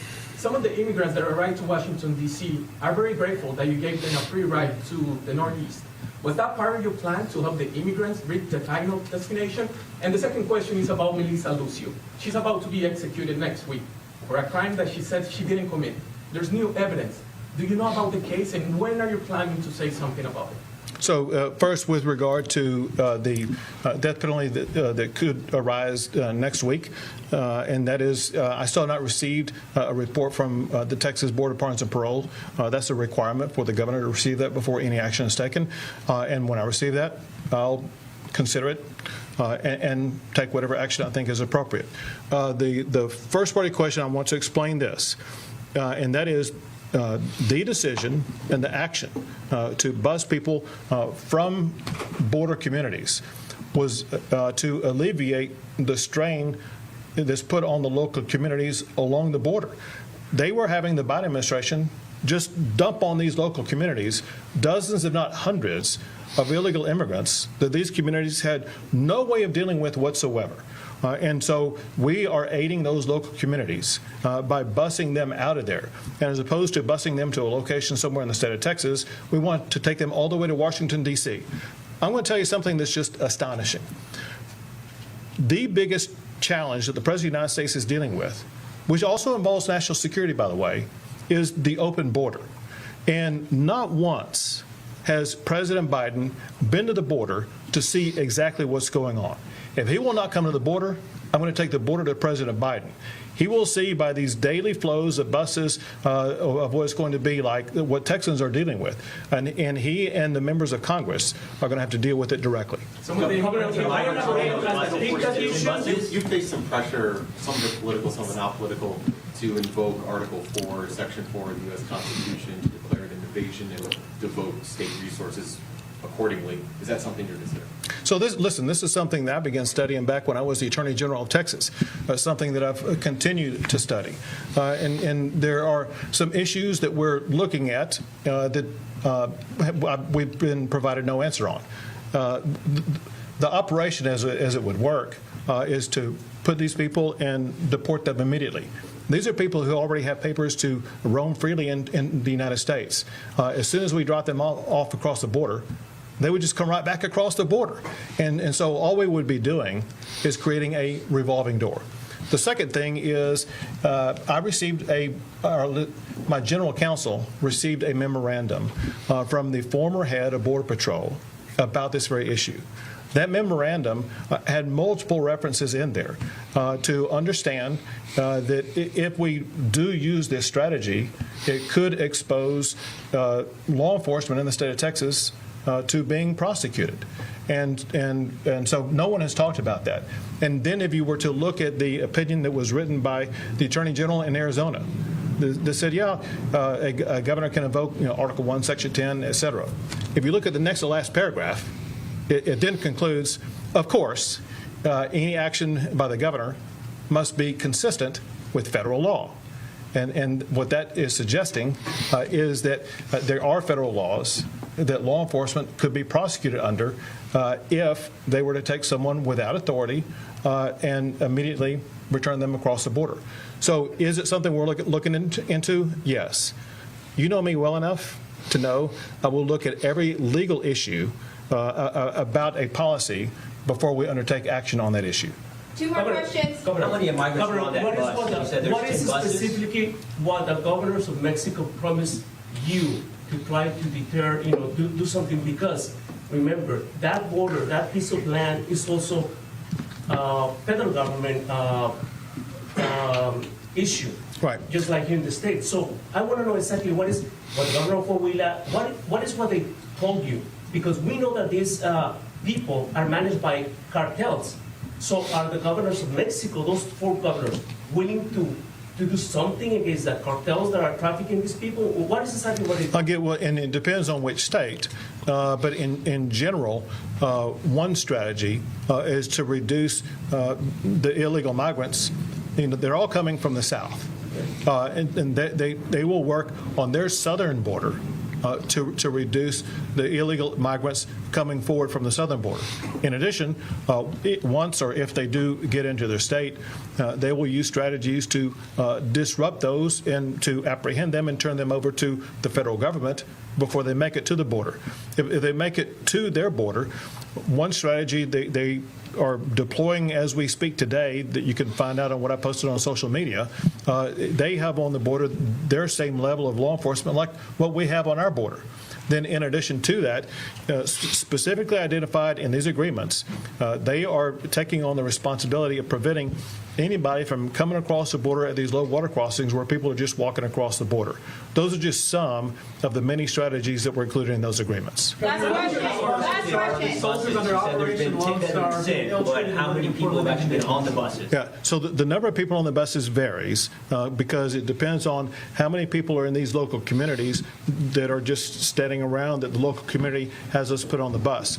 It's been as high as, I think, 28 or something like that, and as low as something like 9. The 9, I think, was on Good Friday when there were just fewer people to be transported.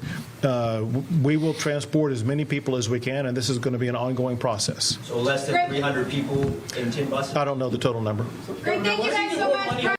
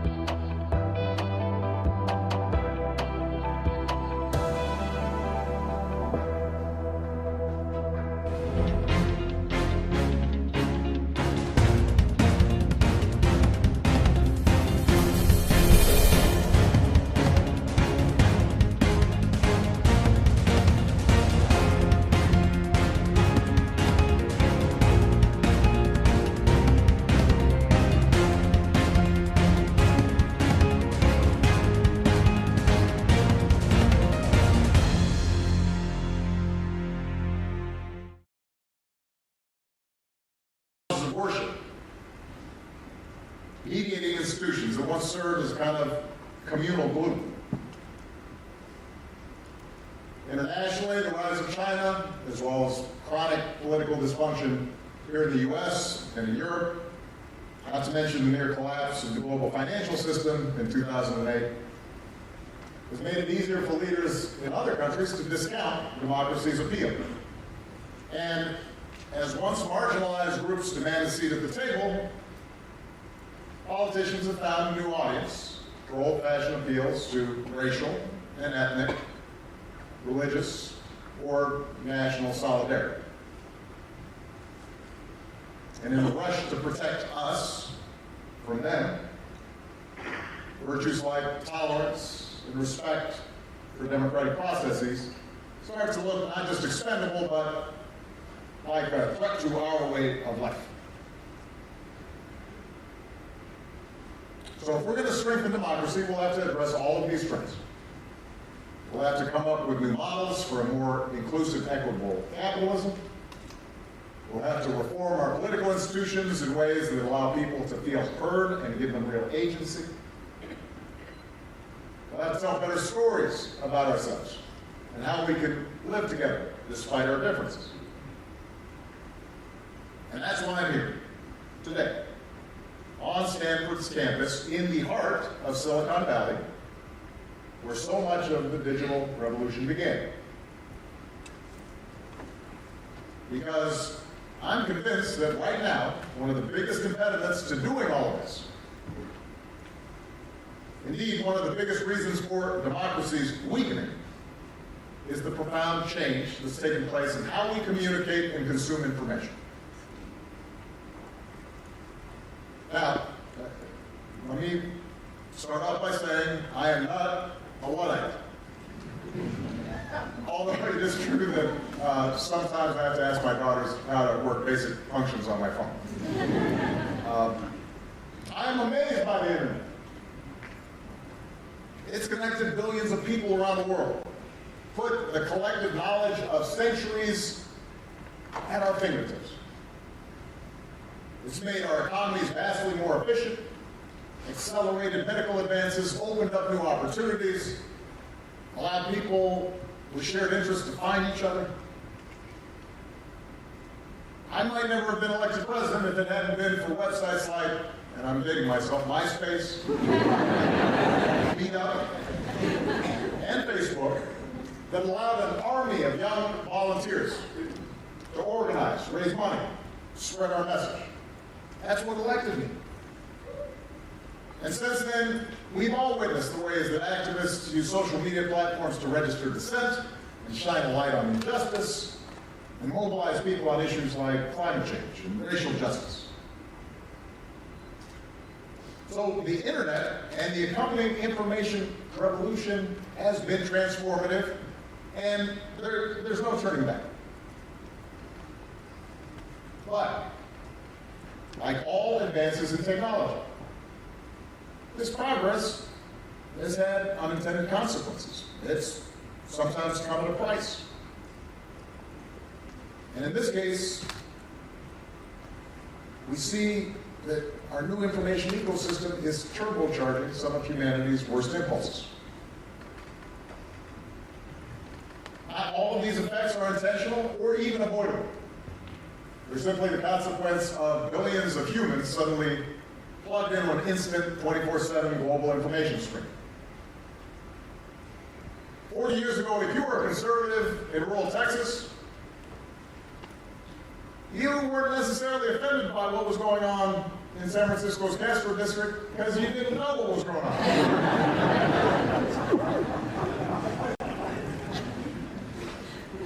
If you lived in an impoverished Yemeni village, you had no insight into the spending habits of the Kardashians. For some, such exposure may be eye-opening, perhaps even liberating, but others may experience that exposure as a direct affront to their traditions, their belief systems, their place in society. Then you have the sheer proliferation of content and the splintering of information and audiences. That's made democracy more complicated. I'll date myself again. If you were watching TV here in the United States between about 1960 and 1990, I Dream of Jeannie the Jeffersons. Chances are you were watching one of the big three networks. And this had its own problems, particularly the ways in which programming often excluded voices and perspectives of women and people of color and other folks outside of the mainstream. But it did fortify a sense of shared culture. And when it came to the news, at least, citizens across the political spectrum tended to operate using a shared set of facts. What they saw, what they heard from Walter Cronkite or David Brinkley or others. Today, of course, we occupy entirely different media realities, fed directly into our phones. Don't even have to look up. And it's made all of us more prone to what psychologists call confirmation bias. The tendency to select facts and opinions that reinforce our pre-existing worldviews and filter out those that don't. So inside our personal information bubbles, our assumptions, our blind spots, our prejudices aren't challenged, they're reinforced. And naturally, we're more likely to react negatively to those consuming different facts and opinions, all of which deepens existing racial and religious and cultural divides. It's fair to say then that some of the current challenges we face are inherent to a fully connected world. Our brains aren't accustomed to taking in this much information this fast. And a lot of us are experiencing overload. But not all problems we're seeing now are an inevitable project or an inevitable byproduct of this new technology. They're also the result of very specific choices made by the companies that have come to dominate the internet generally and social media platforms in particular. Decisions that intentionally or not have made democracies more vulnerable. Now, I'm at Stanford, most of you know the story by now. 20 years ago, the pillars of web search were comprehensiveness, relevance, speed. But with the rise of social media and the need to better understand people's online behavior in order to sell more advertising, companies wanted to collect more data, more companies optimized for personalization, engagement, and speed.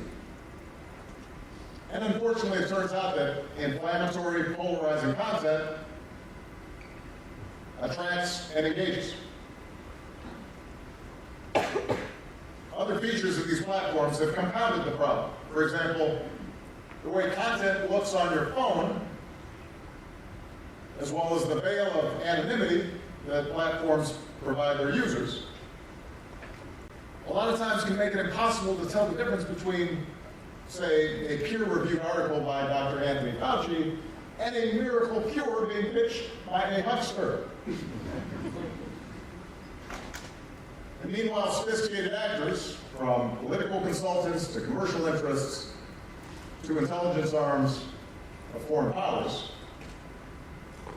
can gain platform algorithms or artificially boost the reach of deceptive or harmful messages. Of course, this business model has proven to be wildly successful. For more and more of us, search and social media platforms aren't just our window into the internet, they serve as our primary source of news and information. No one tells us that the window is blurred, subject to unseen distortions and subtle manipulations. All we see is a constant feed of content where useful, factual information and happy diversions and cat videos flow alongside lies, conspiracy theories, junk science, quackery, white supremacists, racist traps, misogynist screeds. Over time, we lose our capacity to distinguish between fact, opinion, and wholesale fiction. Or maybe we just stop caring. And all of us, including our children, learn that if you want to rise above the crowd, above the din, if you want to be liked and shared, and yes, go viral, then peddling controversy, outrage, even hate, often gives you an edge.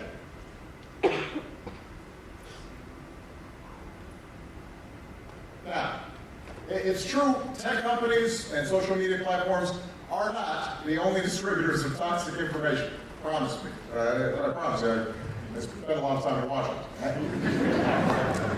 In fact, some of the most outrageous content on the web originates from traditional media. What social media platforms have done, thanks to their increasing market dominance and their emphasis on speed, is accelerate the decline of newspapers and other traditional news sources. There are still brand name newspapers and magazines, not to mention network news broadcasts, NPR, other outlets that have adapted to the new digital environment while maintaining the highest standards of journalistic integrity. But as more and more ad revenue flows to the platforms that disseminate the news, rather than that money going to the newsrooms that report it, publishers, reporters, editors, they all feel the pressure to maximize engagement in order to compete. Reporters start worrying about, I got to tweet something, because if I don't, I may be out of a job. That's the information environment we now live in. It's not just that these platforms have, with narrow exceptions, been largely agnostic regarding the kind of information available and connections made on their sites. It's that in the competition between truth and falsehood, cooperation and conflict, the very design of these platforms seems to be tilting us in the wrong direction. And we're seeing the results. Take COVID. The fact that scientists developed safe, effective vaccines in record time is an unbelievable achievement. And yet, despite the fact that we've now essentially clinically tested the vaccine on billions of people worldwide, around 1 in 5 Americans is still willing to put themselves at risk and put their families at risk rather than get vaccinated. People are dying because of misinformation. I already mentioned the 2020 presidential election. President Trump's own Attorney General has said that the Justice Department uncovered no evidence of widespread voter fraud. A review of the ballots in Arizona's largest county, the results of which were endorsed by some pretty courageous local Republicans, because many of them harassed and received death threats, actually found more votes for President Biden and fewer votes for President Trump. And yet today, as we speak, a majority of Republicans still insist that President Biden's victory was not legitimate. That's a lot of people.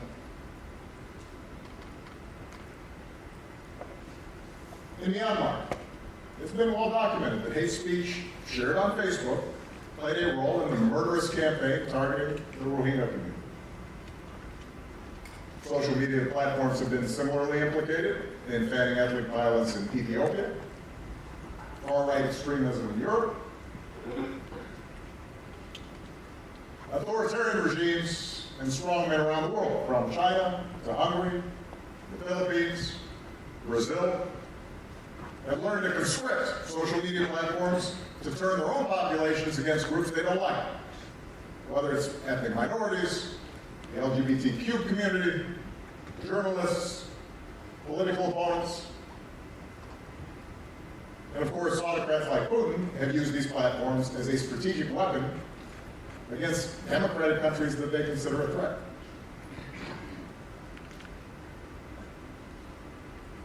People like Putin, and Steve Bannon for that matter, understand it's not necessary for people to believe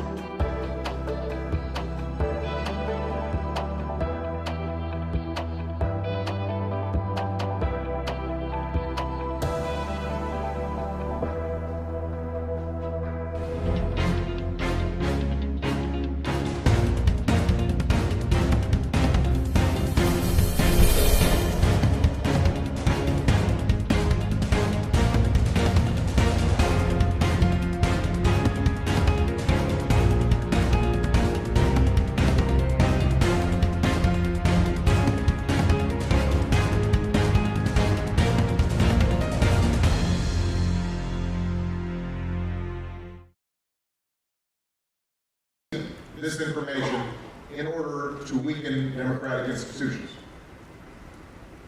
You just have to flood a country's public square with enough raw sewage. You just have to raise enough questions, spread enough dirt, plant enough conspiracy theorizing that citizens no longer know what to believe. Once they lose trust in their leaders, in mainstream media, in political institutions, in each other, in the possibility of truth, the game's won. And as Putin discovered leading up to the 2016 election, our own social media platforms are well designed to support such a mission, such a project.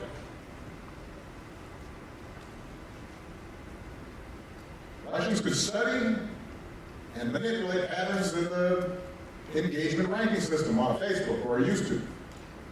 And as a result, Russian state-sponsored trolls could almost guarantee that whatever disinformation they put out there would reach millions of Americans. And that the more inflammatory the story, the quicker it spread. Now, I've been writing my memoirs lately, including reflections on events leading up to that election. The regrets I have, things I might have missed. No one in my administration was surprised that Russia was attempting to meddle in our election. They've been doing that for years. Or that it was using social media in these efforts. Before the election, I directed our top intelligence officials to expose those efforts to the press and to the public. What does still nag at me, though, was my failure to fully appreciate at the time just how susceptible we had become to lies and conspiracy theories. Despite having spent years being a target of disinformation myself. Putin didn't do that. He didn't have to. We did it to ourselves.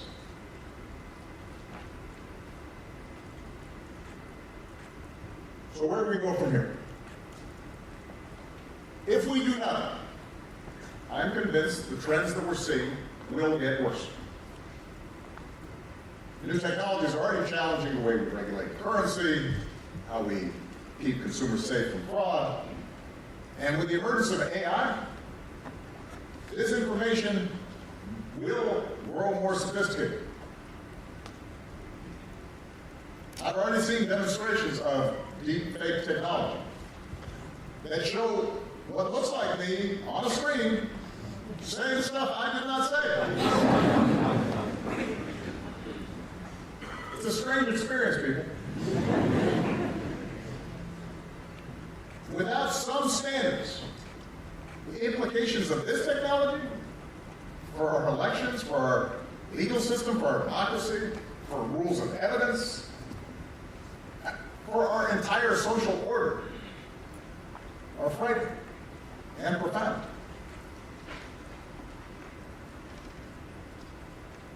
Fortunately, I am convinced that it is possible to preserve the transformative power and promise of the open internet while at least mitigating the worst of its harms.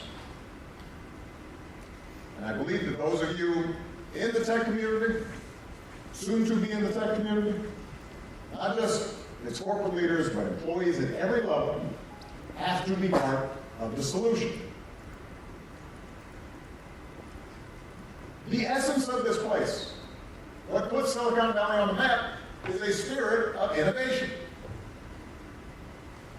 It's what led to the globally integrated internet, all its remarkable applications. What we've now learned is the product has some design flaws. There's some bugs in the software. We don't have to just leave it like that. Through the same spirit of innovation, we can make it better. So I want to make some general suggestions for what that work might look like. But before I do, let me offer a few stipulations so we don't get bogged down in some well-worn, not always productive arguments. Number one, media companies, tech companies, social media platforms did not create the divisions in our society, here or in other parts of the world.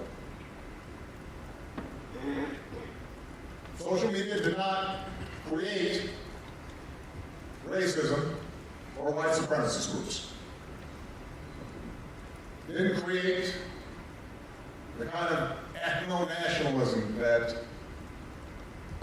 Putin's enraptured with. It didn't create sexism, class conflict, religious strife, greed, envy, all the deadly sins. All these things existed long before the first tweet or Facebook post. Solving the disinformation problem won't cure all that ails our democracies or tears at the fabric of our world. But it can help tamp down divisions and let us rebuild the trust and solidarity needed to make our democracy stronger and to take on anti-women mentalities and deal with racism in our societies and build bridges between people. It can do that. Second, we aren't going to get rid of all offensive or inflammatory content on the web. That is a straw man. We'd be wrong to try. Freedom of speech is at the heart of every democratic society. In America, those protections are enshrined in the First Amendment to our Constitution.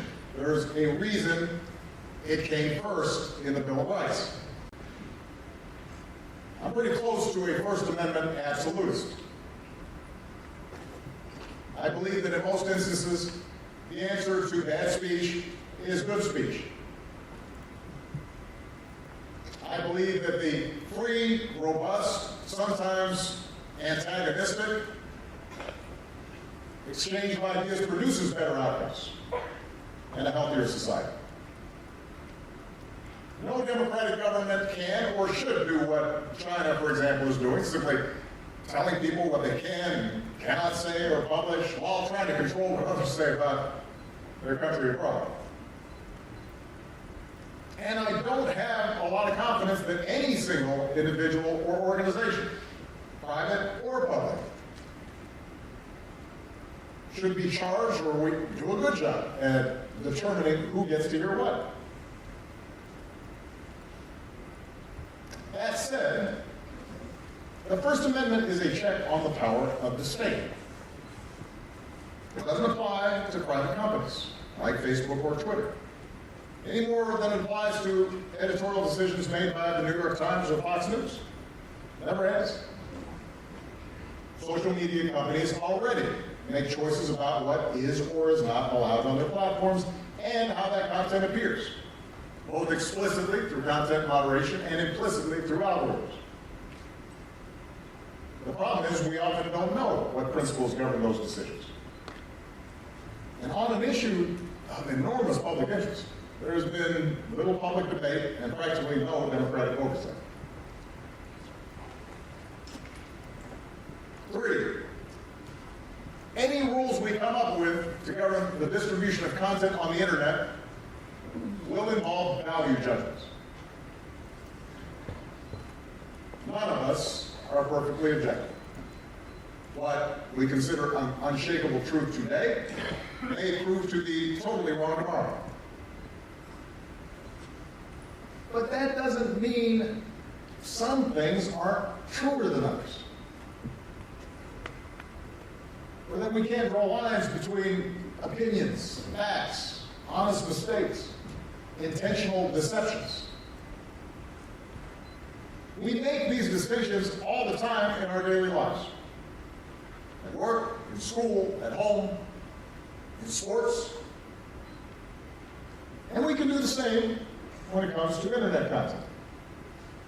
As long as we agree on a set of principles, some core values to guide the work.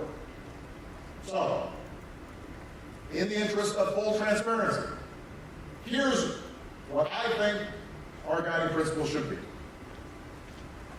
The way I'm going to evaluate any proposal touching on social media and the internet is whether it strengthens or weakens the prospects for a healthy, inclusive democracy.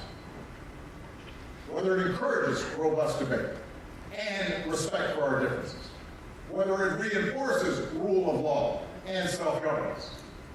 Whether it helps us make collective decisions based on the best available information, and whether it recognizes the rights and freedoms and dignity of all of our citizens.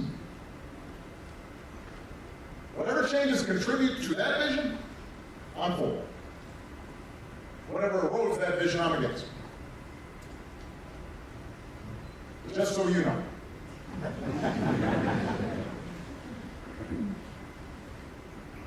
All right, so with that as my starting point, I believe we have to address not just the supply of toxic information, but also the demand for it.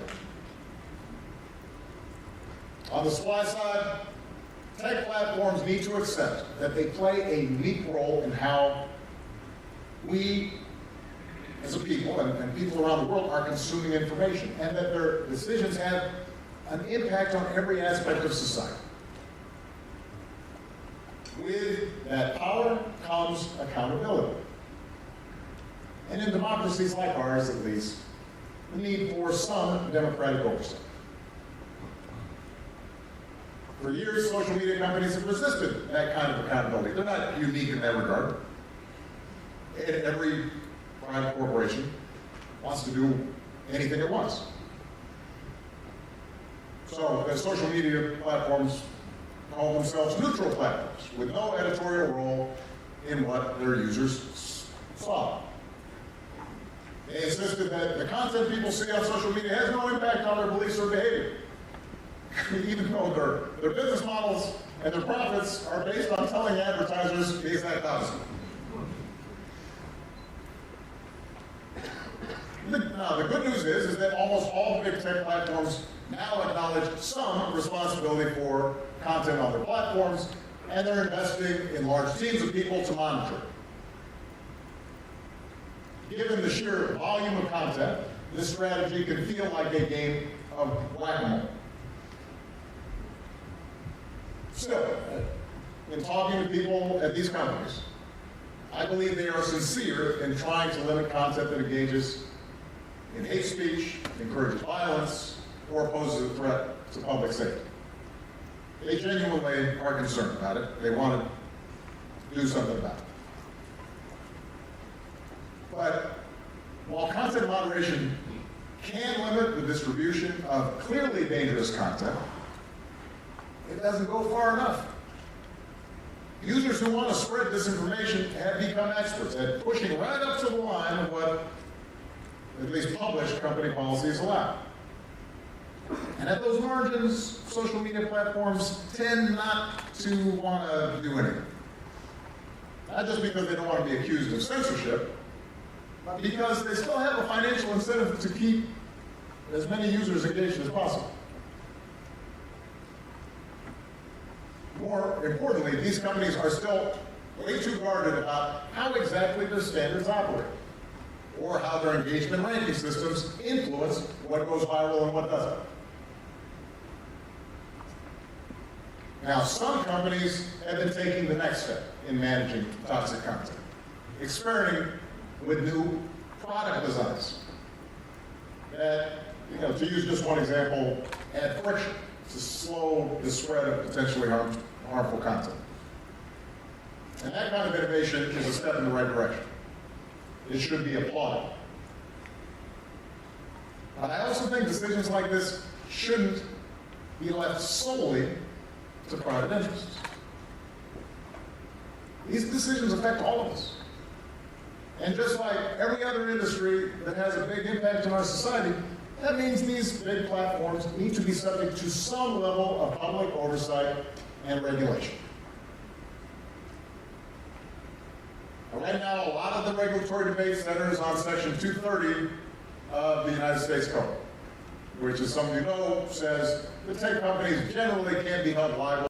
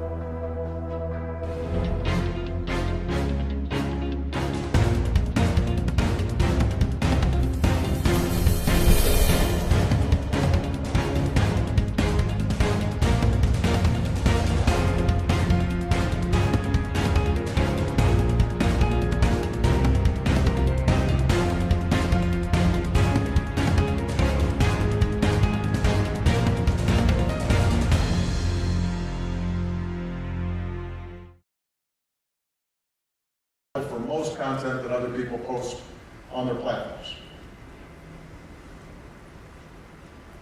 But let's face it,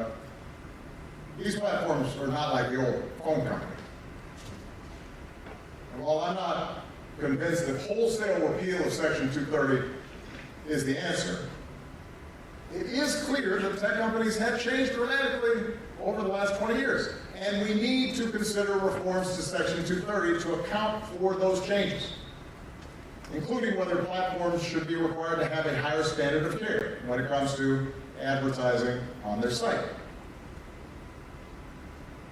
And by the way, I believe, and I've seen, that regulation and innovation are not mutually exclusive. Now, here in the United States, we have a long history of regulating new technologies in the name of public safety. From cars and airplanes to prescription drugs to appliances. And while companies initially always complain that the rules are going to stifle innovation and destroy the industry, the truth is that a good regulatory environment usually ends up spurring innovation because it raises the bar on safety and quality, and it turns out that innovation can meet that higher bar. And if consumers trust that new technology is doing right by them and is safe, they're more likely to use it. And if properly structured, regulation can promote competition and keep incumbents from freezing out new innovators. So a regulatory structure, a smart one, needs to be in place, designed in consultation with tech companies and experts and communities that are affected, including communities of color and others that sometimes are not well represented here in Silicon Valley. That will allow these companies to operate effectively while also slowing the spread of harmful content.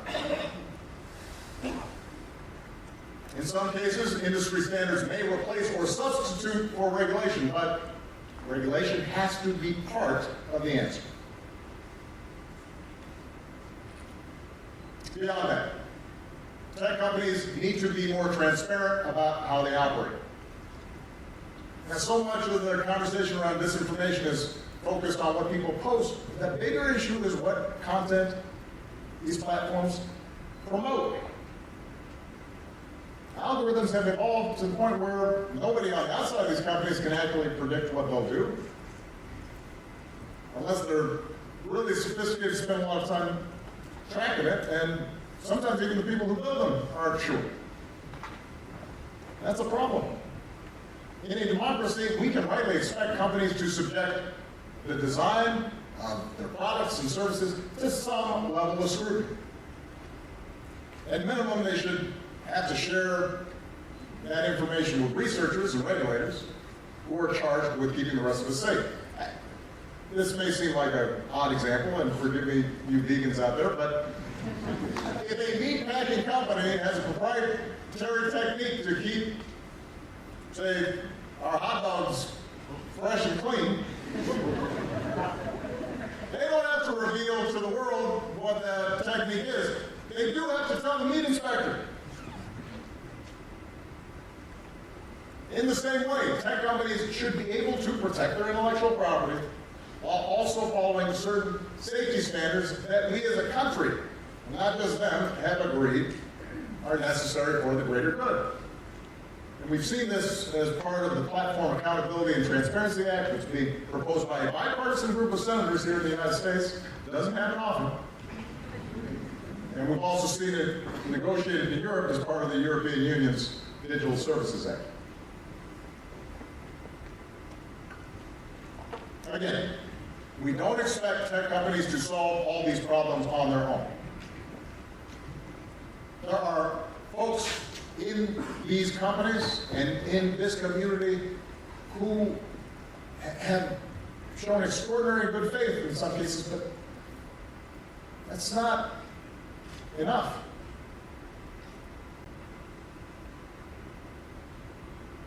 We do expect these companies to affirm the importance of our democratic institutions, not dismiss them, and to work to find the right combination of regulation and industry standards that will make democracy stronger. And because companies recognize the often dangerous relationship between social media, nationalism, domestic hate groups, they do need to engage with vulnerable populations, about how to put better safeguards in place to protect minority populations, ethnic populations, religious minorities, wherever they operate. So, for example, in the United States, they should be working with, not always contrary to, those groups that are trying to prevent voter suppression. That specifically is targeted black and brown communities. In other words, these companies need to have some other North Star other than just making money and increasing market share. To fix the problem that, in part, they help create, but also to stand for something bigger. And to the employees of these companies and to the students here at Stanford who might, well, be future employees of these companies, you have the power to move things in the right direction. You can advocate for change, you can be part of this redesign, and if not, you can hold with your feet and go and work with companies that are trying to do the right thing. So that's on the supply side. Now, let's talk about the demand side of the equation. It starts with breaking through our information bubbles. Look, I understand that there are a whole bunch of people in this country who have views diametrically opposed to mine. I promise. They tell me all the time. I get it. I'm not suggesting that all of us have to spend our days reading opinions we disagree with, or looking for media stories that fundamentally don't share our values. But it is possible to broaden our perspective. An interesting study came out recently, and this is just one study, so take it with a grain of salt. The researchers paid a large group of regular Fox News watchers to watch CNN for almost a month. And these were not swing votes. These were hardcore, Hannity, Carlson fans, right? They're right there. And what the researchers found was that at the end of the month, people's views on certain issues, like whether voting by mail should be allowed, or whether electing Joe Biden would lead to more violence against police. On some of these issues, their views had changed by 5, 8, 10 points. These people didn't suddenly turn into liberals. I'm sure they still don't like me. But at the margins, they had reshaped their perspectives in meaningful ways. Studies like this show our opinions aren't fixed. And that means our divisions aren't fixed either. If we can agree on some common baseline of facts and agree on some common baseline of how we debate and sort out our disagreements. The divisions that exist in this country aren't going away anytime soon, but the information we get, the stories we tell ourselves can, as Lincoln said, encourage the better angels of our nature. We can also encourage the worst. And a healthy democracy depends on our better angels being encouraged. So, as citizens, we have to take it upon ourselves to become better consumers of news, looking at sources, thinking before we share, and teaching our kids to become critical thinkers who know how to evaluate sources and separate opinion from fact. In fact, a number of school districts around the country are working to train kids in this kind of online media literacy. Not around any particular ideological perspective, but just how to check a source. Does this person who's typing in his mother's basement in his underwear seem a credible authority on climate change. That's something we should all want to support. Part of this project is also going to require us finding creative ways to reinvigorate quality journalism, including local journalism. Because one of the challenges we have, part of the reason that you've seen increased polarization is all media has become nationalized. And hence more ideological. And one encouraging trend has been a number of nonprofit newsrooms beginning to pop up in places like Baltimore, Houston, my hometown of Chicago, all aimed at providing essential coverage of what's happening locally and in state houses. And that's an example of how new models of journalism are possible, along with smart ways for communities to reinvigorate local news. Companies here in Silicon Valley that have reaped some of the largest benefits from the internet revolution, those companies need to find ways to support them. And I know Congress has been engaged with some of these companies to look at how can you get more revenue back into local news. We should also think about how to build civic institutions for a new generation. I mentioned the decline of what are called mediating institutions, unions, Rotary clubs, bowling leagues. But the thing is, studies show that if you participated in an organization like Student Council, which I did not, or the Boy Scouts, or Girl Scouts, groups that allow young people to practice learning, debating, voting, making decisions together, then you're much more likely to vote and be an active citizen. And those habits matter.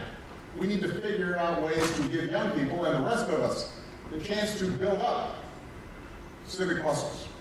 And we have to figure out how to do that, not just in the real world, but also on virtual platforms where young people are spending time. This is one of the things we're focused on at the Obama Foundation.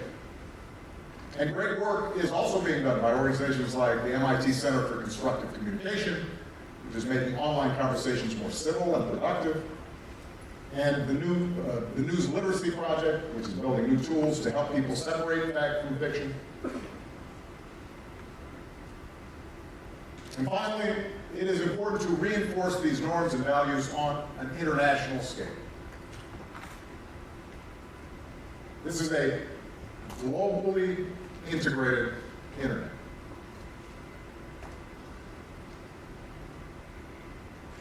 There's value in that, but it means that as we're shaping rules, we have to engage the rest of the world. Countries like China and Russia have already tried to paint democracy as unworkable. And authoritarianism is the only path to order.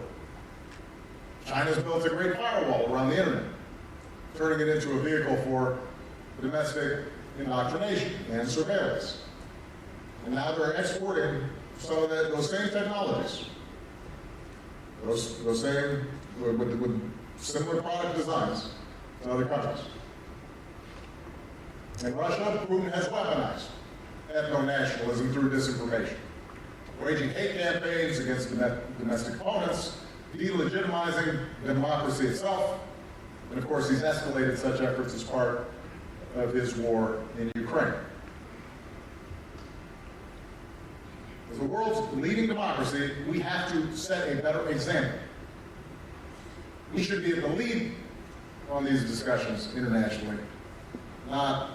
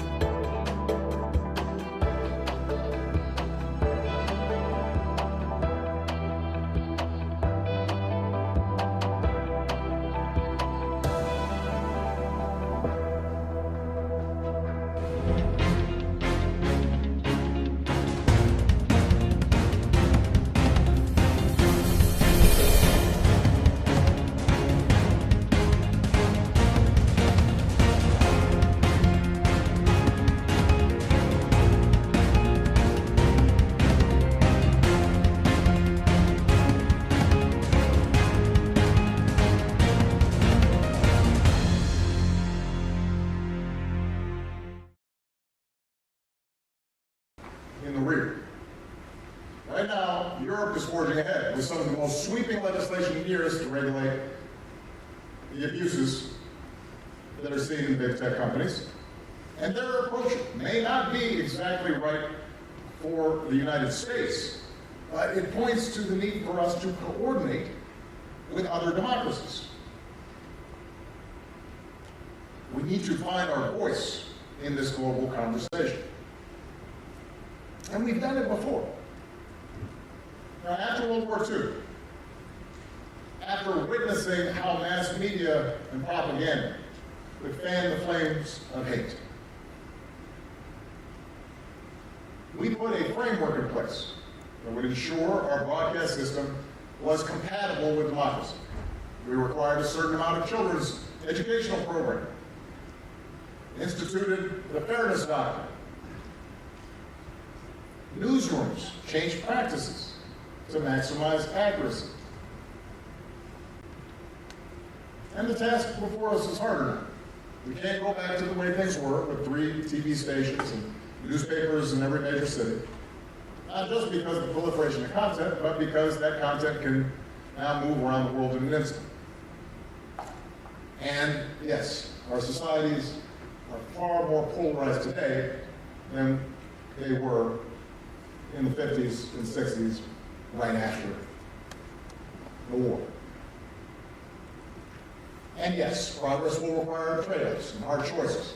And we won't get it right all at once. But that's how democracy works. I'm not going to strain this metaphor, but if you think about the U.S. Constitution as software for running a society, really innovative design. It too had some pretty big initial bugs. Slavery. You could discriminate against declared classes of people. Women couldn't vote. Even white men without property couldn't vote. Couldn't participate. Weren't part of we the people. So we came up with a bunch of patches. The 13th Amendment, the 14th Amendment, 15th Amendment, 19th Amendment. We continue to perfect our union.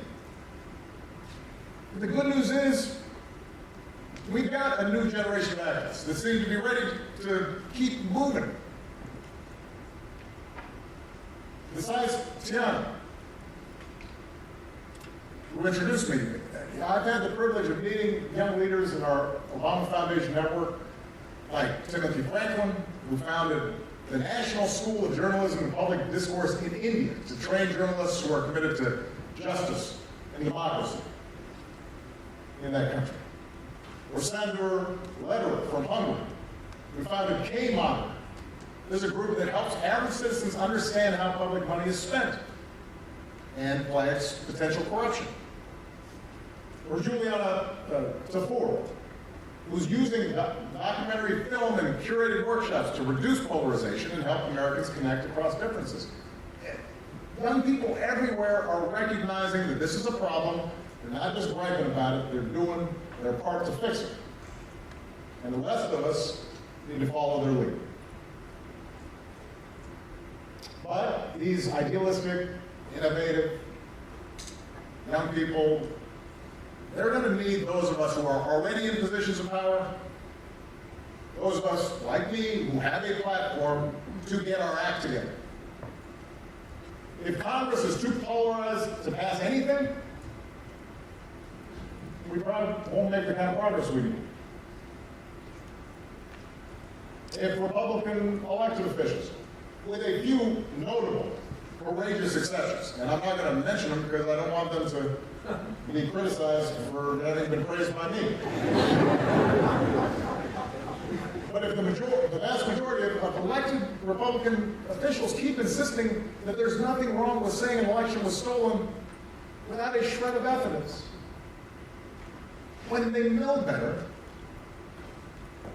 this isn't going to work.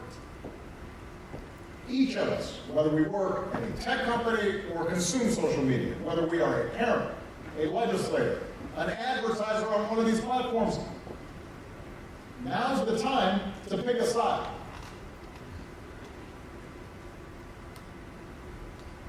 We have a choice right now. Do we allow our democracy to wither? Or do we make it better? That's the choice we face. And it is a choice worth embracing.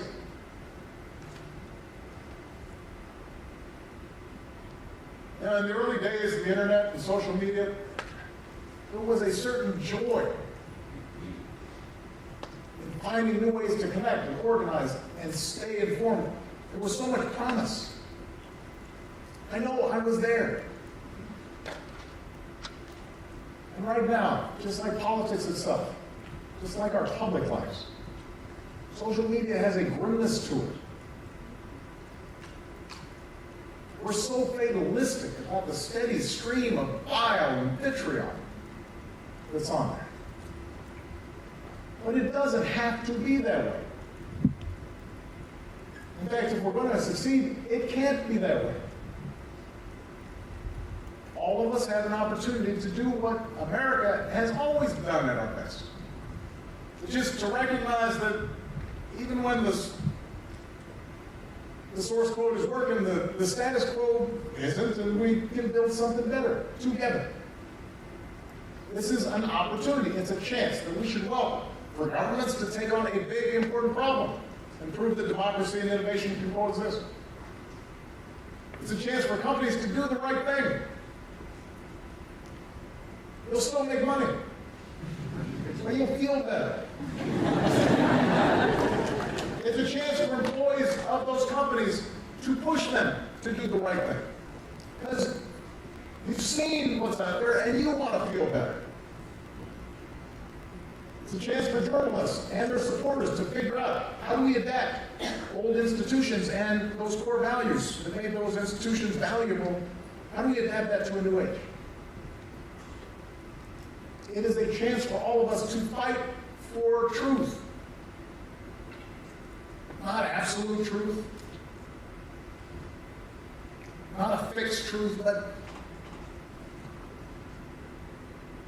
to fight for what deep down we know is more true, is right. It's a chance for us to do that, not just because we're afraid of what will happen if we don't, but because we're hopeful.